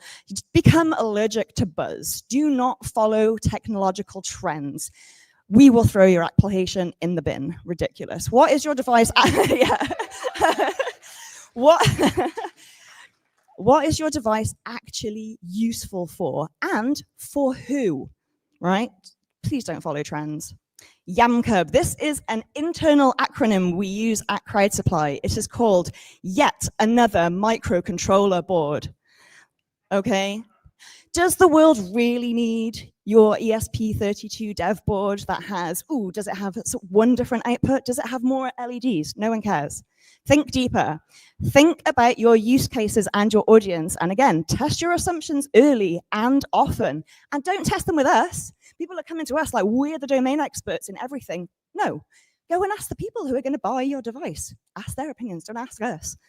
Anyway, yeah, then the next thing is names and descriptions. Committing to something means giving it a name. If you don't care enough about the name of your product, then you don't care enough about your product. Your choice of name will actually have long-lasting implications down the line. And here are some of the obvious errors that we find. Too generic. No one's going to be able to Google that. And also, slapping open on the front of something doesn't make it a product name. And also, if you're going to slap open on your product name, you better open source it. Naming no names. Too obscure. This might be helpful for you. This doesn't mean anything to anybody else. Too illegal. Stormtrooper power station. Disney are not going to be happy with this. And yes, these are all real submissions that I have received. Name and description, very important. And the name is important, but also having a very clear one-sentence description is particularly for journalists who aren't domain experts in what you're doing, right? You need to make it easy for them to understand. Competition, people do not understand competition. Here's an example, like, I get so many in my inbox. This is an Arduino Uno with like one more button, or it's slightly cheaper, or it's slightly more powerful than all the other Arduino boards. So there's no competition. I get that in my inbox all the time, and I roll my eyes every time. It's calling back to YAMCUB. It's yet another microcontroller board. If you put tiny little something else, anyway. And it also shows that you don't understand your competition and you do not understand your market. So people who are saying, oh, it's like an Arduino, except a bit cheaper, then you have fundamentally misunderstood why people buy Arduino. It is not because they have the most advanced chipset. It is because of the community. It's because of the ease of use. It's because of the wider ecosystem. Like, yeah. This is a great quote from Limor from Adafruit. She says that Adafruit are not a hardware company. They are a documentation company. And that shows they know exactly what they are selling. They are selling ease of use of their components. You cannot compete on price, so you need to find somewhere else that you compete on. Quickly through this. These are the two things that you need to know. So how your potential customers are currently solving their problems and how customers would otherwise spend the money that you're asking for. Because mark my words, they are spending their money already and they are solving that problem already. So you need to understand how. just whizzing through this. Pricing, onto pricing. Yes, we get a lot of errors in pricing. The price should reflect the value the customer places on your product. This mistake is often a sign that you have not discussed your product yet with real customers. The price should be informed by what your product is worth to those who are going to buy it, not just 4 times your bill of materials. Getting your pricing strategy wrong in either direction can destroy an otherwise good idea. And it also helps set customer expectations. Reasons that prices are too high that we see: they haven't done their costing correctly, they've sunk so much time into it and they think it's an amazing innovation, so their egos are too high, or they simply just want a lot of money. Okay, so that's high pricing, but actually a problem we come across much more often is low pricing. I am constantly begging open hardware creators to raise their prices. If your price is too low, you are doing a disservice to your customers by either tricking them into planning around a price point that will not last, or by going out of business and leaving them with a paperweight, neither of which we want. We want you to be around in 5 years, still making cool things and supporting your products. This means paying yourselves. People want to give you money, let them. And people are so much less price sensitive than you think they are. Someone will buy something at $49 that you would want to sell for $35, and you have got so much more money to play with as a result. We find over and over again as well that people want to offer a cheap kit version, and it sells way fewer units than the fuller featured version. So yeah, make sure that your product is actually financially sustainable. Reasons prices, yeah, you want to maintain parity with competition. Everyone's like, well, but the Arduino are doing this. So let me tell you, as indie hardware creators, you do not have the ability to compete with Arduino and Pi. So you ran the numbers and you think you can do it cheaper, do you? No, you can't. They have sweetheart deals on manufacturers, and you probably haven't accounted for a bunch of costs. If you think you can make a board for cheaper, then you're an amateur. You cannot compete on cost for most of these things and still make a profit, okay? You're an indie creator. Don't expect to get the same deal on chips as like Teensy. Yeah, here we go. So never plan to act, never ever plan. Here we are, all these plans. You plan to make it up on volume. You plan to be vertically integrated. You plan to capture market share and then pivot. You plan to validate your market and then raise money for investors. As Muhammad Ali said, everyone's got a plan until you get punched in the face.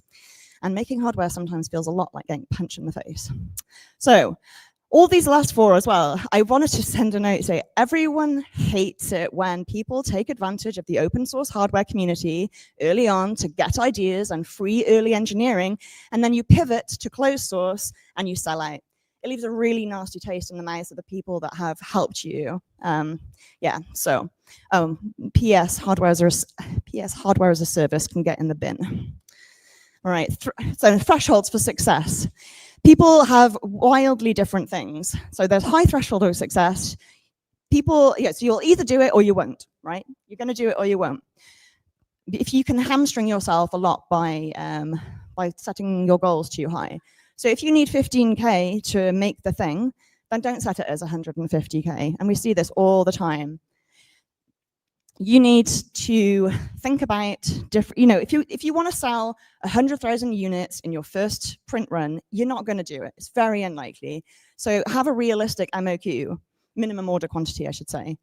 You need to be realistic about these things. And people think, the last point here, believing in the psychological effect, a high funding goal. You think that because you are asking for money, you're going to get more money. Well, that's not true. People are buying a product. They're buying it not because they want you to hit their goal. They are buying it because they want it, right? They want you to manufacture it. So it actually has the opposite effect in some ways. It's not a charity. And then the opposite of that is this low threshold of success. We've only got 20 minutes, so I'm going to skip through some of these because I want to get to this stuff, Incoterms and COO. All right, so not accounting for logistics will kill your project, especially today. We know that people want to focus on engineering, but bringing a project to market means knowing how to get your product to customers. We are obviously in the throes of a deglobalization phase, which has many drawbacks and advantages, but the transition between the two will not be smooth, needless to say. So Incoterms is something you need to know. It's international commercial terms. It defines who is liable for what. There's a lot of acronyms you need to know. FCA versus DDP versus XWorks. These are the things that can destroy your business if you get them wrong.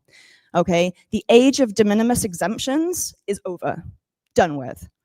You can't do this anymore. If you can really, I've seen people tank otherwise successful projects because they got this part of their business wrong.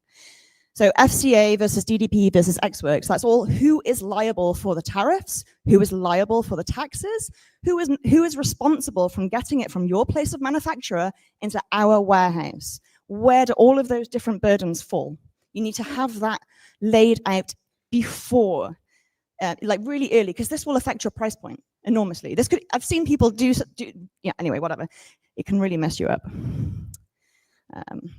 Go back there. So these are the things. So yeah, these are yet more acronyms. I did want to say briefly a note about COO, the country of origin. Now there's a lot of misconceptions around COO. It matters. It doesn't matter where your device was designed. It doesn't matter where it was packaged. It matters where it was mostly made. So if you're getting if your bird is designed in the UK, then you ship it off a PCBA into China, and then you put it in a bag back in the UK and send it. That is COO China. That is not COO UK. And that will, again, destroy you if you, and obviously, trade wars, there are a few of them at the moment. Yeah, and the COO really matters for that. So if you've got a COO of France and you're trying to import it, and then suddenly France and the UK have this big trade war, then, you know, your profit margins are going to be, you know, really messed up. However, if you go for the XWorks or FCA Incoterms, it's not your problem, it's our problem. Yeah, or whoever you're working with. Yeah, country of origin, substantial transformation, you should look that up as well. I haven't got time though. So CE, there's a lot of misunderstandings around that, especially actually amongst EU citizens, funnily enough. For most of our people, the compliance is complex, but it's not difficult, okay? It covers a huge amount of things, and you have to read a lot of things and assign a lot of things, but it's not, once you've got it, it's not too complex. And you know, we have like lots of guidance on that, but it's not as difficult as you might think. You just have to find the right classification. For most devices, you don't need to do all the testing. And here's another misconception that I hear all of the time. No, you are not exempted if you are a kit or an evaluation board. In fact, that is specifically called out to not be true in the legislation. So yeah, and selling through eBay or your own site does not exempt you. You are just breaking the law and not getting caught. Which, you know, that's a strategy. Good luck with it. But, you know, our parent company is Mauser Electronics, so we've got to do everything. Yeah. And yes, here's the final point. You should feel comfortable accepting that liability. Start an LLC or, you know, make it better. If you're worried about it blowing up, maybe you should not be worried about it blowing up. And then briefly, SKU explosion. It's how many devices you're going to sell, right? People will do like 10 different versions, which is an absolute error for all of these reasons, especially the bottom one. It's a great way to avoid thinking about actually what your customers want. Fire and forget. Having an audience is different than engaging one. Yes, this is absolutely true. You need to talk to people early, talk to people often, talk to people like what I call posse, which is used very well by Cory Doctorow's. Publish on your own site, syndicate everywhere. Take your content to your audience. Different platforms have different etiquettes and formats. And I would highly recommend doing Hackster and Hackaday blogs and build logs because their bloggers and their writers pick up directly from those sites. Okay, so the more, and nobody has money for writers anymore. So the better your content is, the more likely it is that you're going to get featured. Yeah, skipping through. And then finally, so no plan after the first batch. Okay, the vast majority, and people don't know this. Yes, we're a crowdfunding company. That's what people know not. That is a small percentage of our revenue. Most of our revenue is from sales after the campaign. Like the vast majority of our revenue is sales after the campaign. We want your product to be long-lived. And here are some of the things you need to know. And think about, who's going to make your product? How are you going to deal with defective units? Because there will be them. Are you going to accept returns? Are you going to try and do repairs? What are you going to do? How are you going to organize that? People will mess with your stuff. They will use it in ways that you have not planned. How are you going to deal with that? Think about the end of your project. And then the one I really want to say is how you finance future production runs. Now, a lot of people think about one shot crowdfunding. You're going to do that. You're going to make that product, but you can't crowdfund it a second time. So what are you going to do to get the next production run? You need to build in the costs for the second production run into the first one. Yeah. So these are all big questions that you need to think about. And distribution and warehousing is actually quite a lot of the cost afterwards. Well, not afterwards, but you need to figure out how you're going to do it. You can put it on your own website. You can sell it on Tindy. You can sell it on eBay. You can work with a distributor.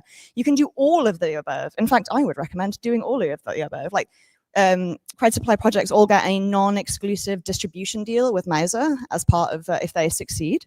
But our successful people will sell them in lots of different places. They'll have stuff on Adafruit. They'll have stuff on, everywhere, then lots of different routes to market is really important. And then that's the end of my time. I ended up talking really fast. There we go. I got through all of my slides in the 20 minutes. And that's the end. I hope that was useful.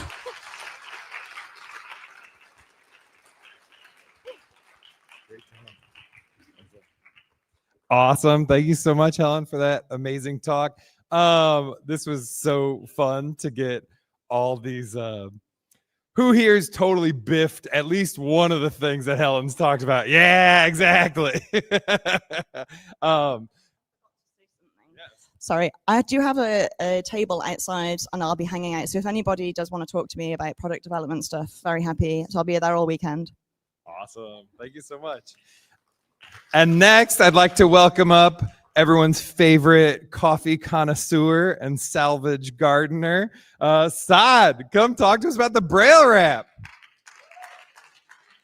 Thanks, Andy. That's got to be the nicest introduction ever. Thank you. Wow. Okay. My name is Saad. I am a little bit obsessed with coffee. That is kind of what ties in all of the things that I do. And one of them that I'd like to share with you focuses on assistive tech. Who here has heard of the RepRap as the very first 3D printer? Ausgezeichnet, as the Germans would say. This is Braille. This is the other side of the equation of the name, Braille Rap.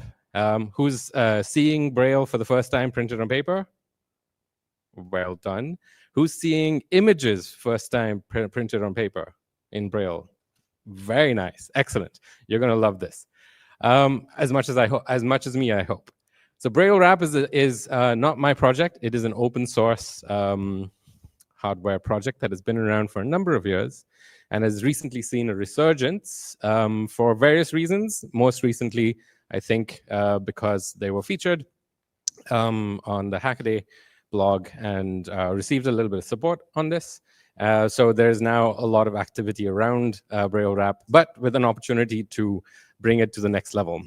Since everybody is now already familiar, most of the hands that went up about RepRap, I wanted to show you this picture that comes from Wikipedia of the very first 3D printer. And it looks very different from the 3D printers that we know and love today. But this was the great granddaddy of all 3D printers. And this is very relevant to what I'm about to share. If you take a close look at the structure of this machine, you'll notice that there are a whole bunch of bits and pieces that look more or less the same. It looks like scaffolding. And that's also relevant. The intention behind the RepRap, as I see it, was to build a machine for a lot of money that was designed to build another machine much like it so that it can be replicated. And this is kind of where it started, and where we are now is quite far away from that. And there's now a huge variant of a whole bunch of different designs doing all sorts of cool and wonderful things. In fact, just a couple of days ago, I was talking about this. I think we're at a point where there's a new generation of 3D printers that are twice as fast as they used to be just before the pandemic. So that brings up a whole different world of problems and also a whole different world of opportunities, which is another talk entirely. So moving right along. Has anybody been to Bhutan? Oh, this is such a wonderful room. Okay. Not many people, but I'm very reassured to see a few hands going up.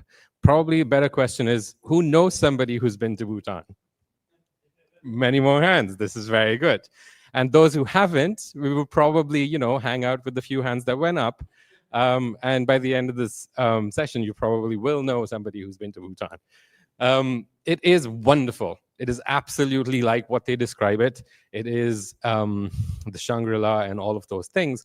It does come with its own problems and all of that. We're not going to get into it. But this is a photograph that I took. It's not, as most people think, a stock image. It is not a postcard. This is exactly as stunning as it actually looks. It is a country that is isolated. It is at the end of a very long supply chain. And we tend to take that for granted with next day shipping and access to a world of microcontrollers and supply chains that we use and abuse a lot. But with a country like Bhutan, as beautiful and amazing as it is, there are real world challenges when you are so isolated up in the mountains. So the story I want to show you here, and I'll link it back, hopefully within the time that I have, is about a small group of people that replicated the RepRap project to bring people around, to rally around why this machine does what it does. But in the process, we learned quite a lot about ourselves. So we started at the Fab Lab, CST, which is the College of Science and Technology. It's the only one in Bhutan that focuses on science and technology. It is at the border of India. You can't really tell there, but the golden star lower down, the single one, that's at the border to India. And this is important because when you get stuff to Bhutan, it usually walks across the border or drives across the border at that point. So the college, as being situated where it is unique for a number of those reasons. This is a wonderful group of people that I got together with, one of whom is in the room. Enrico's there. He's in here as well. I feel like this is like a decade ago, but this is just a couple of years. But what I love about this image is that a whole different bunch of people came in together with a whole different set of diverse backgrounds and brought to this project something that helps people. And this is kind of how I see open source hardware. It's not the thing that matters. It's the care behind the thing that really matters more. So for me, these objects represent the collective care of a group of people. And if that object is designed to do something that enables other people to recognize that care and maybe express theirs through it in their own way, I think that's a very powerful thing to do. And this summit celebrates that. So I love it. So this is kind of what a Braille Rap printer looks like. Some of these parts you might recognize from a 3D printer. Who's built a 3D printer before? Ooh, nice. Lots of hands. Who would like to build a 3D printer? Lots of hands. Excellent.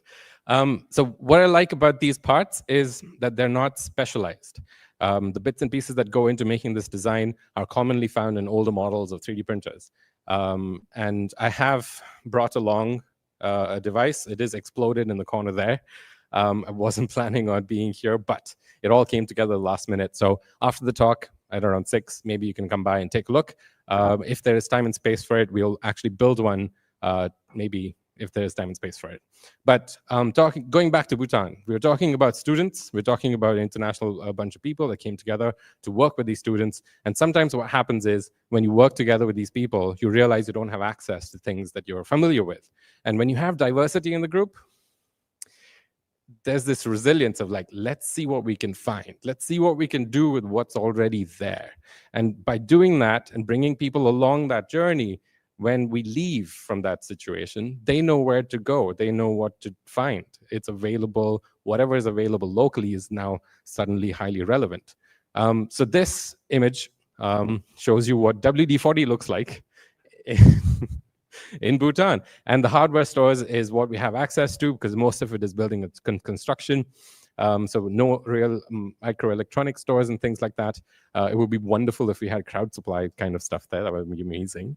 But maybe in due course. One of the things that we discovered while we were there was, all right, we have a limited access of electronics and small things, but we've got lots of big things. So what do we have that we can work with? E-waste. Where does this e-waste come from?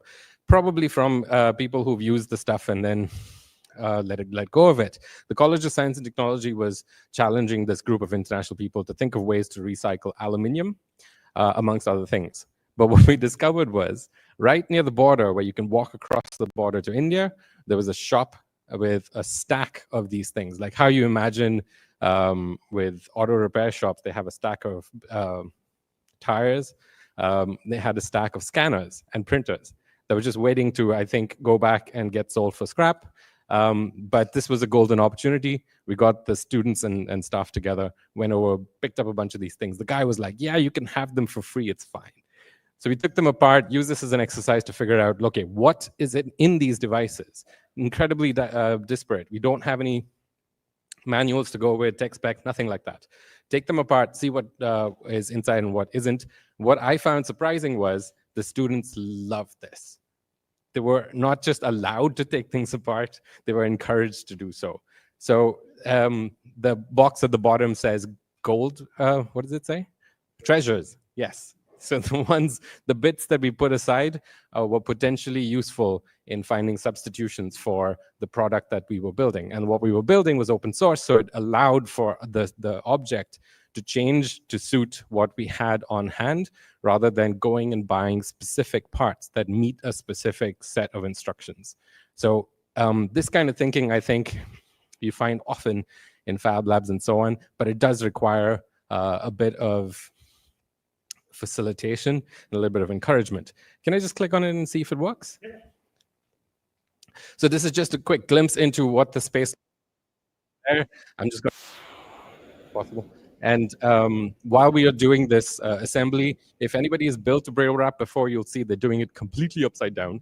But we figured this out without really looking at the instructions. We had a printed set of instructions that I downloaded earlier, but the students felt that they could try and figure it out just by like IKEA style hacking it. And so we encouraged this process. They learned by doing, they learned that it wasn't quite working. And at the same time, what I love about the Fab Lab is there's a whole bunch of other things going on at the same time. And this is relevant because while they're working on the physical side of this, they have all the tools necessary, all the guidance necessary, but they're just left to their own devices to try and figure something out. Over on the next table, we have a separate group that's trying to figure out all the electronics. There's motors, there's microcontrollers, basically an Arduino with a ramps board on it. If you've built a 3D printer, you know ramps is very common. So they're trying to figure out how to get those things moving. Meanwhile, they're printing parts that we found that were missing or not quite fitting, all at the same time. And what's special about this space is, because they're making stuff where they need it, it's not just cute and nice to have as an alternative, it's the only option for fabrication for this particular place. And over in the corner, as a special bonus, you have what they're actually focused on, which is recycling aluminium.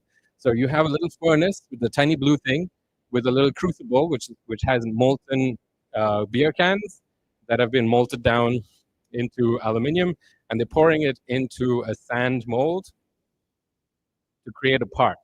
And this was an experiment because this was happening right next to where we were assembling the 3D printer. What they're actually doing is printing a part that's necessary for the Braille Rap, just as a proof of concept. But because it was happening all at the same time, it was enough to blow my mind in ways that I didn't expect. Okay, moving right along. I mean, I'd love to talk about Bhutan all day, but we don't have all day.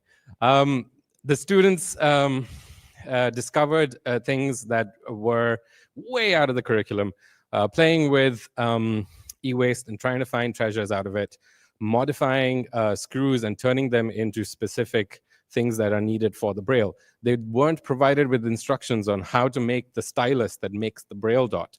All we had to do was say, look, when the machine does what it does, it makes impressions at the bottom of a page, and this is what it should feel like. And then they went off and figured out what tools they needed, what bits they had on hand, and they were able to come up with a bunch of prototypes, which is amazing. And it turned out it wasn't long enough, and so somebody else who was very good at 3D printing built a little connector so you can rapidly swap them out. It was so much fun. There's a lot to talk about, but the bit that they enjoyed the most was making the material required for the Braille to be printed on. And I mentioned paper earlier because that's how we've seen it before. But CST, this particular challenge, was about recycling aluminium.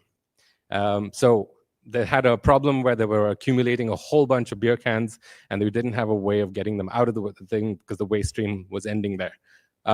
So we figured out that this machine could actually emboss on very thin beer cans. And in order to demonstrate that, we need a whole bunch of sample material. Where do we get the material from? Beer cans. Beer cans famously full of beer.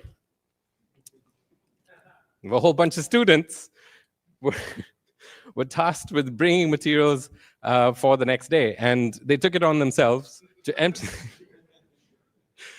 the beer cans, but without being instructed to do so, they also washed them, cleaned them, flattened them out, and then cut them to A4 size. And that, to me, was like, yes, these kids know what they're doing. I mean, they know how to have fun, but they also understand that, they're trying to do something here. This is what software coding looks like.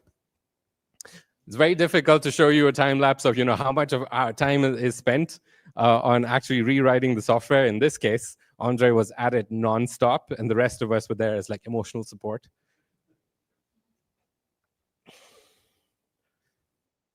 All right, this is what the machine winds up looking like. You have the open source software. It spits out G code, and just like any other well-behaved 3D printer, it executes that G code and makes a beautiful sound when it whacks one dot at a time underneath whatever it is that you put in there.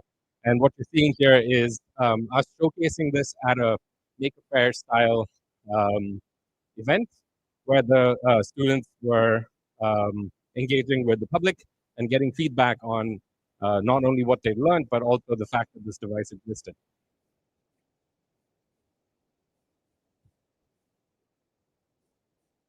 So for the people who have not seen images of Braille being printed, normally the Braille dots look like this. They're a grid of 6 or 8, and depending on the language you're coding for, it might be different. But because this printer moves back and forth and prints one dot at a time, you're able to do images. And this is different from the mechanical printers of the older generation, where they were based on either publishing type machines or typewriters, where every letter would be printed either 6 dots at a time or a combination of those. So the advantage, again, with an open source machine like this is that you can do more than what Braille was originally designed to do.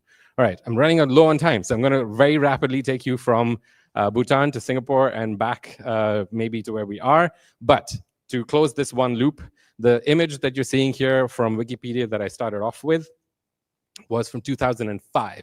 And we did this in, when was Fab? I think to 2023, thank you. We met up with a person who was very interested in this device, who was also happened to be presenting there. I had no idea he was there. And that's Vic with the gray hair on the right-hand side.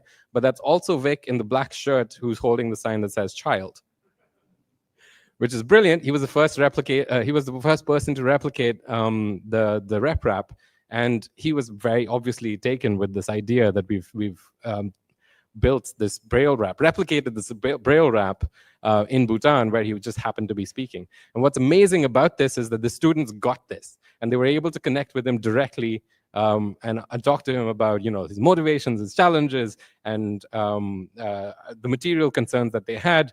And it turns out that Vic has been working on assistive tech ever since, and he still is. It was an amazing way to connect the dots, and it was because of these events like this. Since then, the students have gone on to produce a larger version of it, and they put it on display all by themselves. So it's a validation that the project was not just dependent on these weird foreigners coming in and suggesting that they should do something with their time, they're able to now produce things on their own.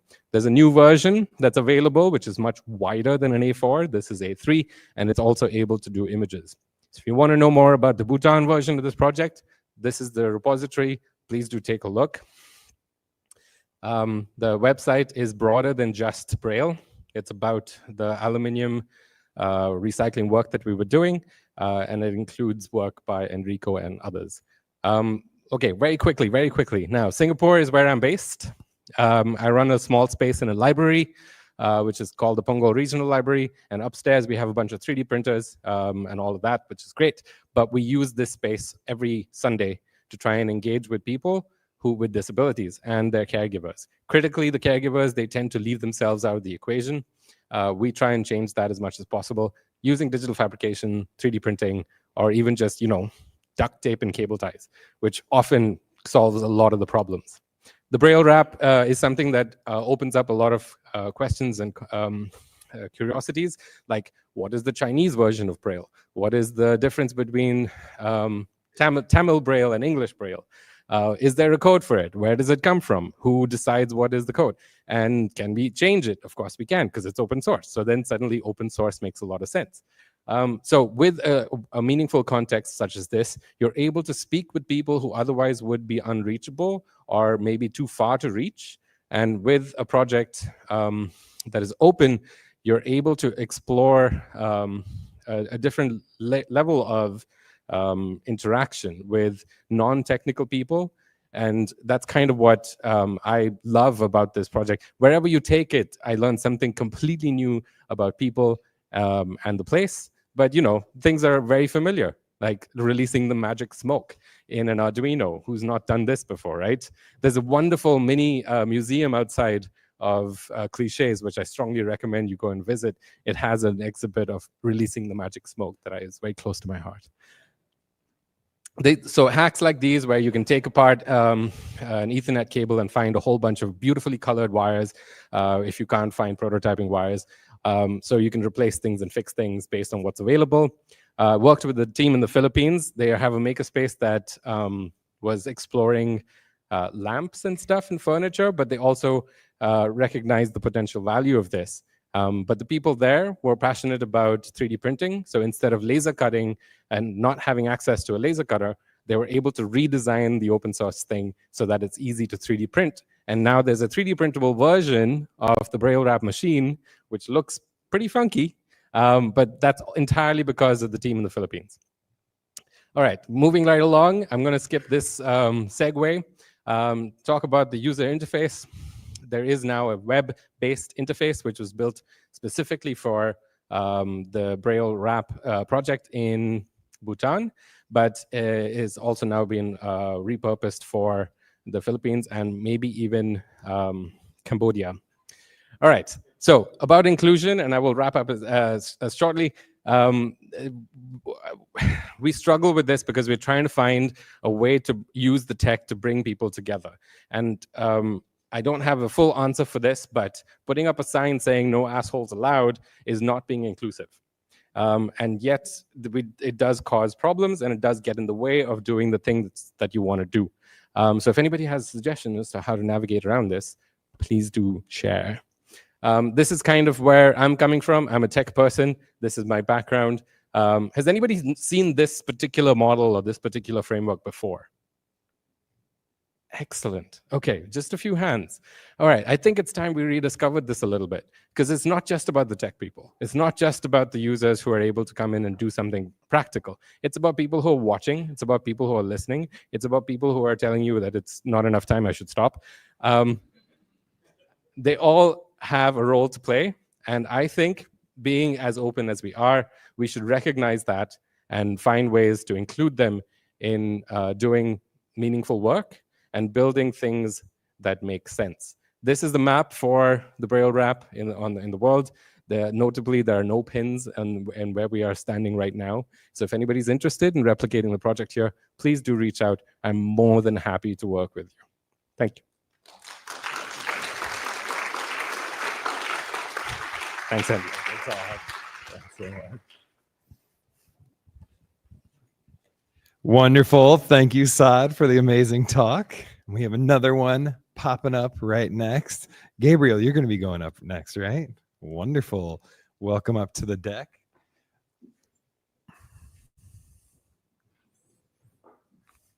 Cool. Here's this. And you want me to take it? Oh, just send it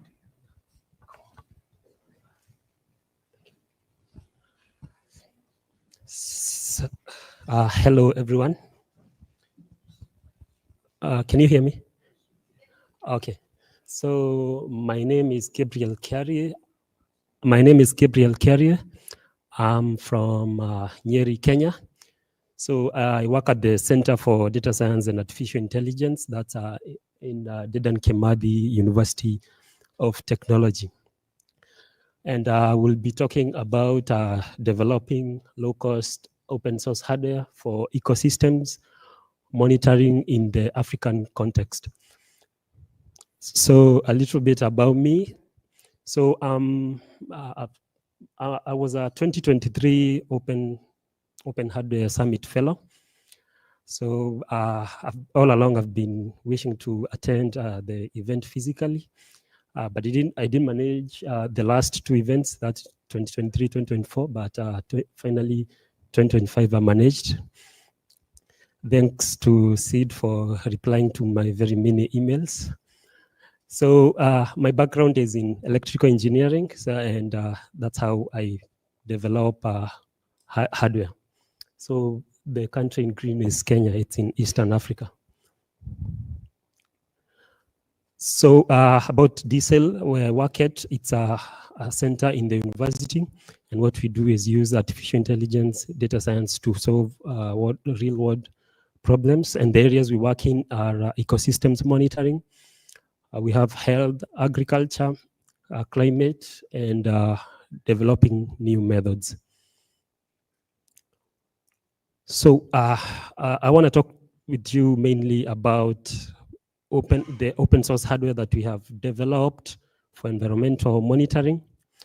But before taking my seat, I'll also talk about a specific hardware that works with the Raspberry Pi. And I'm glad that my talk was placed at this point, that's towards the end, because I've realized there's a lot of Raspberry Pis, and I don't have to convince you that it's the Raspberry Pi is all over. So data is central to environmental conservation. So you need data to know the status of your ecosystems and the trends in them. So Africa is the one of the most biodiverse continent. And with accelerated degradation of ecosystems and loss of biodiversity, we need to up our efforts of conservation. And one of the best places to do that is in one of the most biodiverse continent. However, we have limited data. Compared to Global North, we have limited data of the status of ecosystems in Africa. So what we are trying to do is try to bridge this gap. So traditionally, data was collected by conducting physical surveys. You go in the field, make observations.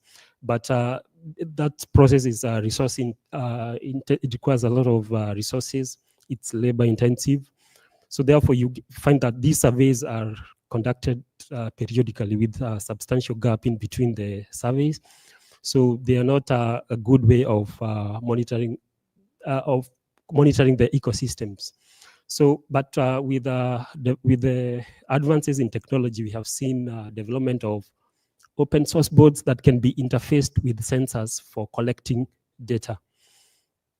So using these sensors, we can collect data from our ecosystems continuously, remotely, and also even in places that are hard to access. And then we get voluminous data that we can then process. So at DCell, we are working towards that, and we are developing these sensors for collecting data in our ecosystems. So when you're developing hardware to deploy in the field, so there are several factors that you need to consider, because unlike in your room where the environment is so different. When you go to the field, there is a lot of factors that are different. And these include, for example, power. So mainly you get in the wild, there's no access to the grid. You have to devise ways of powering your system. So you also need, in most cases, you go for batteries. So you want your sensor to last long in the field. So you have to be to consider how the power consumption of your device. So there's cost. The ecosystems are vast, and you want to scale the deployment. So you want your system to be as cheap as possible. We have, for example, the processing capability. In case you want to do edge processing, that's for real-time monitoring, and then relay the inferences. So you need to consider the processing capability of your hardware, and also things like the availability of the components that you're going to use to make your system.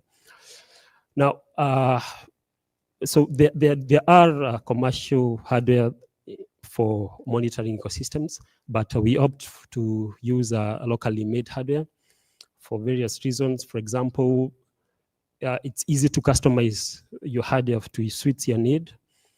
And also it's easy to, there's that ownership. You can design your hardware as you want. You don't have to depend on someone in case it fails. And also sometimes you need licenses for the software to run the hardware. So, and generally you find that when you design the hardware for yourself, the cost might be lower than buying the sensor. So here are the general steps that we follow when we are designing hardware at the Center for Data Science and Artificial Intelligence. So first is to analyze the requirements of the hardware. So, and that goes to going to the first principles. What do you want to achieve? How can you do that? Then you conceptualize the hardware after analyzing the requirements, acquire the components required to design the hardware, develop the hardware on the breadboard. That's to make sure that the system is working before you solder the components, which might be permanent, and that's irreversible. So then develop software to test the hardware. Then once the hardware is working well, proceed to design the hardware on software. Transfer design on copper clad board, perform chemical etching, place components and solder, test developed hardware, then improve the hardware if necessary. And then finally deploy the hardware to the ecosystem of interest. So here are the general steps. So we have a PCB design printed on a paper, then transferred to a copper clad board, do chemical etching, then to remove the excess copper. Then you have your tracks. Then you drill, place components, assemble the hardware, and then deploy it in the field for data collection. So there are various approaches of monitoring our ecosystems. So one way is using acoustic, that sound. We can use camera traps, and also other systems for diesel. We have developed a bioacoustic sensor. We have a camera trap. We have river water level monitoring sensor, a stereo camera and diesel tree vision, an electric fence fault detector, and PyWeld. So here is the bioacoustic sensor. It's a Raspberry Pi based acoustic sensor. So one approach of monitoring our ecosystems is listening. If you walk in a forest and the soundscape can tell you about the health of that ecosystem. If it's a rich soundscape, that might mean that the place is biodiverse. So what we are doing is developing acoustic sensors that will do the listening for you, and then you can do automatic classification of the species of interest. So for that case, you have something called indicator species. For us, we are working with birds. Reason being that they respond very fast to changes in ecosystems and they vocalize a lot. So that's the acoustic sensor. It's Raspberry Pi based, and to the right, it's a deployment. And the work is published. It's in the public to read and replicate the system. So the next is a camera trap. It's also Raspberry Pi based. So, and the camera trap has been deployed together with the acoustic sensor at the university's conservancy. So in my university, we have a conservancy, and there are many conservancies in Kenya. So we have deployed that for collecting image data. And here are sample data that have been collected in the conservancy. And we also, you get that these sensors collect a lot of data. Manual analysis of the data may be hard. So what we do is we develop machine learning models that are able to detect the object, that's the animal in the image, and also do the classification. So next is a river water level monitoring sensor. So the idea is to monitor our water catchment and tell how healthy they are. So, and one approach that you can do is by monitoring the water level in a river. So for example, and then you can compare that with other data sets, for example, like rainfall.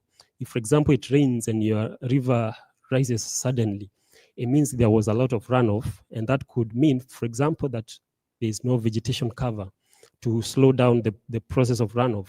So we can, for example, in the farthest right is a graph comparing the change in water level, that's in red, and rainfall of a certain catchment. So the next is the stereo camera and diesel tree vision. This is a system for monitoring the development of trees. So in efforts of restoring ecosystems, one approach is planting trees, and you need to monitor the development of these trees.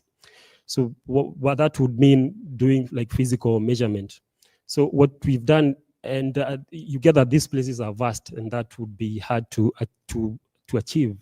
So what we've done is we have developed a stereo camera that captures an image, and then you can, from that image, you can get the height of the tree, the crown diameter, and all those parameters. And the idea is the way we humans or even other animals are able to, for example, estimate the distance to an object, and the size of the object is because we have two eyes.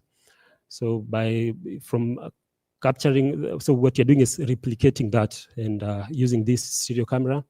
We also have developed the software for analyzing that to it's an algorithm that is able to extract those biophysical parameters from trees. So the next is an electric fence fault detector. So protected areas for wildlife mainly have electric fences, and they are usually exceptionally long. And once they get faulty, the rangers have to walk along the fence to locate the fault.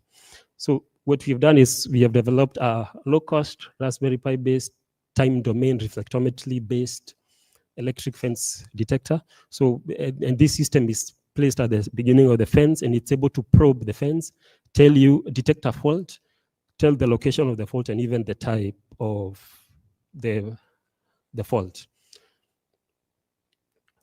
So,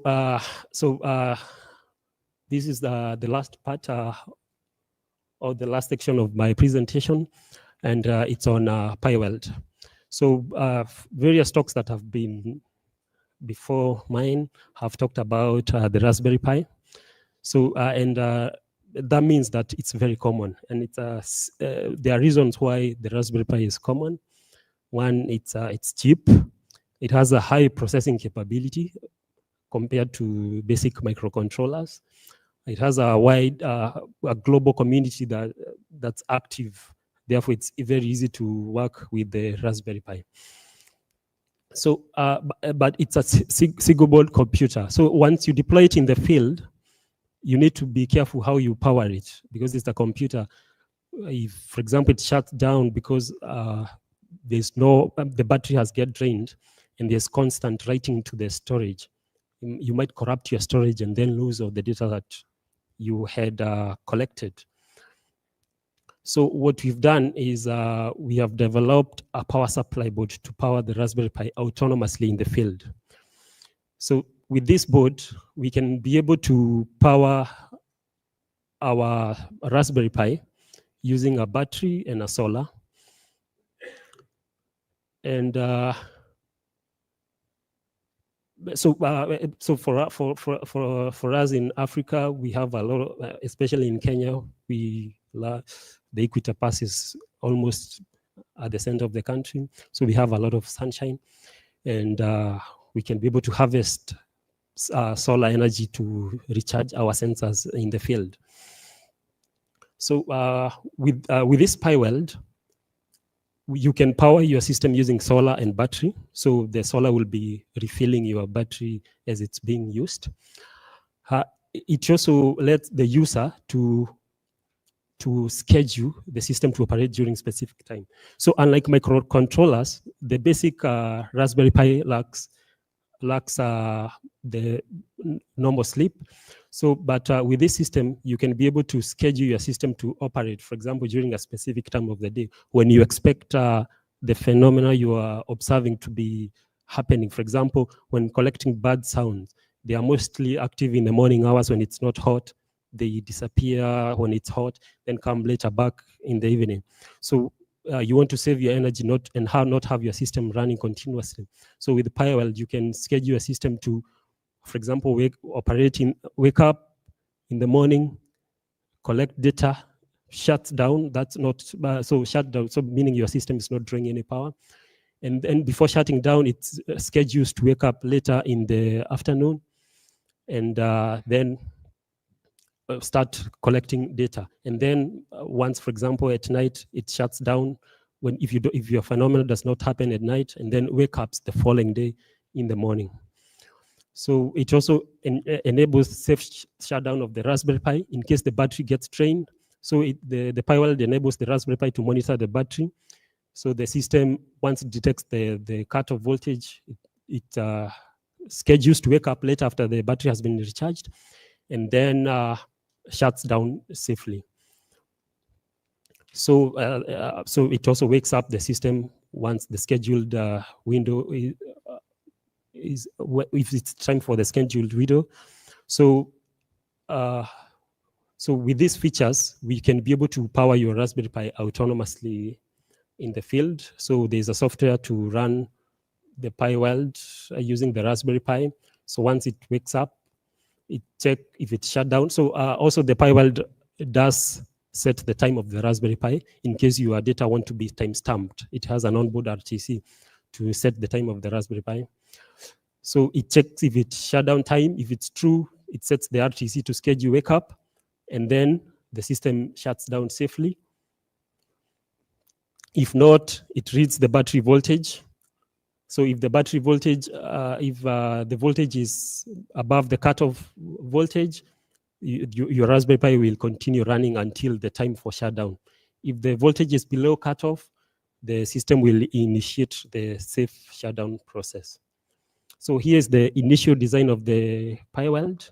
It was called the diesel power management board. So it was hand designed at the center and hand soldered and all that. So it was also using modules, but now we have moved to a more state-of-the-art design that if you compare for this, it was using a MOSFET-based and mechanical relay-based latching circuit, which was not stable and also consuming power, but we have moved to a MOSFET-based latching circuit that occupies less space and more stable. So the system also doesn't draw current it draws insignificant amount of current to sustain the latching circuit.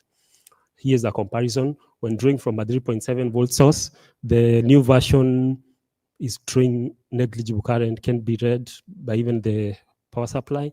And to the right is the old version drawing 0.12 from a 3.7 volt source. And here's a comparison of the battery voltage profile of the older version. So you can see mostly for the older version, there was times it wouldn't go through the day. It would shut down midway because of the battery getting drained. So, but for the new version, you can observe that the system is, for all days, it was going through the scheduled time of operation. So you can observe there is also a trend in the curves. They start dropping because the system wakes up at 5, and then there's a rise after the sunlight and the system start charging. So we are developing state-of-the-art hardware from the hand-soldered systems, because we have, since we have published our work, people read our paper and they are interested. People from the many conservancies in Kenya, they need systems to monitor our ecosystems. So we are making state-of-the-art hardware so that we can provide them. So here's research in pictures for the water level monitoring system, the bioacoustic sensor, the camera trap, and the data it collects. So this is what the forest monitor data collection. And I would like to acknowledge and IDRC for funding this work. So thank you.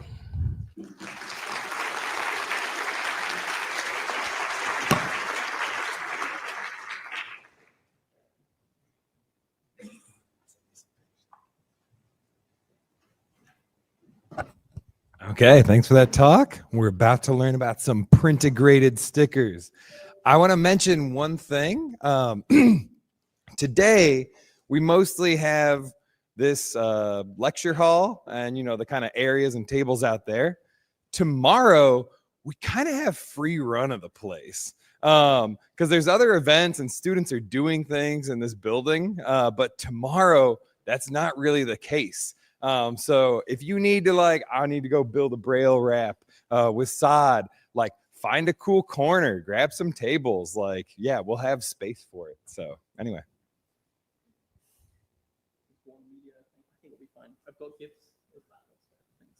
Okay, cool. Hello, everyone. I'm Oliver, and I'm going to talk about a project that I'm calling Printegrated Circuits. It's something that I've been working on in my PhD. I'm a human-computer interaction researcher at the University of Bristol. And what I've been doing is sticking PCBs into 3D prints to try and make this kind of scalable and easy to replicate kind of interactive device. So this here, no, yes, okay. This also is an printegrated circuit, and it's a bit dodgy. So this here is the tune shroom. I have one right here. What it is a printegrated circuit, and inside there's a PCB, and in that PCB, and then there's also this. It's been printed in conductive PLA as well as non-conductive PLA, and so the black spots are actually touch sensors, and then inside there are these traces that lead down to a Seed Studio Xiao ESP32 microcontroller, and so you've got this conductive filament that's creating connections that allows you to use it as a MIDI controller. So let's see if this works.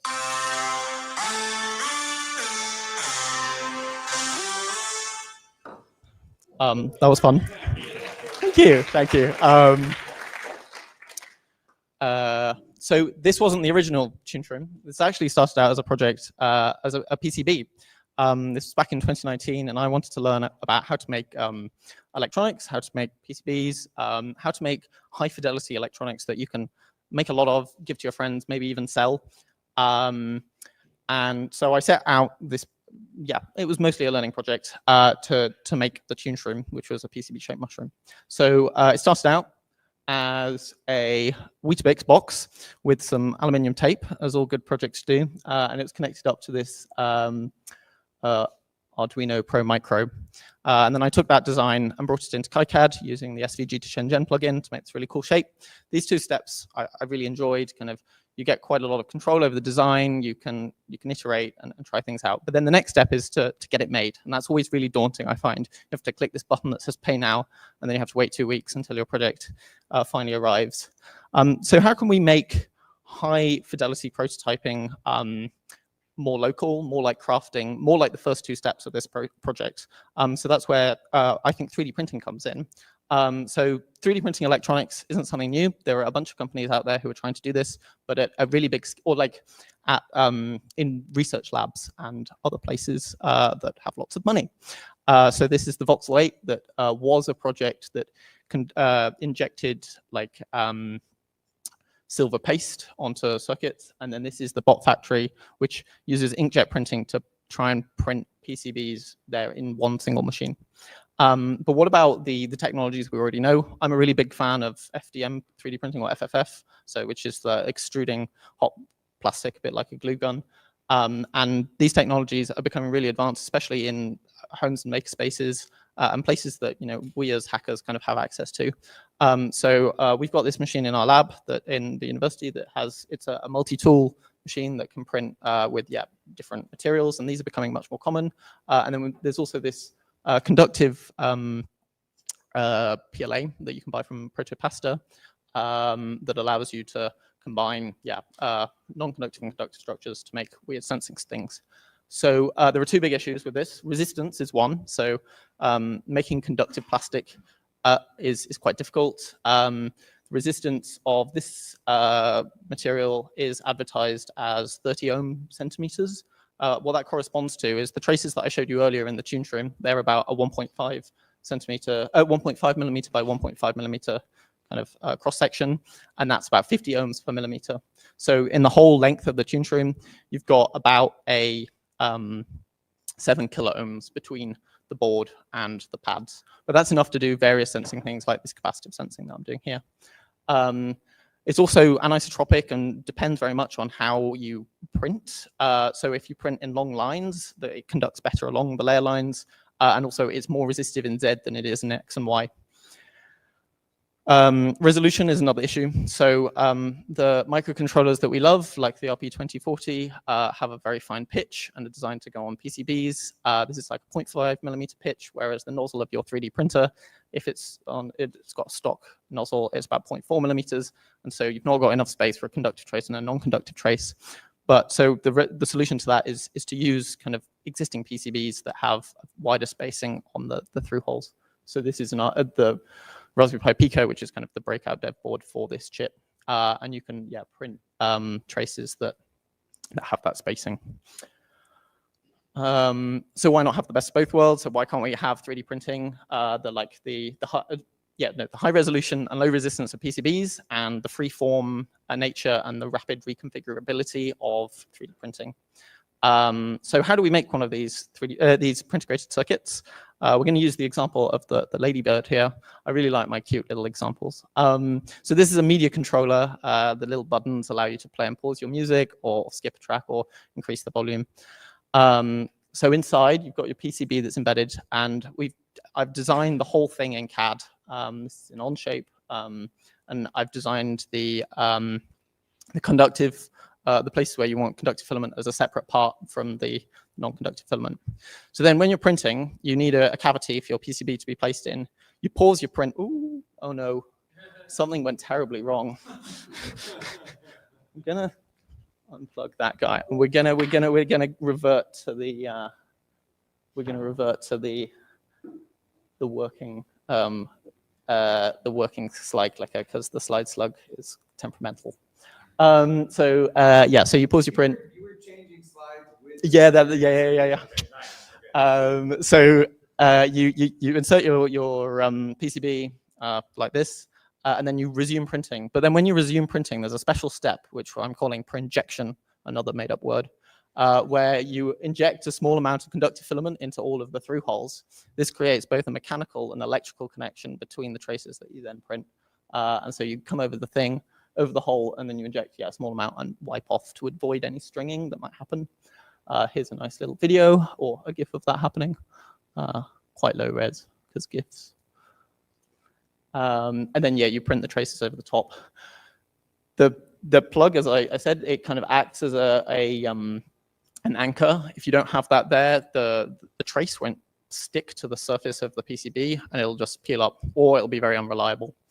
Here's a cross section of a PCB that I've cut in half. One on the left side, we've got a non-projected hole, and on the right side, we have one that's been filled in.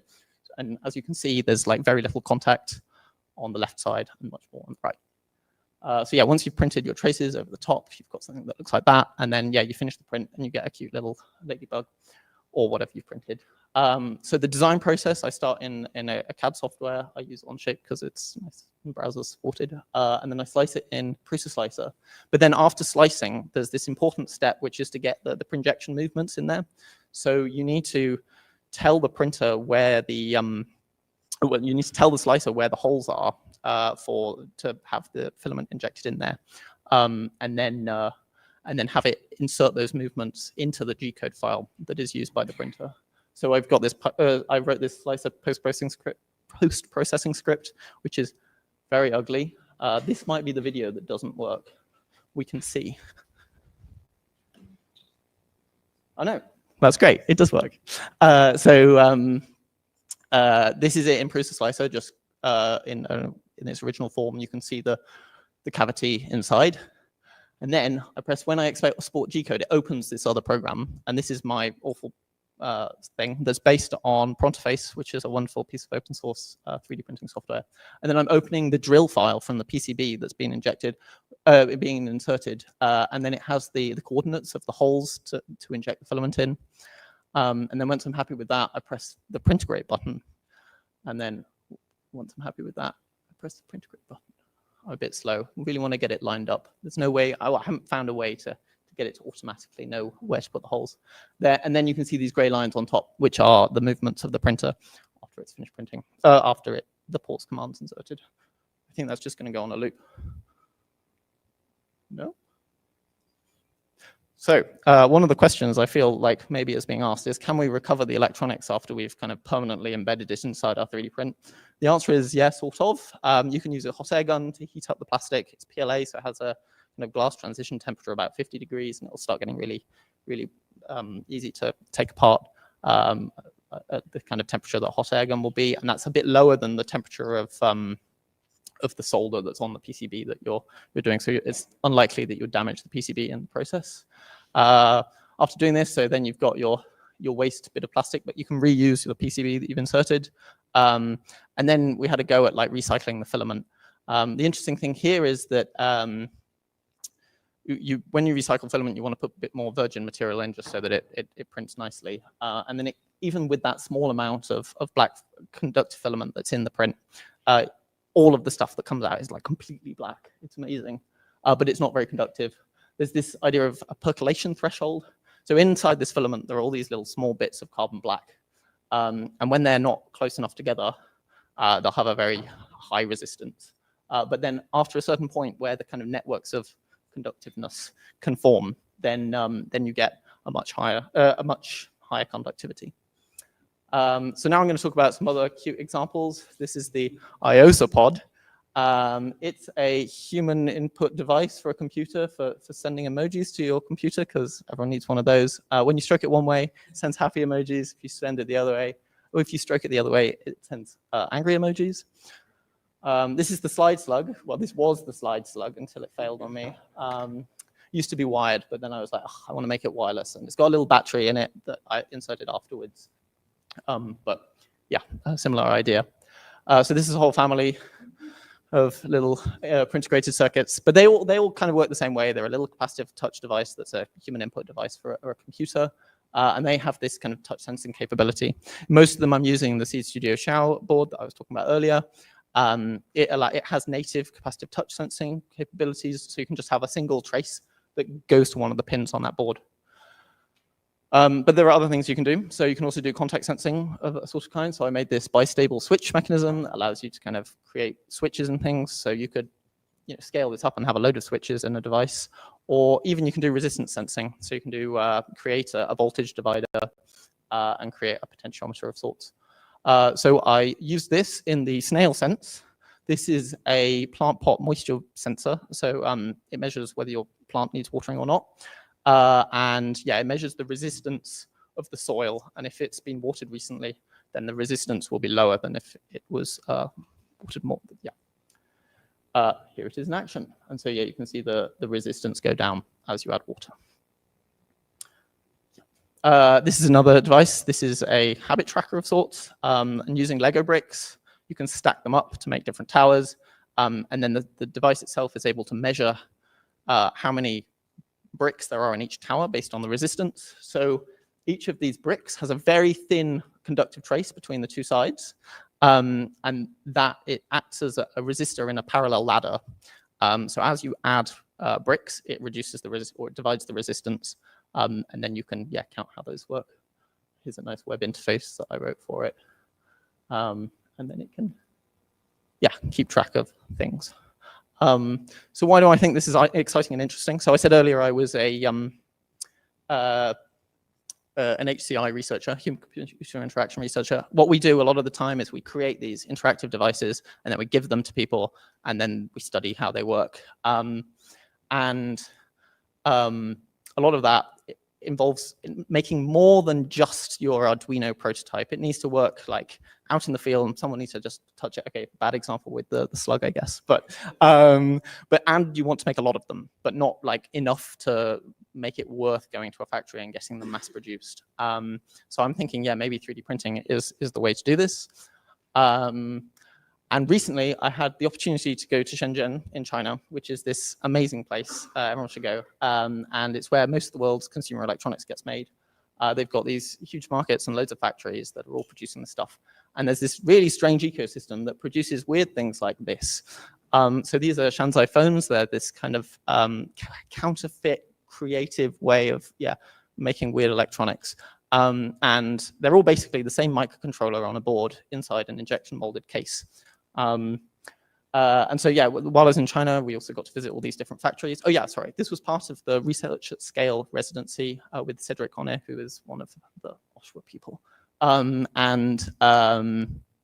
Yeah, so we visited this factory. There was a Flex PCB factory on the top floor of this building, and they had these machines that were putting stiffeners on Flex PCBs, like really expensive, really fast, amazing things. And then downstairs, they had these huge machines for making injection molds with like electrode discharge machining technology. So yeah, huge things.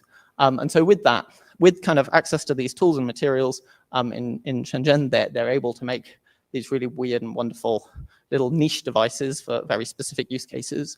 And I wonder if maybe there's a similar thing to be said for the amazing tools that we're now starting to see that are popping up on our desks.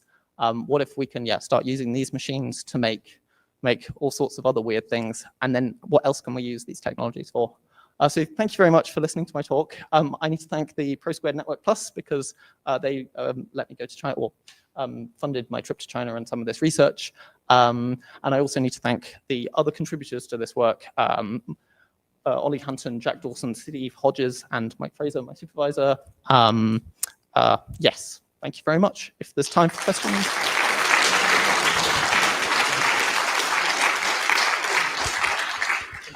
Thanks a bunch. And we actually have enough time for up to 2 questions. If you have any questions you would like to ask about slide slugs, things like that. I know Cedric Honnet also I was just talking with him when I was in Shenzhen like 2 weeks ago. And I wanted to mention that the residency, what's it called? Research at Scale. Okay, Research Scale. And at least 2 people in here, Eli, who's up next, right, was also there, right? Yeah, so people went there, and Cedric noted that it's open for next January as well. So if you're interested, I'm going to make them ambassadors for that. Any quick questions? Quick questions. If not, I have a couple quick announcements on this end as well. The building officially closes at 5. So now we're in kind of a fun zone where you can stay here. You won't get kicked out until 7 p.m. But if you leave, it might be difficult to re-enter the building. So the doors will lock behind you. So have a buddy if you need to go outside to solder something smoky or something like that. So that's the main announcement. Another announcement is again that the the We Red Bar tomorrow is the big fun official party. There's the World's End tonight. And 9 a.m. the doors open up tomorrow. And please sign up for workshops. You probably saw some people talking about different workshops. Go to their Eventbrite thing and sign up for a workshop. Check out the people. But maybe if you're unsure about the workshop, be like, why should I go to your workshop and learn more about it? So anyway, let's see. We got Eli up next. Okay, cool. And it looks like we're pretty ready to go. You ready, Eli? Wonderful. This is yet another fun dinosaur who's been to our silly fun events. Thank you so much for the introduction, Andy. I'm proud dinosaur, and I saw a few others in the audience. So I put 20 seconds on the clock, and I'm gonna take the first 20 seconds to do a little stretch break. So if anybody wants to try to touch their toes with me, now's the time. Ready, set, go. Maybe like shake it out, you know. It's 5 o'clock, I'm tired.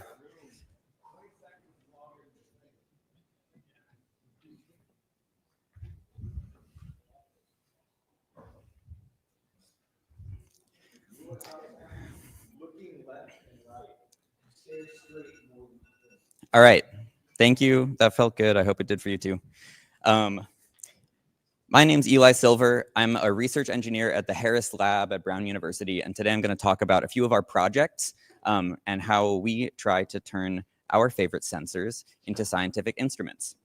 So a bit about me and the lab. My background is kind of in the maker and DIY community. I went to school for engineering and furniture design, and now I'm a research engineer at Harris Labs. And Harris Labs, we study fluid mechanics. So that's everything from water, things dropping into water, microfluidics. We do a lot with droplets, vibrating baths with little things on them, that kind of stuff, physics of fluids.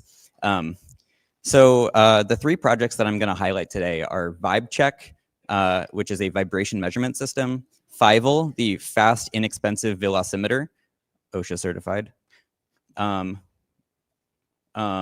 DropGen, which is also certified. And DropGen is a droplet on-demand piezo actuated generator. VibeCheck will be certified once I get my documentation together.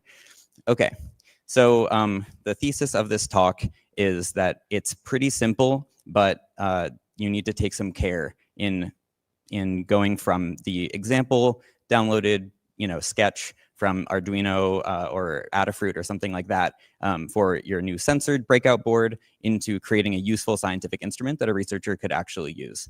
The first thing to consider is calibration. So everything needs to be calibrated. We need to know that the data that we're getting is valid. And this is something that, that every sensor, maybe it has an internal calibration, maybe you have to devise a new method, but this is really important. Characterization. So one of the examples I'll show, we take a sensor and apply it to a new context, and we need to do a lot to measure how well it actually works in this new context. So can we characterize the data, the error, the noise, all of that stuff. And then the user experience. Scientists are obviously very technical. They're very technical in their specific field. They are not embedded systems engineers typically. And so when I'm thinking about designing for some of the researchers in our lab or creating an open hardware project that maybe can be used more broadly, even though it will be used by technical people, I treat them as non-technical. Okay, so the first one is a piece of education hardware. This is a laboratory kit that was published, the CAD and kit and software and curriculum was published in the Journal of Open Hardware a couple years ago. And it basically uses a speaker and some masses and springs in order to do a whole series of labs for an undergraduate mechanical vibrations class. And it uses this really cool effect where you strobe a light to watch things move as if it's in slow motion. And you do all the observations just by eye, by looking at them. So we were interested in trying to do some more quantitative data capture for these labs to train the students in, some things that might happen, aliasing, other things that are difficult when measuring these oscillating systems, so that later when they do projects, they're equipped for to be successful in their projects. And to do that, we developed a custom board and companion software. So this is VibeCheck. It solves several problems all in one. It's got a waveform output using like an audio, using an analog output from a STM microcontroller and an audio amplifier. It's got strobe lights, so it can still do the stroboscopic effect, and you can still see things in slow motion. But then it also has up to 3 pretty high-speed accelerometers that are meant for mobile phones. And then we can stream data over USB. So for the labs, we want the students to be able to get up and running as quickly and easily as possible. And to that end, we designed a adequate, maybe not the most beautiful, but functional GUI. So you go to a website, you connect with Web Serial, which has some quirks, but then you can use some drop-down menus on the right to configure the hardware, capture data, set the strobe frequency, the waveform, etc., and then stream the data and see it happening in real time on your screen, as well as save it to a file. And so with this, we're really targeting, like, you give them the device, you give them the website, and it should just work. There's no firmware flashing. It's the quickest and easiest process to get up and running, but it's somewhat limited. So we also expose a serial interface. So this gives students the ability to communicate with the sensor and stream data over serial. That might be like a Python script to automate something. We had a team that was measuring the resonant modes of a car chassis, and so they had the waveform generator go through a bunch of frequencies, and then the accelerometers measure the response. So how do you calibrate an accelerometer? In order to do a calibration, you need some sort of standard to measure back to. And with accelerometers, there's a really good one. It's everywhere and it's free. It's gravity. So for each accelerometer, if we want to get the most accurate data, not just trust the data sheet, we put it on a block, and we can basically measure the positive and negative 1G for each axis of the accelerometer. There's some caveats to that I'm happy to go into in private, but this is a pretty good way to get 2 points, and 2 points determine a line. So now we know both the slope and the y-intercept of the gravity, of the acceleration for our particular sensor in each axis.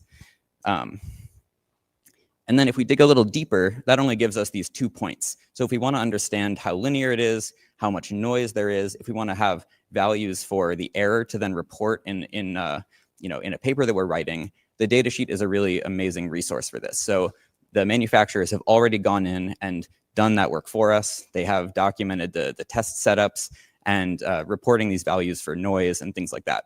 And specifically with this accelerometer, why we chose it is it's pretty inexpensive. The part from LCSC is it's like 80 cents, and it has selectable range from 2G, so you get a bit more resolution, up to 16G, and it's really fast. It goes up to 6,600 samples per second, and you can do that in all 3 axes. And so we're able to measure some reasonably high frequency, get a good spectrum of oscillating systems in the real world.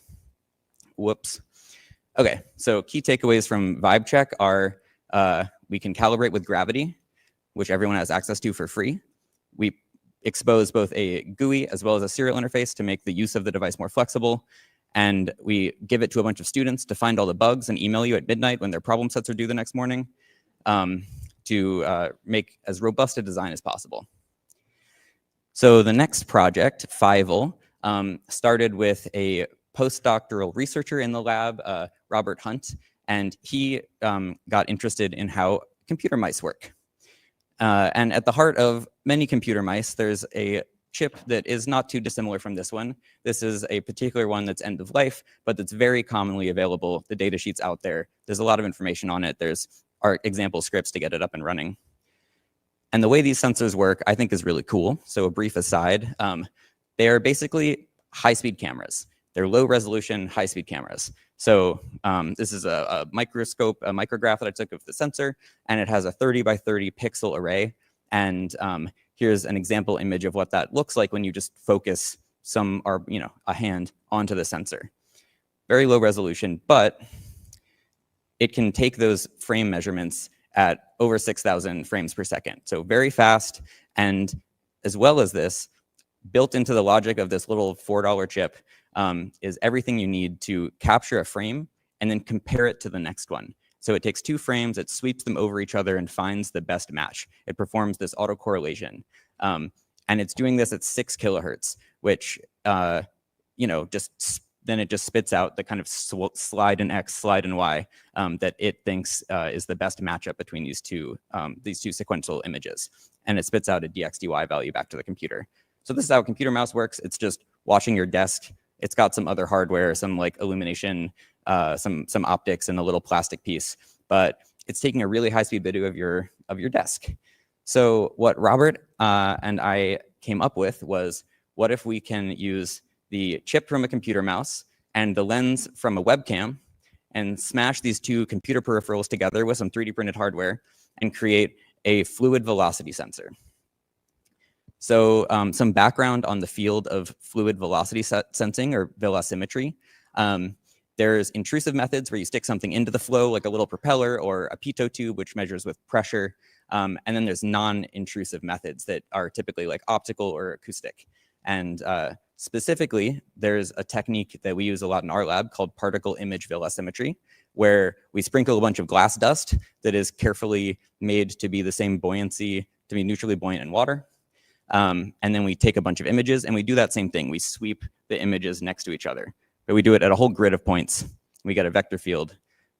Typically, you take a bunch of pictures, but then you have to send it to a computer, and the computer churns overnight comparing the images, doing this big data processing challenge. There are real-time methods, but typically the camera's involved, the laser's involved. This is a fairly expensive technique for most applications. There's laser Doppler velocimetry, which gives you the velocity at a point, which is more similar to what we get. And then acoustic Doppler velocimetry is another one that I've never used, but yeah. So some specs on Fivel. It's non-intrusive, it's real time, like the LDV. It's fast. We get two components, so X and Y. And it's 3D printed, variable magnification, certified open source, and it's under $100. So the closest kind of direct competitor, which there's plenty of differences and caveats to this, but is this laser Doppler technique. And we were gonna buy one, but the lowest quote we got for a one-axis LDV was $60,000. So this prompted us to try to develop our own competing sensor. There's a parametric CAD model. You can change your magnification and field of view to maybe capture like a faster moving flow with a lower magnification, or a microfluidic channel, like flow in microfluidics with the higher magnification. And this is all editable by the user. So in the first example, we were able to use our gravity as our ground truth measurement. For this one, we used another open hardware from another open hardware project from the lab, OpenFlume, which is a bench scale uniform flow tank published in Hardware X last year. So we set up one of our fancy expensive cameras opposite Fivel with a $20 laser pointer from eBay in the middle. And we have them both looking at the same part of the flow under the same conditions. And so this means that we have this sensor. We're not sure if it works in this application, but we have a way to validate it in the lab. And we can compare the results from these two different measurements. So the dots are relatively close to the line, which means that they gave the same measurements.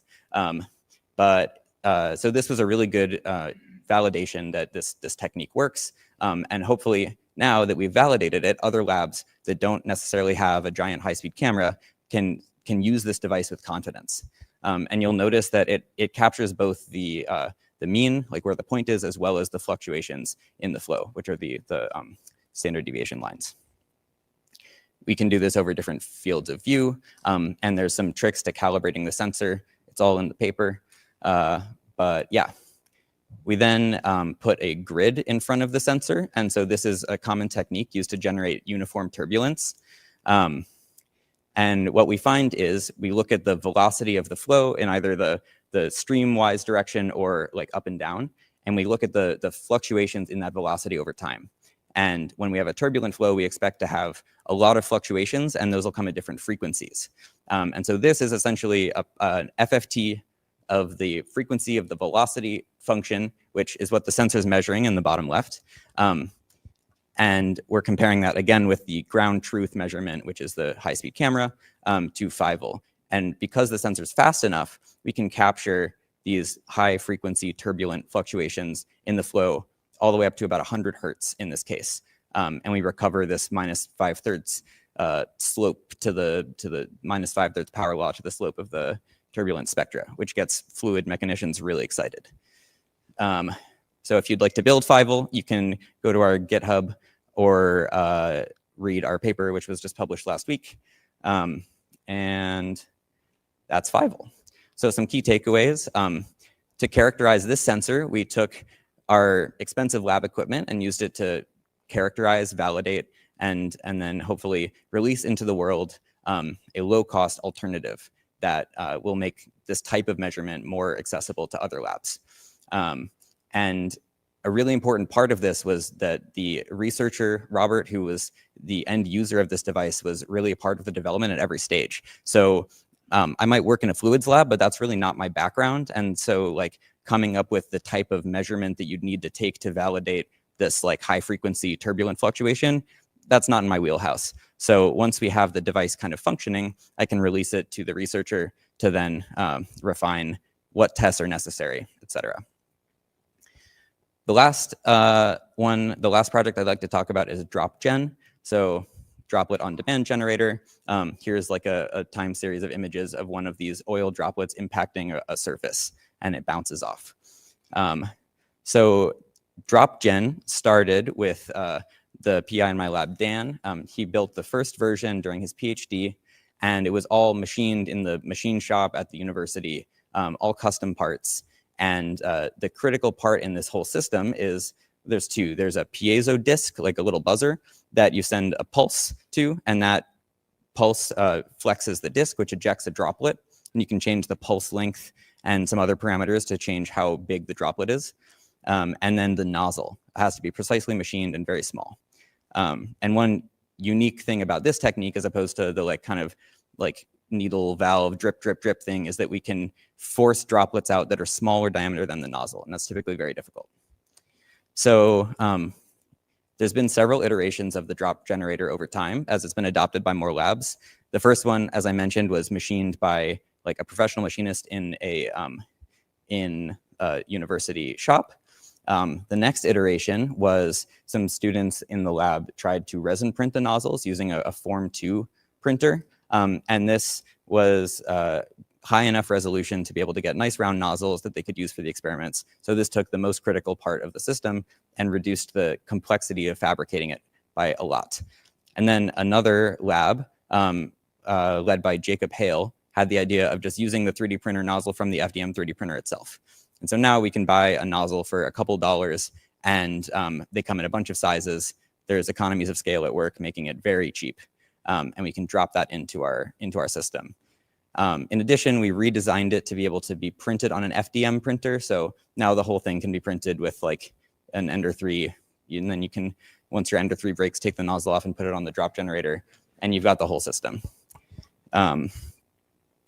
So in order to make this device usable, a big part of it is this is the most widely adopted device that we've made in the lab. So other people are actually building this.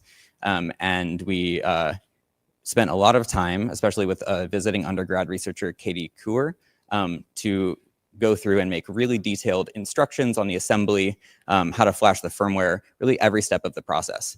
And again, Katie came in as a physics student without a ton of embedded systems experience or fabrication experience. And then by going through the process with her, we were able to identify what areas need to be more clear and write better documentation. So I think that having users go through and validate all of these documentation steps is really important. And then the new version, instead of running off of an Arduino Uno with a serial port, runs on an ESP that hosts a little web interface. And so you can change the drop generator parameters from a website. So some key takeaways of this are the user experience was really important in every aspect of this project.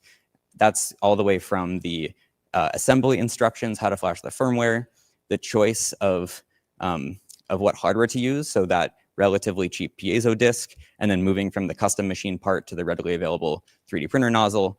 And all of these things take time to document, but are really critical to the adoption of this as a useful device. Writing good instructions takes a lot of time. And so this is the main kind of like detractor from someone like me and other labs. You know, we have to be given the time to actually do this type of documentation for the projects to be successful open hardware projects. But the reward is huge.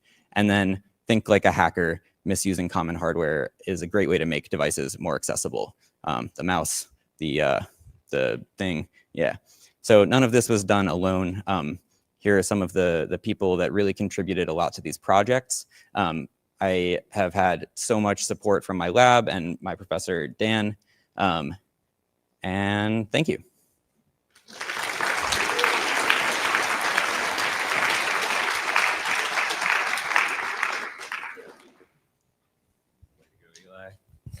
Great work, Eli. Grab it. Quick reminder, if you bought merch, if you got a hat, a cool extra shirt or something that you paid money for, thanks for the money. Reminder, this whole event is a fundraiser. We're not just going back to the Oshawa limo and partying at the open source pool that we have at our cool hotel. No, it's just it's a fundraiser event to help fund cool things and scholarships and bring more open source stuff into the world. So thanks again for all that. And pick up your hats though, if you paid for them. We don't need like 30 extra hats. Anyway, there you go. Hi, yeah, cheers, thanks. So I'm Mike, and I'm here to talk about Van Spoof and Gear, which are two projects that I've built to reverse engineer some components on a proprietary e-bike to try and prevent it from going into e-waste. Yeah, so a little bit about me. I'm not a scientist. I'm not a professional. I'm an IT guy. I'm an enthusiastic amateur. And what I'm going to show today is how pretty much anybody with a bit of YouTubing, a bit of Googling can get all the way to producing some open hardware. So the bike that we're talking about is a VanMoof X3, which is the Apple of e-bikes, for better or for worse. Fully integrated, completely automatic. It does everything you'd ever wanted to do. It's the bike that you can give to somebody that doesn't want to ride a bike, doesn't want to think about it. If you want to get somebody out of a car, you can get them onto this bike and they'll just be able to get up and go. It's the perfect bike. It really is. It's got small wheels and it's got really low center of gravity, so you don't have to worry about wobbling when you get up to traffic lights and falling off it. It's got integrated lights front and back, so you don't have to remember to charge your bike's lights or remember to take them with you. It has racks front and back, so you can carry stuff. I mean, it's the most practical bike that I've ever seen. And the most important part for that, for getting just normal people onto it, is it has an automatic gear change. So like an automatic car, this will change gears for you as you ride. Unfortunately, it's incredibly fragile. The electronics in it go pop in a number of various different ways. It's connected, and so they pretty much did everything except reinvent the wheel on this bike. All the custom components and everything all go back to an actual one standard component that you can buy off the shelf, which is this hub gear that's in the bottom right in this photo. And that's an off-shelf part. That's an internal hub gear. The clever part that they've built is they've built the electronic device that shifts you between your gears. The problem is yeah, this is very, very fragile, and the company went bankrupt. There are no spare parts. There's none left. There are people reconditioning them. There are people repairing them, but it is drying up, and it is getting more and more expensive to try and repair these things. These bikes cost £2,000 when they were brand new. The market for these parts is just getting harder and harder. So I thought, I'm a big dumb idiot. What about if I could just work out how it worked? So I cracked it open, and yeah, we'll talk about how I managed to get it working. So the first thing I built, and this is if I look familiar at all, Sid had me along to one of the show and tell videos on YouTube to talk about the spy brake inject. So This is a 4-wire monster in the middle circuit. It allows you to interpose yourself in the middle of a 4-wire signal. You can hook up oscilloscopes to the bottom, you can hook up scope analyzers to the top, and then you can pop off those jumpers, and that will let you route that board, the signals off that board, off into your own microcontroller. You can fiddle with the packets and then push them back in again. And yeah, so my background is I'm a woodworker, and kind of what happens in woodworking is if you don't have a tool, then you make a jig. And so this is the jig that I made to let me do the next step on the process. So here's the first step in the process. I managed to get in between a working shifter and the bike, and now we're just puzzling it out. We've got these 4 wires. What do they do? What's on them? And how can we kind of pretend to be the shifter on the back of it? When I started this project, there was very little knowledge about what was actually happening in this communication channel. There was one chap on Reddit who reckoned there's 24 volts on one of the lines, and that was pretty much as far as the reverse engineering had gone at that point. So out with multimeter probes, found out, yes, between that yellow and black wires, there's 24 volts. But from blue down to black and from red down to black, there's 5 volts that at first you think maybe I've not got the probes held properly because it keeps dropping to 0. But then when you actually put the oscilloscope on it, you realize it's actually there's data signals going on there. There is actually something there. And so you've got 2 wires, 4 gears. What could possibly be going on there? You could have serial, I2C, CAN bus. You could just be using the 2 wires to give you 4 different signals for digital bits. But hooking up to a scope, there's something there. You can see for sure there's signaling, and there's very much probably a call and response style action. We've got some sort of frame of data going one way, and we've got a frame of data coming back. So it looks like a request and response. At this point, we don't know, is it the bike asking the shifter? Is it the shifter asking the bike? So that's where kind of we jump in with the spy break inject. If you stick the probes on the same wire either side of your jumper and you pop the jumper off, then you will start to see, do I see the signal, lose the signal? How does the system react to the connection being broken in the middle? So does a packet get all the way across and then fail to come back? How does everything react?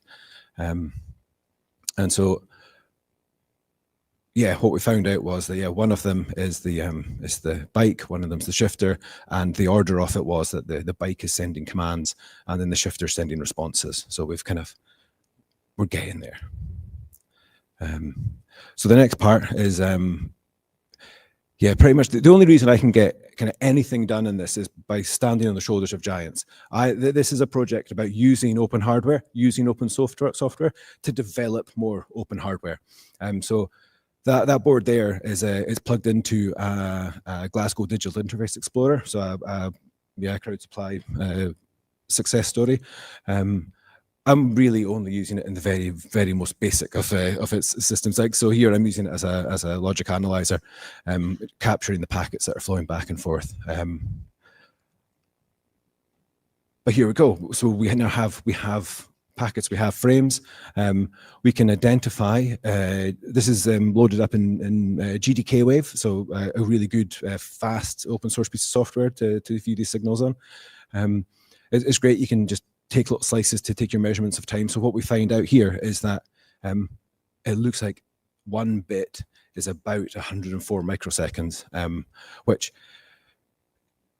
if you're that kind of nerd and you're that kind of old and you work that into a baud rate, it's 9600 baud. That sounds like a magic number for people of a certain age. We're probably on the right track. The next step of it is we can see the request up front is about 8,000 microseconds. The response is about 7,000 microseconds. You probably can't divide 7,000 by 8. We're probably not looking at 8-bit bytes.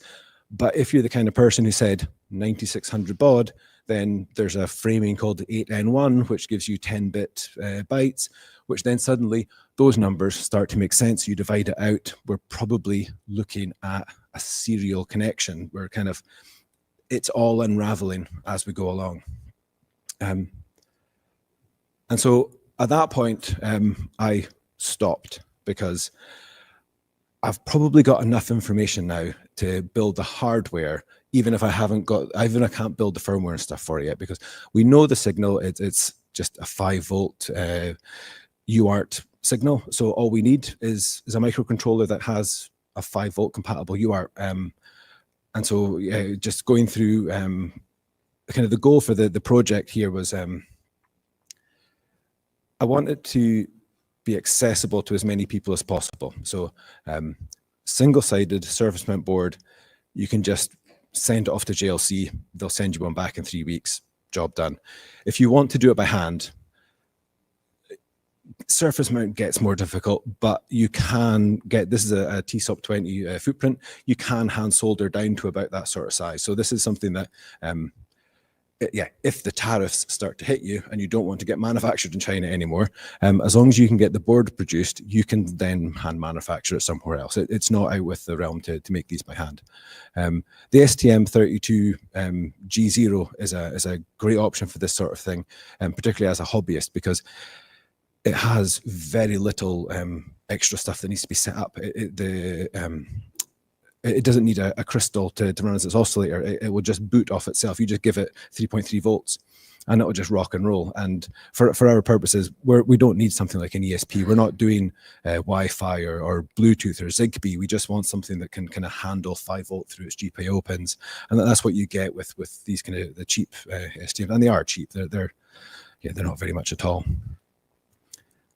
So at that point, I had enough information probably to build my first prototype version. And so this is very much take a bunch of data sheets, slap them together in KiCad and just rock and roll. And that was it. I mean, like I said, I'm not an electronics guy.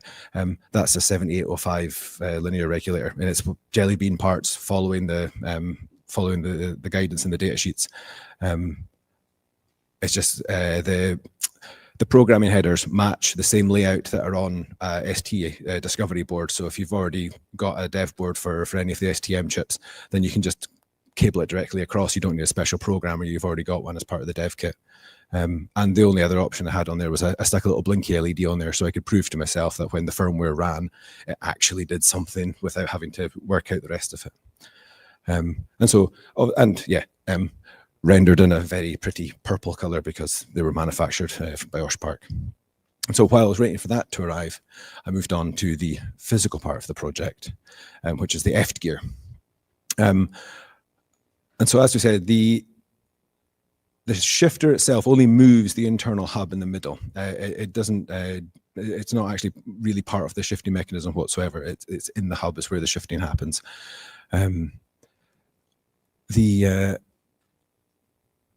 The interesting thing is that this bike, because it's an e-bike, you're not as dependent on having lots of low-range gears to get you up a hill. If you struggle, you can rely on the electric motor to pull you up the hill. So I don't need to build a complete replacement for the original unit. I just need to build something that that the bike thinks is a working one, and then I can fix it in place and fix it in gear.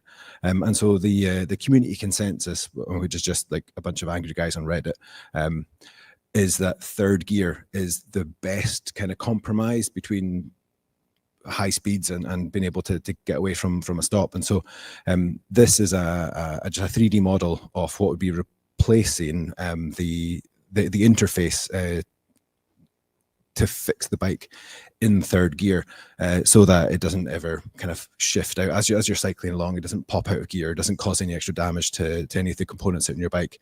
It just lets you get on with it. And probably to the surprise of most people here, I'm one of the only few people here that doesn't own a 3D printer. And so I just asked around on the social media for where would I get it printed? What's the options for 3D printing companies? And it turns out that when you do that sort of thing, really nice people respond. And so a chap called Mika in Germany said, don't bother going to a company. Send me the files. I'll print it. You pay for postage. I'll use it at the end of my spool of filament. It's fine. It would be waste for me anyway. And yeah, so like 2 weeks later, through the post, some guy's 3D prints turned up. Like, excellent. The problem is I don't have a 3D printer, so I don't know how to design for 3D printing. And so they were too perfect a fit. They were really tight. They worked. You could fit them on. You could make them all mash up. But because we were wanting to fix the bike in third gear, if it was first, you'd have it cranked all the way one way. If it was fourth, it would be cranked all the other way. But because it's third, it's an independent little position along the way. And so you have to drop that down onto the hub whilst slightly aligning this hub gear in a space that's getting tighter and tighter as you fix this down. It's a nightmare. No, I can't, with all honesty, tell somebody, go away and print that. That'll fix all your problems. It's too fiddly. It's too footery. But one of the cool things with 3D prints is that they are kind of just laminated structures. If you sit a little blade on it, hit it with a hammer, you can just crack that thing in half. And so that proved that if I could build this as a kind of a two-piece project, but still maintain some sort of structural rigidity in it, then that might actually solve the installation problems. And so that's what came in the second prototype. And so we've got a round of castellations with a draft angle on them. The idea being that you only need to get your alignment close enough to get them to start moving. Then once you start applying the pressure, once you start tightening the nut down on it, that force will actually push down on it, twist it into place, lock it in. Bob's your uncle. It's a good one. At that point, I think I'd probably worn out my welcome with just asking chaps on the internet for free 3D prints. So I went off and sent it away for a commercial print. And so whilst I'm waiting for that to come back in the post, the first boards arrived from Osh Park. And I proved to myself that you can indeed hand solder down to T-Sub 20. I'm not a great solderer by any means of matter, but yeah, you can. That board, I programmed it, flashed a blinky on it, sent some strings out over UART. In the meantime, the next round of prototypes came back. Probably can't see very well on the photo there because that was printed in a fancy engineering material because I wanted to make it resistant to oil and grease and water and all that sort of stuff. But they mesh up. It works. And so, yeah, that's not finished, but finished well enough to move on to the rest of the project. One of the things I did was I was very, very apprehensive on the STMs. I'm not an electronics engineer. I don't know how much current you can push through these things. And so for the pull-up resistor on my transmission line, I used just the wrong value altogether, far too high a resistance. And so you end up with a kind of very obvious capacitor charging curve. But one of the neat things you can do in surface mount resistors is you can just stack them up and keep soldering them. I mean, it's a bit of a bodge, but that gives you a third of the resistance because you just stack them in a ladder. It works, and you square off the signal. And so at that point, again, this is talking to the community.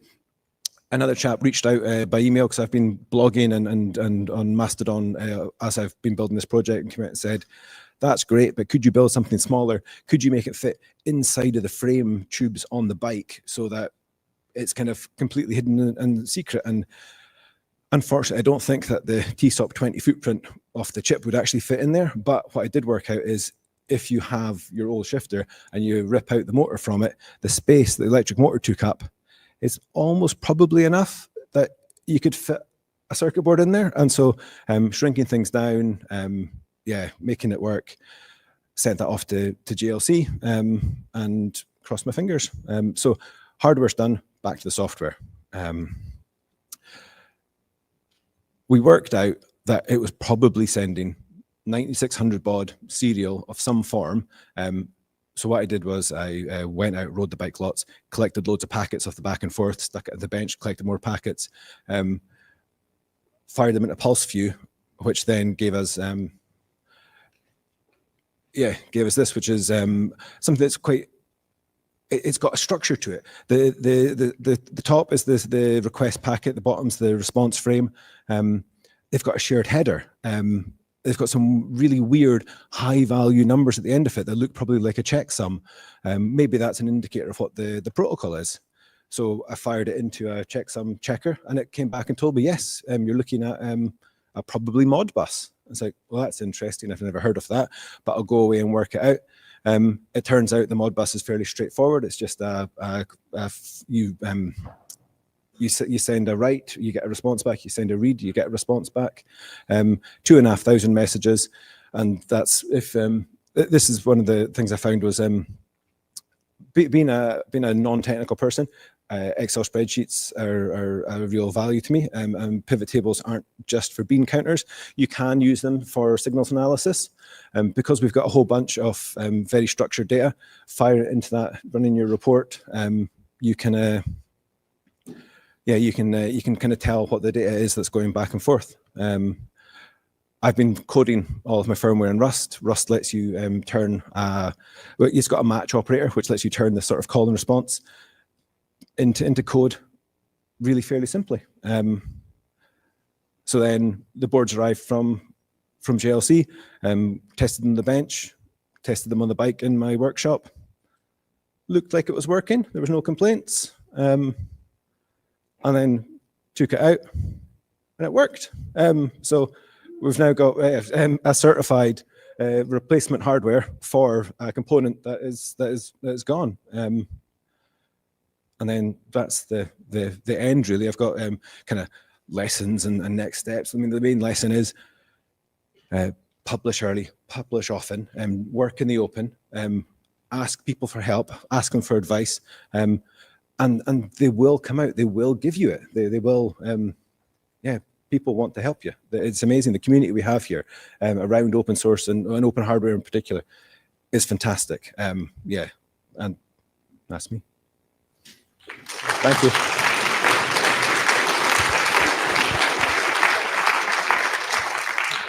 Thank you so much.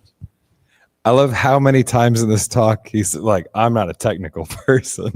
And then just busts out all this amazing stuff. So did our team make a figure out very next?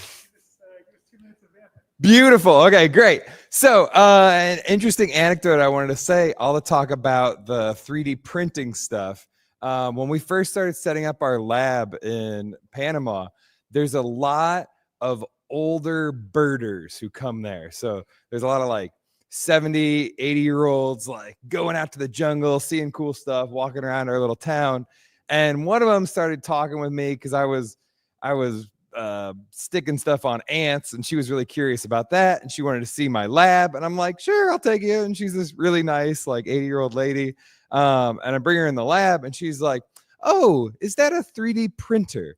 And I'm like, yes. And she's like, oh, I haven't seen one of those since 1980, but then it was at this lab in MIT that we were working at, but then they locked those up, and so we haven't seen them since. And I'm like, what? Yeah, and it turned out she was Grace Solomonov, and her and her husband. She was a pioneer of like digital poetry, which was really cool. But for me, it was like really amazing, especially when people were like, Saad was mentioning like, oh, the first 3D printer. It's not really the first 3D printer. First open source 3D printer. And so we had decades where like, I have a programmable goo spooter that was locked away from the commons because of things like patents and stuff. And so I think that's really important to think about, like, this, how important open source is to everyone, and to keeping this cool stuff in the commons to let us all do incredible things. Cool. You're very welcome.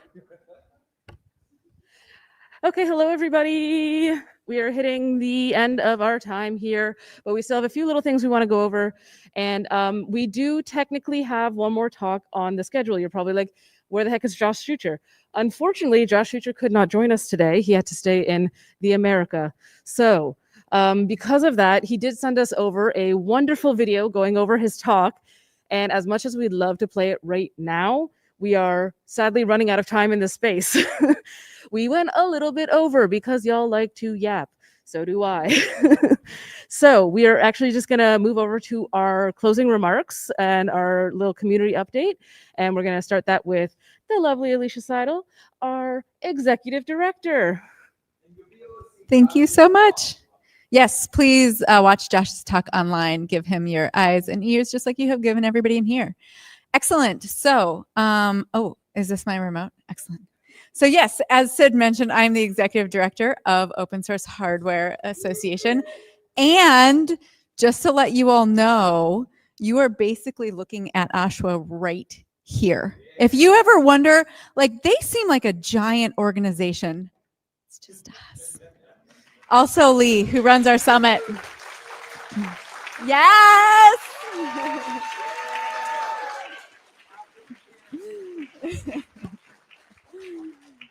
So that is who OSHWA is, in case you're wondering. We also have a wonderful board of volunteer board that gives us their time as well. But if you are curious, like, okay, so this whole OSHWA thing, right? First time we've had a summit in the UK. I don't know if everybody's familiar with us, so I just wanted to let everybody know how it started. It started with this. It started in 2010 with an open hardware summit in New York City. And then we had an annual open hardware summit, and that happened for like 15 years now. Holy cow. So we had this open hardware summit, right? And then we're like, okay, going with this annual thing, right? And then like, I don't know, 5 years later, actually it's maybe more like 6 years later, we had the certification, which was super exciting. And I'm going to talk a little bit about the certification. But then, you know, we're like like we had the summit, we had the certification, and like, you know, this is OSHWA. So we didn't have a whole lot of other stuff until ... We ended up getting some grant funding for a very specific project. So we were able to run a academia open hardware sort of resources building project, which is about 5 years after the certification. And then we recently got a National Science Foundation grant, which are fantastic to get these grants. Our current grant looks at bringing open source hardware to the medical community. However, both of these things are for very specific things. They are for very, like, it's funding for only that. It's not funding for the summit. It's not funding to make the organization run. It's not funding for everything else to kind of work and move within open source hardware and within what we are hoping to serve this community with. So how it's going, right? So like this past year, what we have done, we had our first ever 24-hour share-a-thon. It was our also first ever Endless Horse Facts. It was also our first ever second Endless Horse Facts and our third ever Endless Horse Facts. And then Endless Horse became a member of OSHWA, which was just really sweet, near and dear to our hearts. Because of you out there, we broke 3,000 certified devices. Now, when we first started the certification, I think we were like, maybe we'll get 50, right? We were like, 50 is a great goal ever, right? So 5 years after the certification's been out or so, we broke 3,000 devices, which is amazing.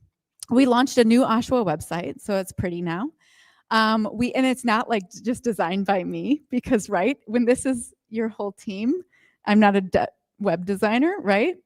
So I had previously designed the website, and now it's like a real website, which is pretty awesome. We began a monthly show and tell, which was Sid's hard work and vision. Also, by the way, the 24-hour share-a-thon was Lee and Sid getting together and being like, we want to stay up for 24 hours. That sounds like a great idea. And so the show and tell has been 7 months running, which is incredible. And then also because of this NSF funding, we launched this Open Healthware initiative. But again, very specific funding only for that project. So that is how it's going, which is really phenomenal when you consider just how tiny we are. And I want to tell you a little bit about the certificate. So I've been using that word a lot up here, and where you're kind of like, okay, wait, you just showed up in the UK. What is the certification you're talking about? So if you're not familiar, just in case, you can go to certificate.oshwa.org, and you can get a certification where we certify that your source is open source hardware, that you've got all the source for your hardware available, and you can certify your device if you fill out a little form, and then you get the stamp, and it comes with a country code and a unique identifier number, and nobody else gets that number. So it's kind of a way to say like, hey, this is my open source hardware, this is the version it is, and this is where it's from. And then what's cool about that is that it creates the open source hardware directory. We're not a repository. We let you keep your files wherever you want them. But we create this directory, and there's different ways that you can filter it. So it's got some data to it. It's got some categories. So you can start seeing like, hey, where's the most open source hardware, and where's what country still needs more open source hardware, and where can I be the first, right? So why would you certify? First of all, it validates and it verifies that all of your source is complete, that it is there, and that it has the correct licenses to be open source. It also creates this directory, which I just mentioned, which has metrics, but it also makes your open hardware discoverable. So people know a one-stop shop to come and search like, hey, wait, are there any open source hardware sensors out there that I'm trying to build? Are there any open source hardware filaments or perfumes or hammocks? All of those things are in our directory. And so it's also hinged in trademark, which fits into a court system, fits into the current court system's understanding, which we think might be important.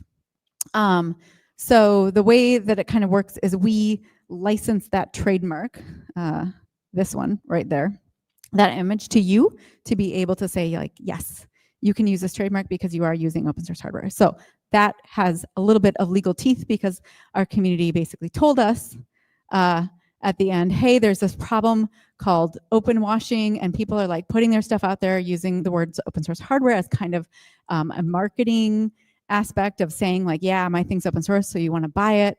But really, that's just kind of open washing, and it's not really open source. And so we need a third body to tell us like that everybody is playing on the same playing field, that we all have the same understanding of what open source hardware is.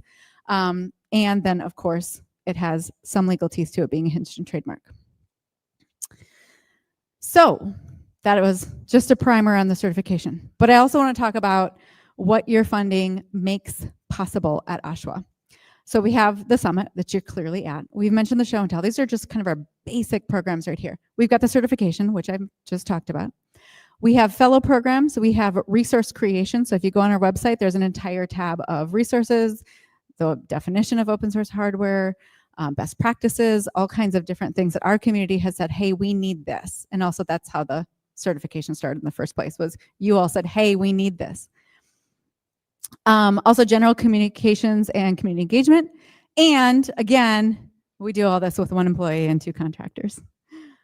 It also plays for the broader education of open source hardware. So a large part of what we do is going out in the world and giving talks about open source hardware, going to universities, letting hackerspaces know what open source hardware is, creating flyers and materials so that open source hardware and that concept can be easily defined and shareable. And doing that, we connect people from around the world who are doing open source hardware through all of our different socials and our Discord and just being here. And then we also, your funding helps upkeep the certification, and it helps pay a living wage to our staff. And that's something we really strive for as a nonprofit, because I think that's something that nonprofits dearly struggle with. So if it seems like we are this little tiny digger digging out this giant ship to be turned around and moved, it feels like that a lot. It is true, right? But this is why we're so grateful to people like you, people who are in this room. This is why we do what we do, because that being that little tiny digger, right? When that ship actually moves of the open source hardware tides, and when industries start changing because they see this concept of open source hardware sort of taking over, there's a lot of work that goes into moving an entire industry, right? But you all make that possible with your membership, with your donations, and you all even, purchasing your summit tickets, all that kind of stuff. You all make this happen, and you all make it possible for us. And just being here, believing in this movement, wanting to be a part of this movement, telling us what you need to forward the movement is all really incredibly helpful to us. And I'd be remiss if I did not mention our sponsors who have really helped us put on this event. Yeah, give them a hand. We've got Hackster, NXP, Drone Code, Pro Squared Network. That icon up there is Rodney Trust. He is our badge designer this year. We've got our Wi-Fi sponsors, Crowd Supply and Open Water, our refreshment sponsors, SparkFun. We've got Eumorphia, Thing M, Olimex, Primoroni, sorry. Pulse Sensor, Framework, LDO Motors, Vero Life Sciences, Opulo, WindSource, Arduino, Soldered, SK Electronics Consulting, SVR, OpenHack, Open Source Imaging, and Adafruit. So thank you to all those sponsors who have made this event possible. We really, really, really cannot stress enough that we would not be able to do this without them. But I also just want you to take a look at those companies, right? When we're talking about moving industries and moving massive ships with little tiny diggers, like these are all the companies who already believe that this movement is a real thing, that we are doing open source hardware, they are doing open source hardware. And this slide is just one of 15 years worth of companies who have backed open source hardware. And these companies change from year to year, not all of them, but a lot of them. So there's a lot of people out there. There's a lot of support for open source hardware when you look for it. It's exciting. All right, and we have ways to engage with OSHWA. You can connect with us on social media. You can join our Hackster Community Hub. You can certify your open hardware. You can participate in Open Hardware Month. You can become a member. You can just make a donation if you don't want to become a member. Again, those funding mechanisms are incredibly important for our organization to exist. And by the way, all of this information is on the back of your schedule. So if you get home tonight and you thought, you know what, I got to make that donation, I forgot. What's that link again? Don't worry, it's there.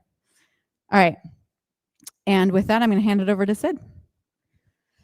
Just some final thank yous that we wanted to get out there. We are incredibly thank you to Rodney Trusty of Digital Fibers for our badges. Not only did Rodney, I'll let you, because he deserves the cheers. Not only did Rodney take on this project with zero hesitation, he managed all of the design work around how this would work, how it would look. And we know e-textiles are a little fiddly, but the things that he manages to pull off in his mass production of e-textiles, which is a very rare thing in the e-textile market right now, is so incredible. So definitely make sure you're keeping track of Rodney's work. Make sure you keep up with what he's up to. He is Rodney Trusty on Instagram, and you can see lots of great stuff there. We are also very thankful to Dearborn Bliss, Juno Larson, and James Craig for working on our pronoun SAOs.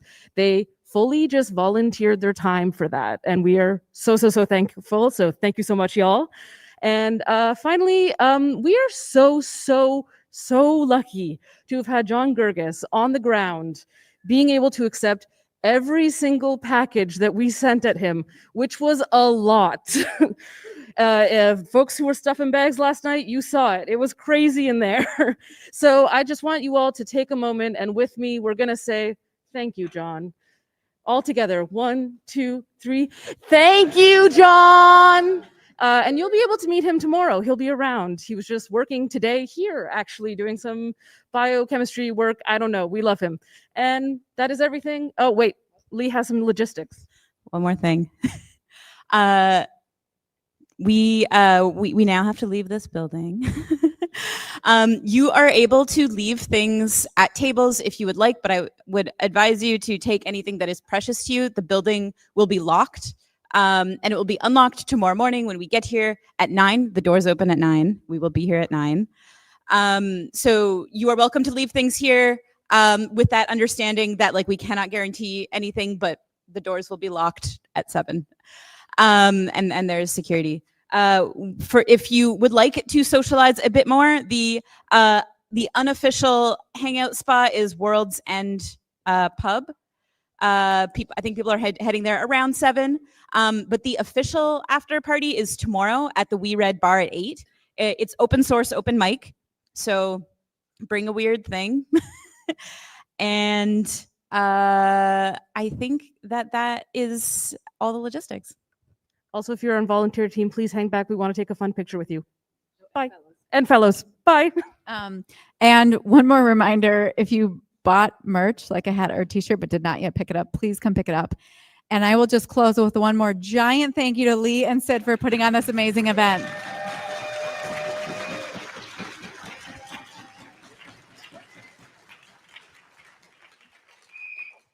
All right, have a great night, everybody. See you tomorrow.